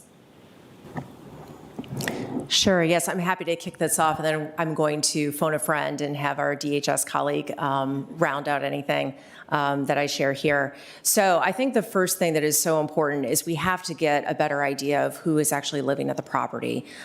We have a sense of some situations that may be going on, but we don't really know for sure. And so I think first and foremost, we really do need to get more information about the residents who are living at the property now. And we'll be working very closely, of course, with the new owner. We also have a number of wonderful resident advocates that work very closely with a lot of the residents in that community already. So we will be, just trying to get a better idea of what's going on first and foremost. And then I think, as Mr. Lynch referenced, there are vacant units available at the property. I think if there are opportunities to provide existing households more space, if they need additional units to accommodate their households while still living on property, there may be opportunities to do that. And this is the moment when I'm going to phone a friend and have Ms. Hammond-Perez, who's online with us tonight, say a little more about some of the services that we could provide to residents once we know more about their needs. Thank you. Thanks, Ann. Yes, so we know currently that there are 33 housing grant clients at Barcroft. We don't have any PSH or housing choice voucher clients there. But that being said, we are providing millions of dollars of assistance to residents in need who are not able to pay their rent. And so we are committed to continuing to do so for any and all residents who need assistance. And we will continue to do so. They can call 703-228-1300, and we will help them pay their rents And if they're having any issues with doing so, then we will work with them on those wraparound supports. We also have the Arlington Employment Center that will work with individuals who are looking to find a job. And as we've been talking about overcrowded apartments, we'll work with individuals there as well on any and all wraparound supports. Thank you both. I really appreciate that insight and perspective. Thank you, Ms. Crystal. Over to Ms. Garvey. All right, thank you. I think I'll just pursue this a little bit. I think a lot of people listening are wondering, they don't know who's in there, why don't they? And I think we're probably going to find some difficult conditions in some of these apartments, and I think people are going to say, how did Arlington County let that happen? So I think there's some very good legal reasons why that might be the case, and I just wonder if I don't know if it's Ms. Venezia or Ms. Kaur might talk a little bit about what restrictions we have on going into Barcroft, or we have had going into Barcroft apartments, and why it is we don't have such a good idea of what's there exactly. Or maybe it's Mr. Lynch. I don't know. I know it's going to change. That's my understanding. But there's a couple things to consider. When we buy assets across the region, you'll have varying levels of information that may come from private owners who don't have any public dollars or don't have any existing government programs that are embedded in the property. If this was an existing LIHTC property, the files would be very deep for each resident because they'd have not only income qualification, but also annual certifications. This property does not have that because it has none of these government programs. And so what we need to do as we walk into the new phase is to earn the trust of the residents, be able to get information from them, and be able to understand not only their economic status, but also the amount of residents that are in each unit. It's a private transaction that has been run by a private company, and therefore there's less information than you'd find if you were buying an asset that had all these other government programs as part of it. thank you. I don't know if anybody wants to add anything. I mean, I think I know the answer sort of to the question, which you certainly gave, but other people might not understand. Because it was owned by a private owner, we didn't have the right to go in and look at the units. We didn't. And so we've really had very little ability to say anything much at all about what goes there because it's private property. And now that we're having this relationship with you, Mr. Lynch, we will have a lot more right. And I think we also have someone who wants to make it work, which is a huge difference, and really appreciate that. I just wanted to kind of get that out there because I think there may be some misunderstanding in the community about what we can and can't do, and actually how good this is going to be for us. So, and the residents, for the residents. Thank you. Thank you, Ms. Carvey. It is privately owned, and so that is the rationale that we need to make sure that our community understands, and we have steps that are coming in the ensuing days and weeks. Mr. Carantonis, then Mr. Dorsey, if that can work. Thank you, Mr. Chair, and thank you all for the presentations today and for the very, very hard work. We will get back to thank you again about that. I think we cannot thank you enough for this. I have a question that is related to the protections and to the transition regime over the next year. So part of the idea is that there are rents that are under 60% AMI right now. The idea is that with the present deal, these rents will be frozen for the next year, so there won't be any increases.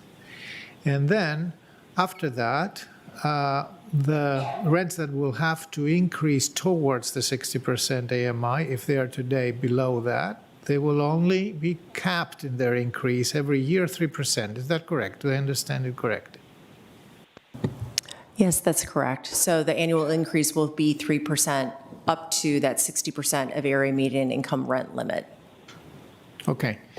And in the meanwhile, the support, the rental support, and the support that we have been and we continue to provide as eviction protection, et cetera, it will be funded from the funds that we have already earmarked for that and are already in place. Correct? That is also correct. Okay. Thank you. Thank you, Mr. Carantonis. Mr. Dorsey, you may have had your light on already. My apologies. Go to it.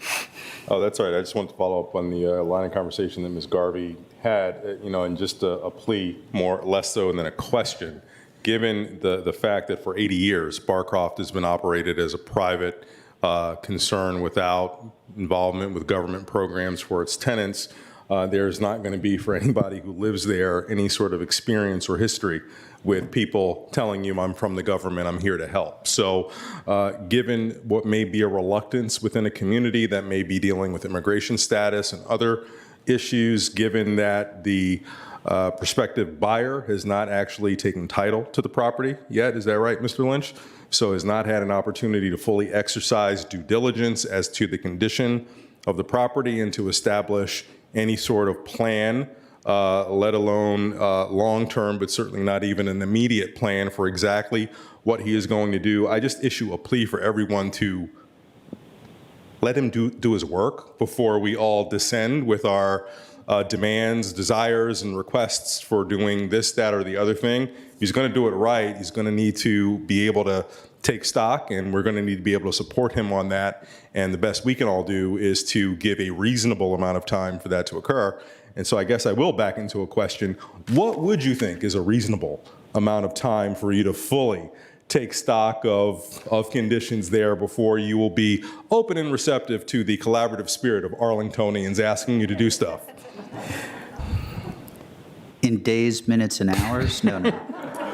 Well, first of all, the suggestions today about taking good surveys of existing, suggestions of understanding the community, all are right in line with what we're doing. So we're very happy to see that there's alignment. You're absolutely right, though.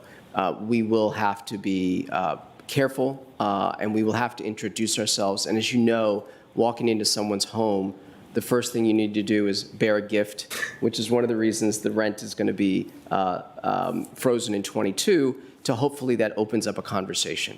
We're going to have to meet formally and informally with each one of the residents. So it is going to take months as we go through. Many of the leases, I believe this is public knowledge, is on a month-to-month lease, and we need to make sure that those transitions are smooth and people are very comfortable with those transitions. But it's going to take several months. And so we have indicated with the county that we would work through this master finance and development plan over the next 12 months through the end of 22.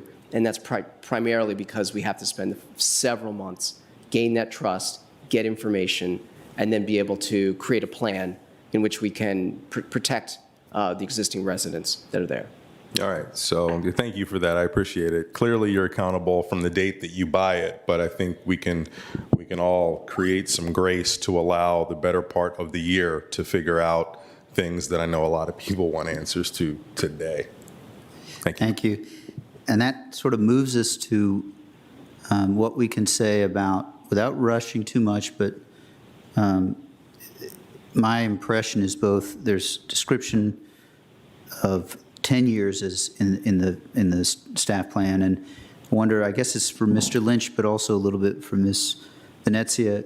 With a property this size, you would anticipate phases to the development, and don't know if you, in your experience, if there's any, it's premature probably to say how many phases. I also know there's a commercial component that's separately financed. Are you able to speak at all to kind of the process that you've gone through in other jurisdictions and your development team's kind of approach to developing those phases? And then probably I'll ask you, Ms. Venezia, a little bit about, or Mr. Schwartz, about the CPHD planning and that would take, if you were able to describe a little bit of our process that will apply. But first to Mr. Lynch on, what do you envision on the phasing a little bit, keeping in mind, we don't want to go past Mr. Dorsey's good points and your points. Right. Well, first, this is a single apartment community, but as indicated earlier, it was built in many different phases. I believe there are 9 sections currently described by the current owner. There are approximately 8 to 10 phases that were built. And so one of the things that we found remarkable is that if they put this community together through 8 or 9 or 10 phases, we may be able to pull it apart and renovate in the same fashion. One of the interesting characteristics that I've noticed when I've walked out there is that there are 11 fairly large chimneys that are on the property. I find them very intriguing. They could be a great wayfinding opportunity, but they represent the 11 boilers and boiler rooms that are on the property. So where you've gone into other complexes and you want to turn the water off or turn the heat off and you affect everyone, we may be isolating those effects to a specific section or phase. That will be our natural tendency to try to replicate that. We also have the existing neighborhood plan and others that are concentrated up near Columbia Pike. Those do split some of the sections, and so we'll have to be very careful about how we break those down. But we do see that there's probably 5 to 7 different phases to be able to achieve the scale, the responsiveness, and also balance the number of vacant units that are on the property so that we can have relocation happen on site.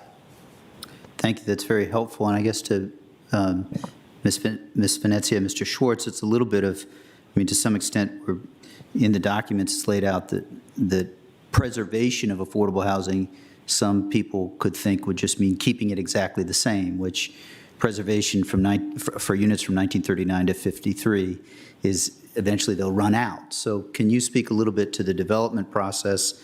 And I guess each of those phases would be an opportunity where CPHD would engage, as with the housing division, at least if I understand correctly.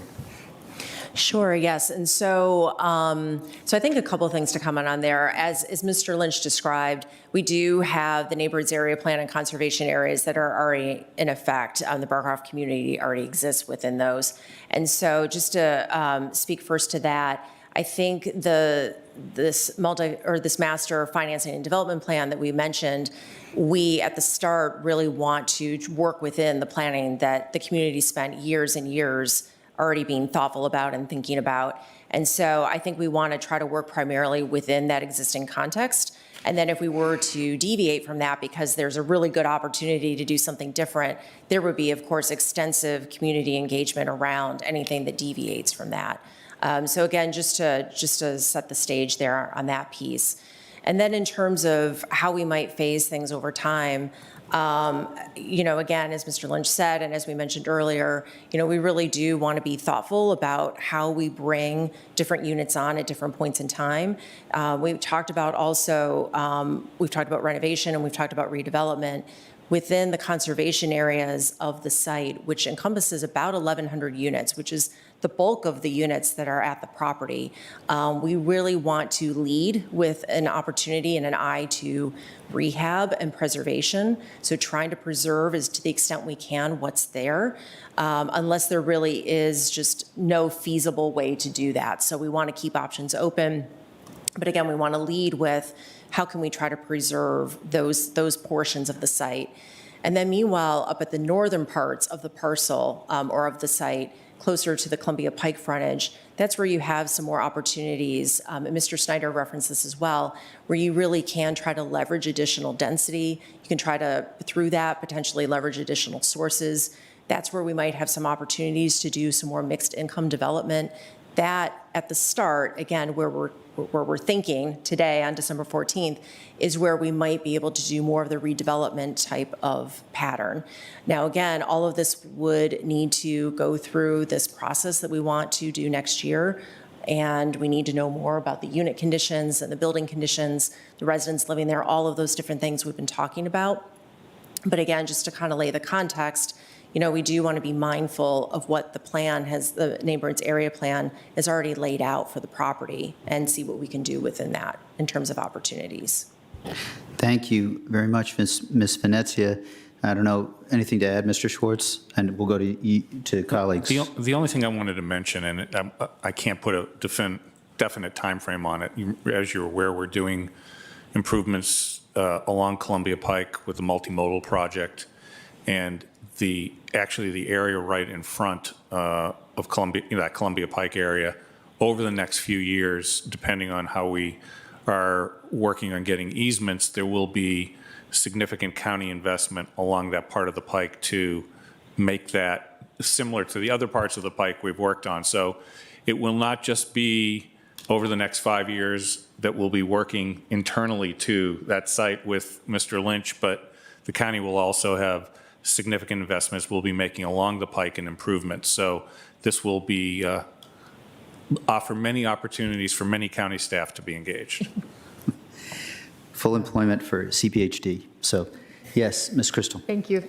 This is just, the planning opportunity is tremendously exciting. I really associate myself with that. And I think Mr. Snyder's comments too really indicated for those who helped author and put fingerprints on the form-based code and then ultimately the neighborhoods plan. And for those of us who are just fortunate enough to live in the neighborhood, the opportunity to really think comprehensively, not only with Mr. Lynch's vision of that mix of amenities and programming that really supports housing as a launch pad to opportunity, I think as you described, but also as our manager was indicating that the significant investments in public works that the county is making, to say nothing of everything that we have learned in the years since from biophilic design and so on. So I'm trying to, that is the sort of thing we get incredibly excited about, and it is very much in the future, but I can't help but be thrilled to talk about it. One of the things I did want to ask, sort of similar, right? We've talked about the next step if the sale is completed, being both the master planning effort, but also the master finance restructure or the master financing deal. And I wondered, certainly like planning, so many of those specifics would be to be understood in the future. But I do think, for most of us, we're probably most familiar when it comes to loans with affordable housing with sort of the residual receipts model, right? We make a loan from our AHIF, we get paid back out of residual receipts.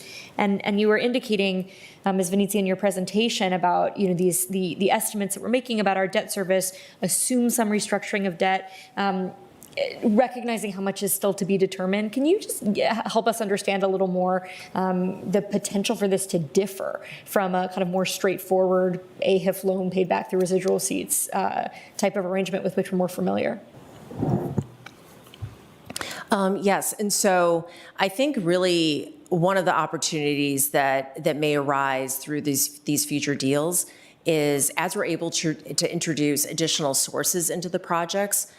So for instance, one of the sources that we'll be able to introduce as renovation and redevelopment are both considered is tax credits. That's a tool that we use on many of our projects in Arlington.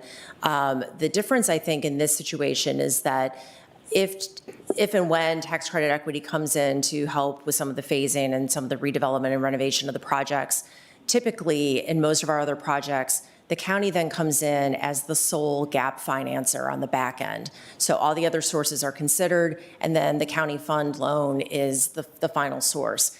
In this particular situation, we are very fortunate that Amazon has come in to share that gap.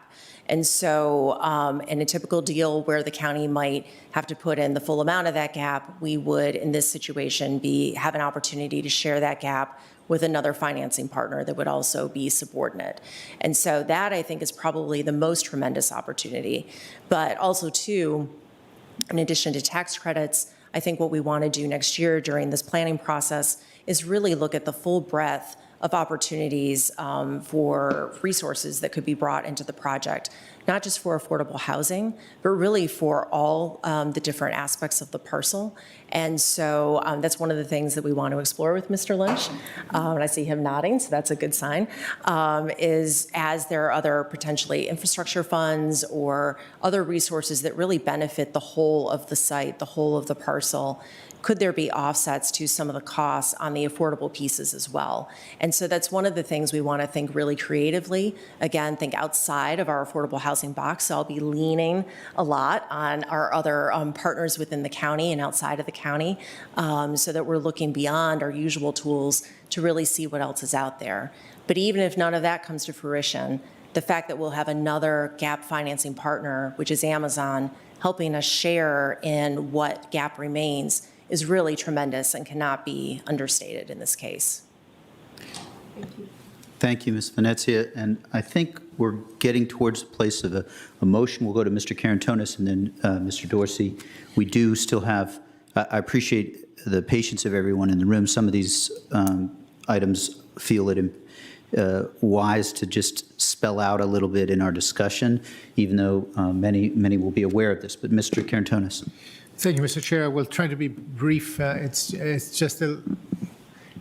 not a small detail. It's outside the contract. The financing part. It's about the little commercial strip where, very cherished retail, neighborhood retail is residing, it is also affordable retail. So can you tell us something at all about your plans about that, Mr. Lynch? The commercial components are very interesting at this location. There's actually 2,500 linear feet along Columbia Pike with 5 signalized intersections. And while you have certain components that help a healthy neighborhood, like a grocery store across the street, primary care, there's also plenty of gems of small local retail that are along the Pike. And we've worked in corridors like the U Street corridor in DC, the H Street corridor, and we've always found that the local gems are the vibrancy that comes with any retail programming. And so we spend a lot of time thinking about the mix between local programming and national. And so we are very excited about the opportunity to make sure that the existing retailers and other retailers that are incubating somewhere out there on the Pike, that we can bring them to this location, because we think there's a great opportunity to create a tremendous node or a hub along the Pike, as we'll be able to develop at least 2 corners on the main intersection. And I think that in itself will really bring excitement and vibrancy that will spill into the other residential components of the project. Thank you, Mr. Lynch. Thank you, Mr. Karantonis. Mr. Dorsey, I think we may be moving towards a motion. Thank you, Mr. Chair, and I offer this motion not to stop continued discussion and debate, but I wasn't sensing any of us had any fundamental issues with the recommendation, so we might as well get that on the table and not keep all these good folks in suspense.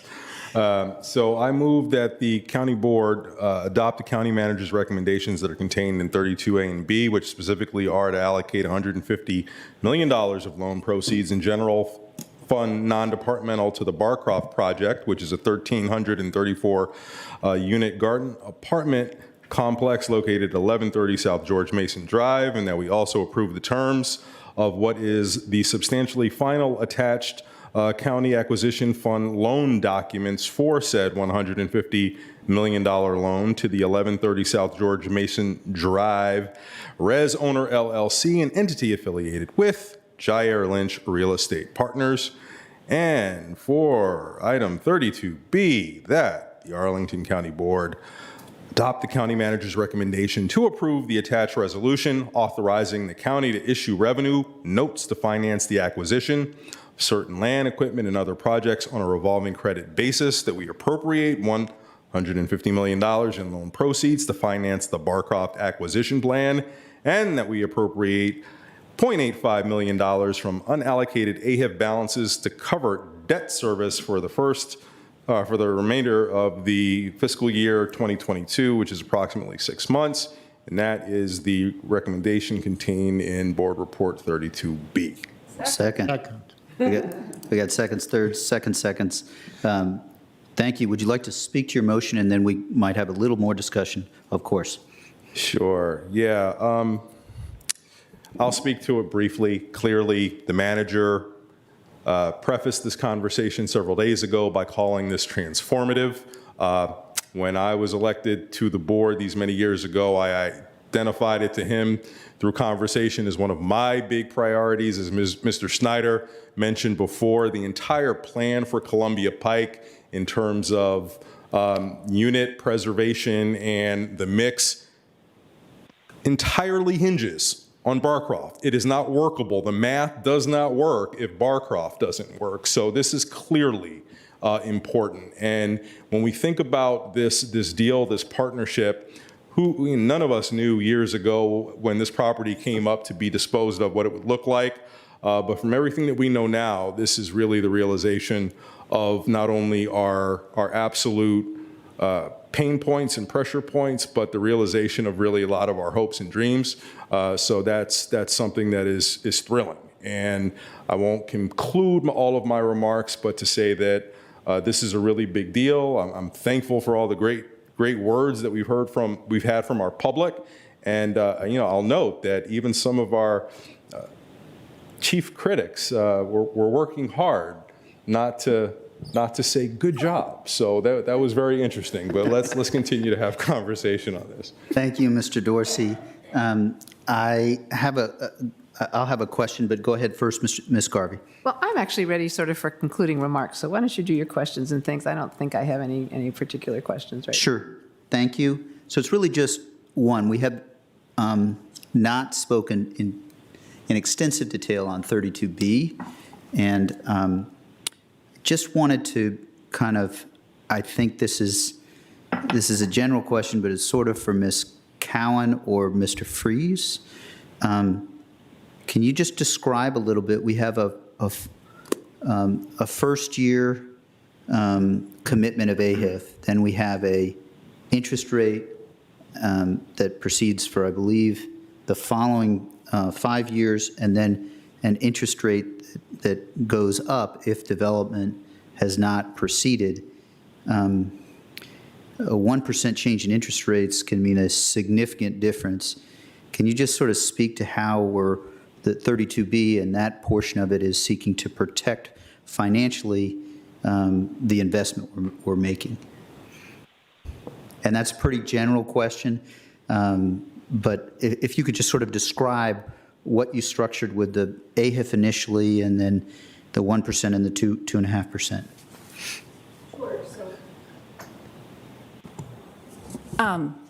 So if I could speak initially, though, to the line of credit itself. So in order to secure the $150 million to contribute to this acquisition, we extended an agreement that we have subject to your approval with PNC Bank, which gave us easy access to this $150 million. And the great thing about this line of credit is that it's very flexible. So you heard Ms. Venezia and Mr. Lynch discuss how we'll be going through this long-term planning process and over a 10-year redevelopment phase to figure out what the sources of financing are with the potential that it would buy down the county's investment then in the property, right, the $150 million loan.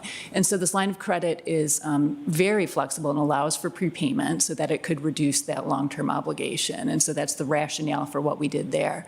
Now, the interest rate on the AHIF loan, which is great about this initial investment, is that it's a hard pay loan of 1%, as you noted, in the first 5 years. And that initially, and certainly for the first year, given what we know about the interest rate on the line of credit, will largely cover the majority of debt service in FY22, with the balance, if there's any delta, coming from AHIF as. And then similarly, we expect the same in 23, as long as there's not a significant increase in interest rates. So that was part of the rationale for doing that. And then once we get through the long-term finance plan, we'll have a better sense of how we should structure the county's loan or the line of credit, right? You know what I mean? Do we lock in part of it? Do we not? And so that's how we put the overall deal together. The rationale for the increasing interest rate after 5 years on the AHIF loan in some ways followed the Amazon deal, and just to keep everyone motivated for that redevelopment, an incentive to get that redevelopment of the property going, if that makes sense. Thank you, appreciate it. And I think there's language that seeks to reflect that we cannot plan. We have planned for eventualities and protected the county, but there has to be, we cannot guarantee the order of things.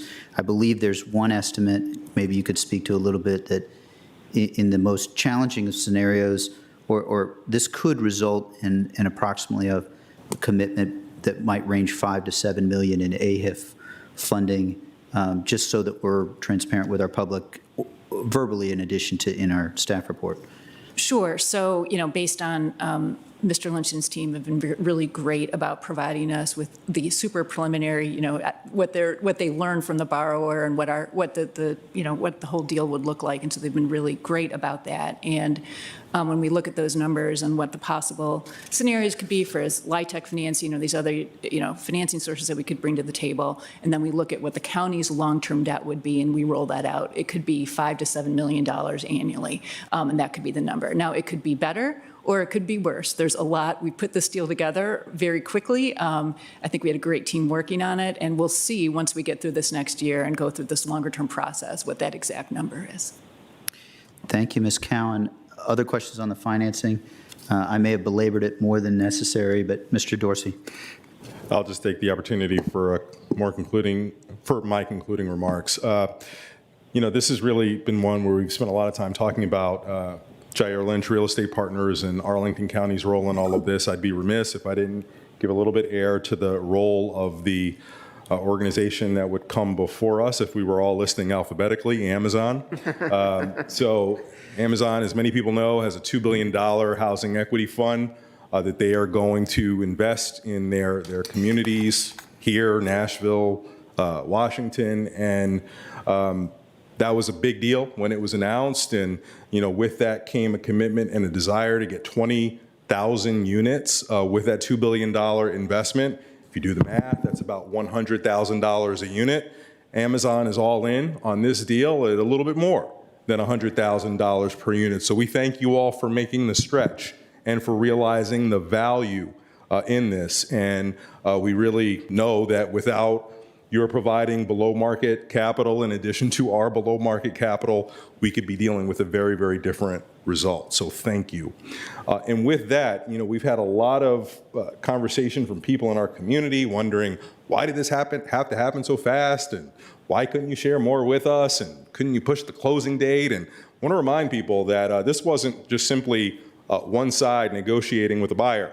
This was a competitive process, like years ago in the housing market where they were escalating offers upon escalating officers. Well, that's what we were dealing with here. So Jair Lynch Real Estate Partners had to put together a package that could offer the cleanest possible terms for closing at the highest possible premium price. So all of those desires to do the Arlington thing of sitting with it and deliberating some more, wasn't going to happen. So we needed to act in the best interest of our community. I feel confident that we've done so in a way that, quite frankly, is going to help stabilize our community. And really, that's where I just get really excited about this deal. In the near term, we have talked about the fact that there will be no displacement, that households will be stabilized, which means kids will be able to go to school where they've previously been going to school, that the pandemic will not exacerbate bad outcomes, that job security won't be threatened. We've got a situation where their middle-term security is even more certain than it was before because they'll have the availability and offer of longer-term leases. This deal brings with it the capitalization to make sure that the deferred and ongoing maintenance needs are going to be better addressed. This is a very, very, very good deal for people who live at Barcroft Apartments, and of that I am most grateful. Mr. Reyes, we thank you very much for reminding us all about Arna Valley. I think the trauma, and I don't use that word lightly, that went into all that occurred there has very much informed our ability to respond favorably this time around, and I appreciate your recognizing that. As I mentioned before, Barcroft is essential to the Columbia Pike community. Without a favorable disposition of it, Columbia Pike really doesn't work as the community that engaged in planning its long-term future desired. So this is wonderful to stabilize the community. And as Ms. Merlene mentioned on the team's call, fiscally prudent people can look at this and see a lot to love as well. $100,000 per unit for our subsidy is fantastic for what we do when we consider all manner of affordable housing deals in our community. And when we look at the financing package that Ms. Cowan talked about, it's really reflective of the county's creditworthiness overall, that we were able to execute such favorable terms very, very quickly. So I'll try to speed through this. Mr. Lynch, and on behalf of, I hope you will accept to your entire team my gratitude and thanks for a lot that you're going to bring to this table. Principally, I love that you are interested in looking at your new community and finding the talent from within to help with the overall, not only operations of the place, but the planning for its future. That's really an exemplification of what we mean by equity in looking at people and talent, and I love it. And I realize that we've got this hugely long and complicated loan document that outlines the terms and conditions that our resources come with. But I want to say sincerely that we look forward to hearing what your approaches are to placemaking and community and capacity building, because I hope from your varied development experiences elsewhere that we'll have a lot to learn as well that we can incorporate for the rest of our county. And, look, to everyone else, just as I mentioned before, please give them time. This was for 80 years, this was a black box to the wider community. And now that it's going to be opened up, please don't take advantage of that by not letting us do our best work. So hopefully I make the plea for patience. And, for all of those who would have loved to have dug into this more, I do sincerely appreciate that. We've got a lot of people in Arlington who probably could have made a contribution if they had gotten into this and deliberated over it for a while before. But, $500 million deals are hard enough. I mean, in this one, I counted 10 pages of definitions alone in our loan agreement, which is crazy. Clearly, we could not have negotiated that with the community. So I will just trust that as people pore over this over the weeks ahead, they will come to the conclusion that we absolutely need to do this, and we're getting to do it under pretty good terms. And thank you for indulging me and being long-winded. No, thank you, Mr. Dorsey, for starting our concluding comments. Ms. Carvey. Okay, thank you. Well, this is a season for gift giving and celebrating. It feels really right. I got on the board in 2012, March, actually. I'm almost 10 years, which is interesting. And I very quickly, I'd been on the school board, so I looked at education. I very quickly kind of dived into things a little bit, land use. And I got to this real quick shorthand. I had two worries, NSA and Barcroft Apartments. NSA was the shorthand for our commercial vacancy rate. We lost NSA, but we got Amazon. Thank you, Amazon. Better than NSA if it has to be. I would like to have both, but it's great. Thank you. And now Barcroft. I've been worrying about Barcroft for 10 years.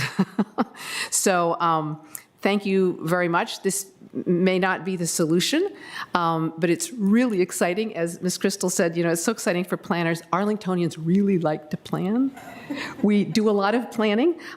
We also like to be in the forefront of things, and often I think being in the forefront is maybe not the best place to be. You can make mistakes and stuff, but on something like this, I think we really want and need to be in the forefront. Nobody has figured out how to do affordable housing in a popular popular urban area. I don't think anywhere in the world. And the idea of coming in and creating a community. I loved what you said about creating communities, not buildings. And you said that your customers are residents and families, not tenants. And that's just a really great way to start. You've met some of our people here. Mr. Reyes can help you a lot in talking with people. You've probably met him already, which is great. We've got a lot of people who are active. Some of this came from some places along the pike. We had some treats with Mr. Takis's swearing in. Maybe we could give we will give you one of these. It's delicious. And you'll stop by Cafe Saison right there on Columbia Pike. It's great. You're going to love it here. You're going to love it here. Anyway, I'm just delighted that you're here. The one thing I want to warn you about is trees. We're really big on saving trees, and there's some gorgeous trees there. So as you work on the amenities, pools, tot lots, and all of that, which so needed for that community. Anyway, just remember the trees. And I could go on for quite a long time. I think we're probably going to have a fairly long relationship. I think you're going to be here for a while. This is a great community. And I'm just excited. I think this partnership between Amazon and you and the county and our community and really bringing in the people who live here, sometimes it's like, what a strange concept. You talk to the people who actually live here about what they need. I mean, that's the way it should be done, but it often is not. So thank you so very much for coming. Happy holidays. Thank you. Thank you, Ms. Garvey, for your comments, for your wisdom. I feel like I've been mentored a little bit. Appreciate it. I'm really old. No. They're fantastic. Thank you for all the comments. Mr. Karantonis. Thank you, Mr. Chair. Mr. Lynch, good to see you again. I tried to remember when it was last time that we were in the same room, and it was about 10 years ago, 2011 exactly. And back then, you were actually touring Columbia Pike, some of these risk properties, as it was my job to present them to you and to make you aware what the county board of that time, what the community wanted to see happening there, and what the project envisioned by the Columbia Pike Initiative, of which this is the 22nd year. So I'm very happy that this investment paid off and that you are back and taking this very courageous decision. And that's true also for us. So, so to our fellow taxpayers and to our fellow residents in Arlington, this was a really, really big decision. This is a really big decision. And none across this dice has taken that easily. And I know that on the staff side, I will come to that a little bit later, even less so. So there is a lot of work and thought behind that, also a lot of hope. And talking about hope, I want to assure our residents, our taxpayers, that actually this is investment. This is not subsidy. This is investment. There is a positive side on this balance sheet, and it's mighty. We're enabling reinvestment in a very compact, big, but very compact campus that has momentous development potential. And of course, it retains its value-added capacity, and it has even increased that over time. If I were your investor, Mr. Lynch, I would feel quite comfortable tonight, actually, at the prospect of what is going to happen in Barcroft both in a profitable way for you, but also in a profitable way in all possible dimensions for our community as well. The size and the economies of scale of this campus are absolutely unique. Definitely unique in Northern Virginia, I believe unique in the general context of the metropolitan region. We are getting to retain in Arlington significant essential workforce, including some county employees, namely police officers and others. This property, by the way, will also be paying taxes. This is not like they're not. And so much more. So this board, I believe, and at least I start there, I'm not only interested, you hear it from a housing advocate, I'm not only interested in the preservation of affordable housing. I am equally interested in the contribution of this development, future development, and of this phased development plan to take Columbia Pike to the place envisioned by the Columbia Pike Initiative. On Columbia Pike, there are 40,000 Arlingtonians living, 1 out of 4. The riskiest properties also present the biggest opportunities here. Barcroft should not continue to be a bedroom community. It should be a community, a desirable place to live.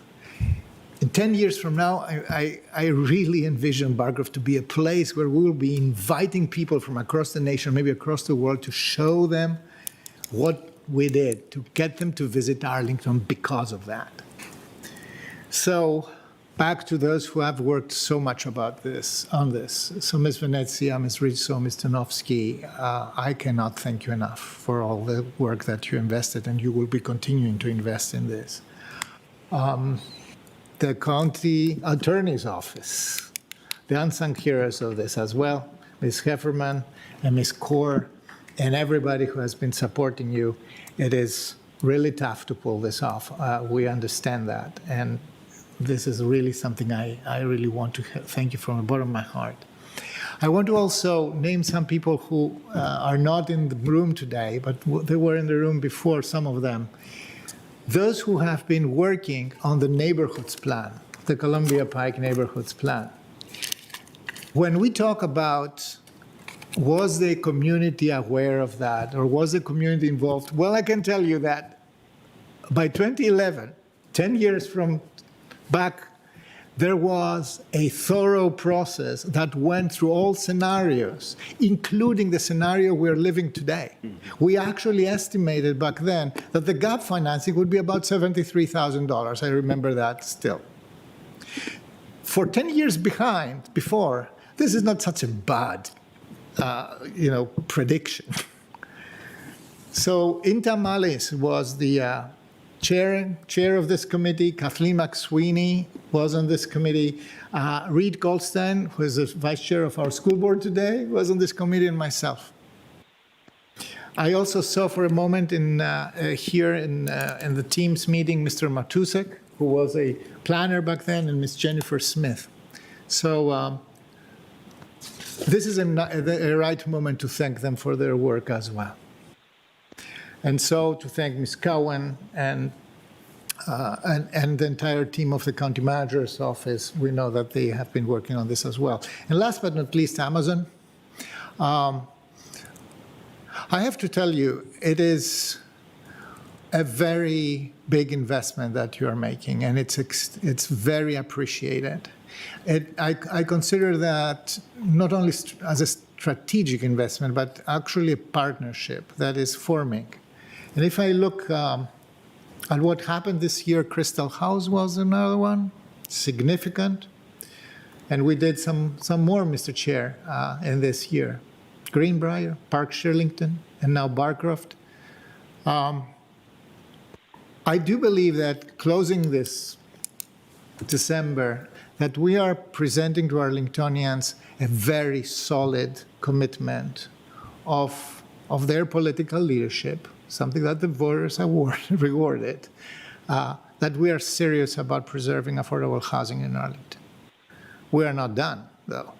The size of this commitment just reflects the size of the problem. So we will keep working on this. Thank you so much. I will, of course, support the motion. Thank you, Mr. Karantonis. Ms. Crystal. Thank you. I want to echo Mr. Karantonis' comments about the magnitude. With the possible exclusion of the water pollution control plan, although I think that was made through multiple actions of the board, I think this is perhaps the largest single appropriation this board has ever voted on anything, not just affordable housing. And there are opportunity costs for these funds. The debt service alone will have impacts on our annual operating budget. It will, in other ways, constrain our affordable housing portfolio. And it's important to acknowledge the size and the magnitude of that. This is that important. This is an action that is so important to our community as a whole, to all of our affordable housing goals, to all of our goals for the future of Columbia Pike, and for the realization of the community vision that Mr. Karantonis talked about so compellingly. $150 million stretches the county so far. It is so much money, and there is still a gap because of the size of this project. And so I just want to join my colleagues in calling out the fact that we can draw a direct line from Amazon's investment at $160 million in this project to the fact that tenants will not be displaced, that our neighbors will stay in their homes. If it were not for the involvement of Amazon, if Amazon were not here in Arlington County and part of this community and is committed to keeping this community intact as we are, this community wouldn't be staying intact. So we're joined tonight by a few members, Mr. Stout, Ms. Buell, Mr. Swift, and Mr. Benson, and we're so glad to have your partnership. I think it's the understatement of the day to say that Amazon has done the right thing here, and now it's on all of us to execute. I also have been, thinking and remarking that we've been so fortunate to have a mission-driven buyer here and partner in Mr. Lynch, which is so true, and we're so excited to work with you. And if I can maybe torture that metaphor a little bit, we're also so fortunate to have a mission-driven county staff, because as my colleagues have echoed, as our manager has echoed, I mean, this has been a burn the midnight oil for about 6 weeks straight type of project. And that mission drivenness has been as true of our attorneys and our management and finance analysts as it's been of our housing staff and human services leads. It's truly taken an amazing team working around the clock in close collaboration with your team, Mr. Lynch, to get us to this point, and I am so grateful for them. And I'll speak a little bit personally for a moment, just in closing, as a Douglas Park resident who's just a couple blocks away from the Barcroft Apartments, how much it meant to me, Mr. Lynch, as I think it did to Ms. Garvey, to hear you describe folks not as tenants but as families. These families at Barcroft, these are my son's playmates at Doctors Run Park, and in a couple of Septembers they'll be his classmates at Randolph Elementary School. And it's just so meaningful to have a partner who sees these families, as Arlingtonians, as true drivers of our community. And I feel lucky to live in their neighborhood. And I'm so glad to know that we will be able to for many years to come. And to just conclude, I was thinking as Ms. Venezia so compellingly described the way the equity questions map onto the analysis that staff has done, that kind of final question of what did we do, right? That's the equity question we're asking ourselves now, but what did we do? That's also the question that history will ask of us, this board, this staff, our partners, when it came time to preserve the largest market rate affordable housing complex in this community, and with it, preserve so much of what makes the Pike an amazing place. And I am thrilled to be able to take this vote and to be able to answer that question so affirmatively tonight. So thank you. Thank you, Ms. Crystal. Want to say thank you to staff and Venezia. I've tried to make sure that nothing else, so little, you're doing so much, and just a huge thank you. You've been relentless. I don't know whether Brenda Heffernan is here, but a huge thank you to Ms. Kaur and Brenda Heffernan for all of the work. There's so many different people that had to work over the last month, virtually nonstop. And every moment there's issues at play, and just a huge thank you to our attorneys, Ms. Cowan and DMF. Thank you so much. I hope it's okay to say that I'm hoping that there will be some long nights of sleep, because I know you've been working so hard, and the entire team. Just a huge thank you. Thanks as well to the rest of the housing team, Melissa Donosky and Sarah Pizzo, and to Erica Moore and Bryna Helfer. You've been working a ton, and also to our manager for the vision to help make this orchestra work on our staff side. To Mr. Lynch, there are 185 pages in 32A, and there are good 60 or so pages in 32B. You know that, first, a huge thank you. You also know that these pages can cover in broad terms the relationship that we're starting, but not in total. And I am very heartened by your commitment, I'm confident, without being certain, that we're going to work together through the process of the 5 to 7 different development pieces, and families will be respected, and we will build on this community. To Amazon, the Crystal Houses was $381.5 million that you made as a commitment to our community that was part of the Housing Equity Fund and meeting the moment. But this is perhaps different and maybe hardest, because this is an existing set of units that is that we have still to do a census on. And so this is not easy, but this is exactly the partnership that we could have only hoped for at the best of what we were doing. And the partnerships mean that things get detailed, and you might not agree on every point at every moment, but you agreed to commit, as I know resonates, and I hope resonates with the leadership and the partners that really we have in our community. So I can't say this is perhaps the most grateful I am with respect to the partnership on this, because I agree with Ms. Crystal that, but for your partnership, there's nothing inevitable about this private property staying affordable. I do have to say, I think it's important just to mention, Mr. Reyes is right, that there's a long road that is still left to go, and we will have to live our values every second. I'm very pleased to answer Mr. Spain's questions regarding relocation guidelines. It's in the document. I also think that it's critical that we work on a census. That's been covered a couple of times. I will wrap up just by saying this is, I think Mr. Snyder said, we are celebrating the opportunity to get to start.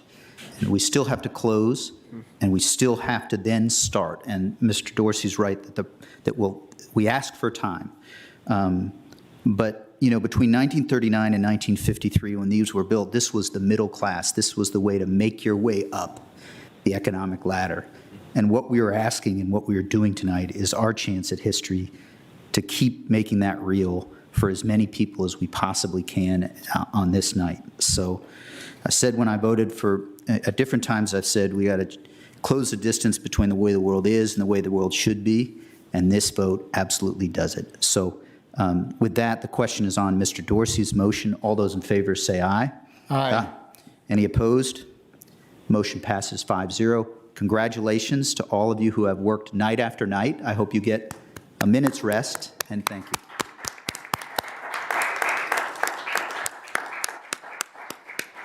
So with that, we have just a couple of quick housekeeping items colleagues know, and one of them is a very different note. Those in the room, you can stay, but I know you may have work ahead of you, so you do not have to stay.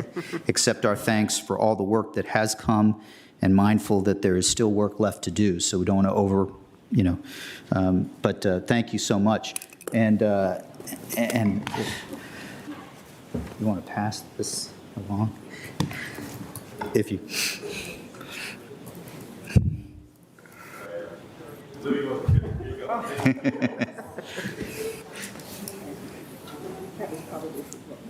Yeah.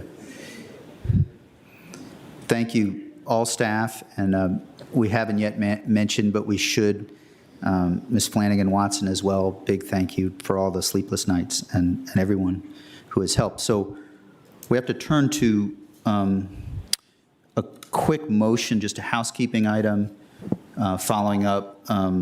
Yesterday we held a closed session, and so we need to just certify, and this question is just to finish, it's to Ms. Crystal.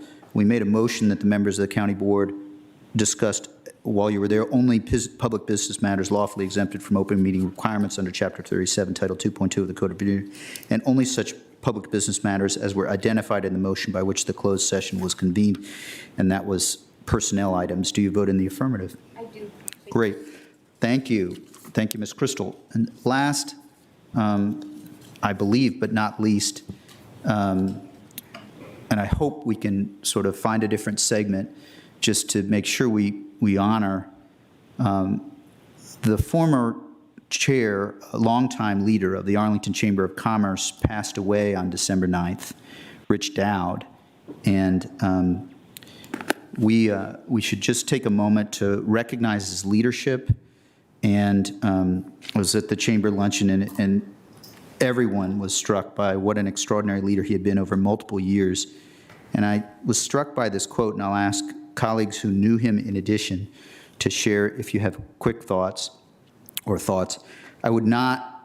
Kate Bates, I would not be where I am without the support, mentorship, and opportunities provided to me by Rich Dowd during the 7 years I worked under his leadership. We continue to feel his impact on our chamber and in our community, his beloved home. My heart is with his absolutely amazing family. So we lost Rich Dowd, and we just have to honor an extraordinary person and leader. So with that, I don't know if there are closing thoughts or additional thoughts that Ms. Garvey. Yeah, just real quickly, it's late, and but Rich was really a special guy, and what we're doing now, this is such a new phase in Arlington, I think we're coming to, but we got to this because of people like Rich Dowd. He really, he cared so much about people. He had this self-deprecating humor, and he just kind of kept going and kept doing what he needed to do and caring about people and doing the right thing.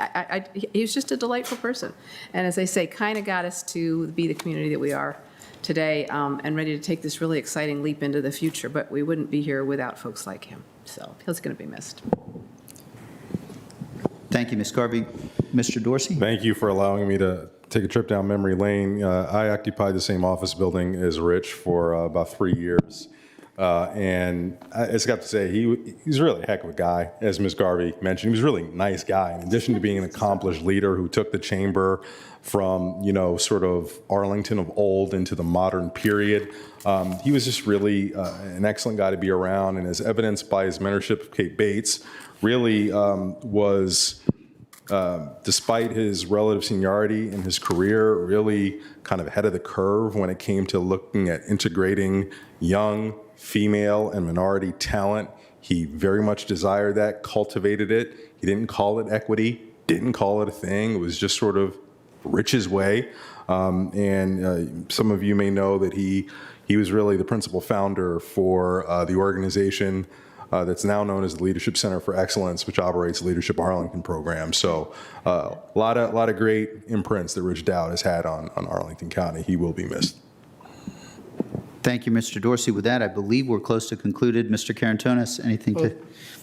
Now, just a little footnote. Rich Dowd was among the first people I got to know in Arlington. Accidentally, was a chamber event, and I was absolutely impressed. He was just a kind of an Eisenhower, practical. He had, very self-deprecating, humorous actor who, at the same time, was at the helm of one of the most successful smart growth economies in the nation. And that was really impressive, how he got people in, how he actually made the Arlington Chamber of Commerce, a small shop, to something that is really important. So, yeah, where he is, he may rest in peace. Great contribution to this I community. think our manager wants to thank you, Mr. Carantonis. He really was. Are you going to tell an Schwartz. Apple? Are you going to tell an Apple computer story? Because that's. I did want, because Mr. Dorsey brought it up, when I was in the class of 2008 at Leadership Arlington, now Leadership Center for Excellence, one of the absolute highlights is we went on a mystery bus tour. Okay. And so Rich Dowd, who we all knew, got on the bus. He was so excited, and he's taking us on a mystery bus tour. We went to Arlington National Cemetery. And he took us there, and he showed us that part of the cemetery. It's not, I don't know how well it's known, but there's an area there where Freedman's Village was originally, where it's the home to many original Arlingtonians from our Black community who are buried there, many with just first names. And I've never seen anyone so excited about sharing that piece of history. Just another little footnote, he was an excellent judge of talent, because he hired someone named Emily Schwartz as a summer intern one year. And so I just had incredibly fond memories. He's also was a neighbor of mine in my civic association. And just, I say they don't make people like that anymore. What a great guy, and sorely missed. So thank you. And I'll just a whole other different, and I can't even quite remember the story, which is why I didn't want to, but he started out in California, computer stores selling the very first Apple computers, and talked about how wildly popular they were and how he had to keep trying to get more and more. So to go from selling computers in California to coming here, they don't kind of make them like that anymore. Thanks. Thank you, Ms. Garvey. Thank you, colleagues. Mr. Kushner, is there any other items to come before the board? There are none. Colleagues, I believe this is the last scheduled meeting. As Mr. Schwartz was describing how good of a person in the moment in Arlington National Cemetery, thought of my grandfather's favorite phrase, which is carpe diem. This year, I feel we have seized the moment. With that, I'll adjourn. Thank you, colleagues.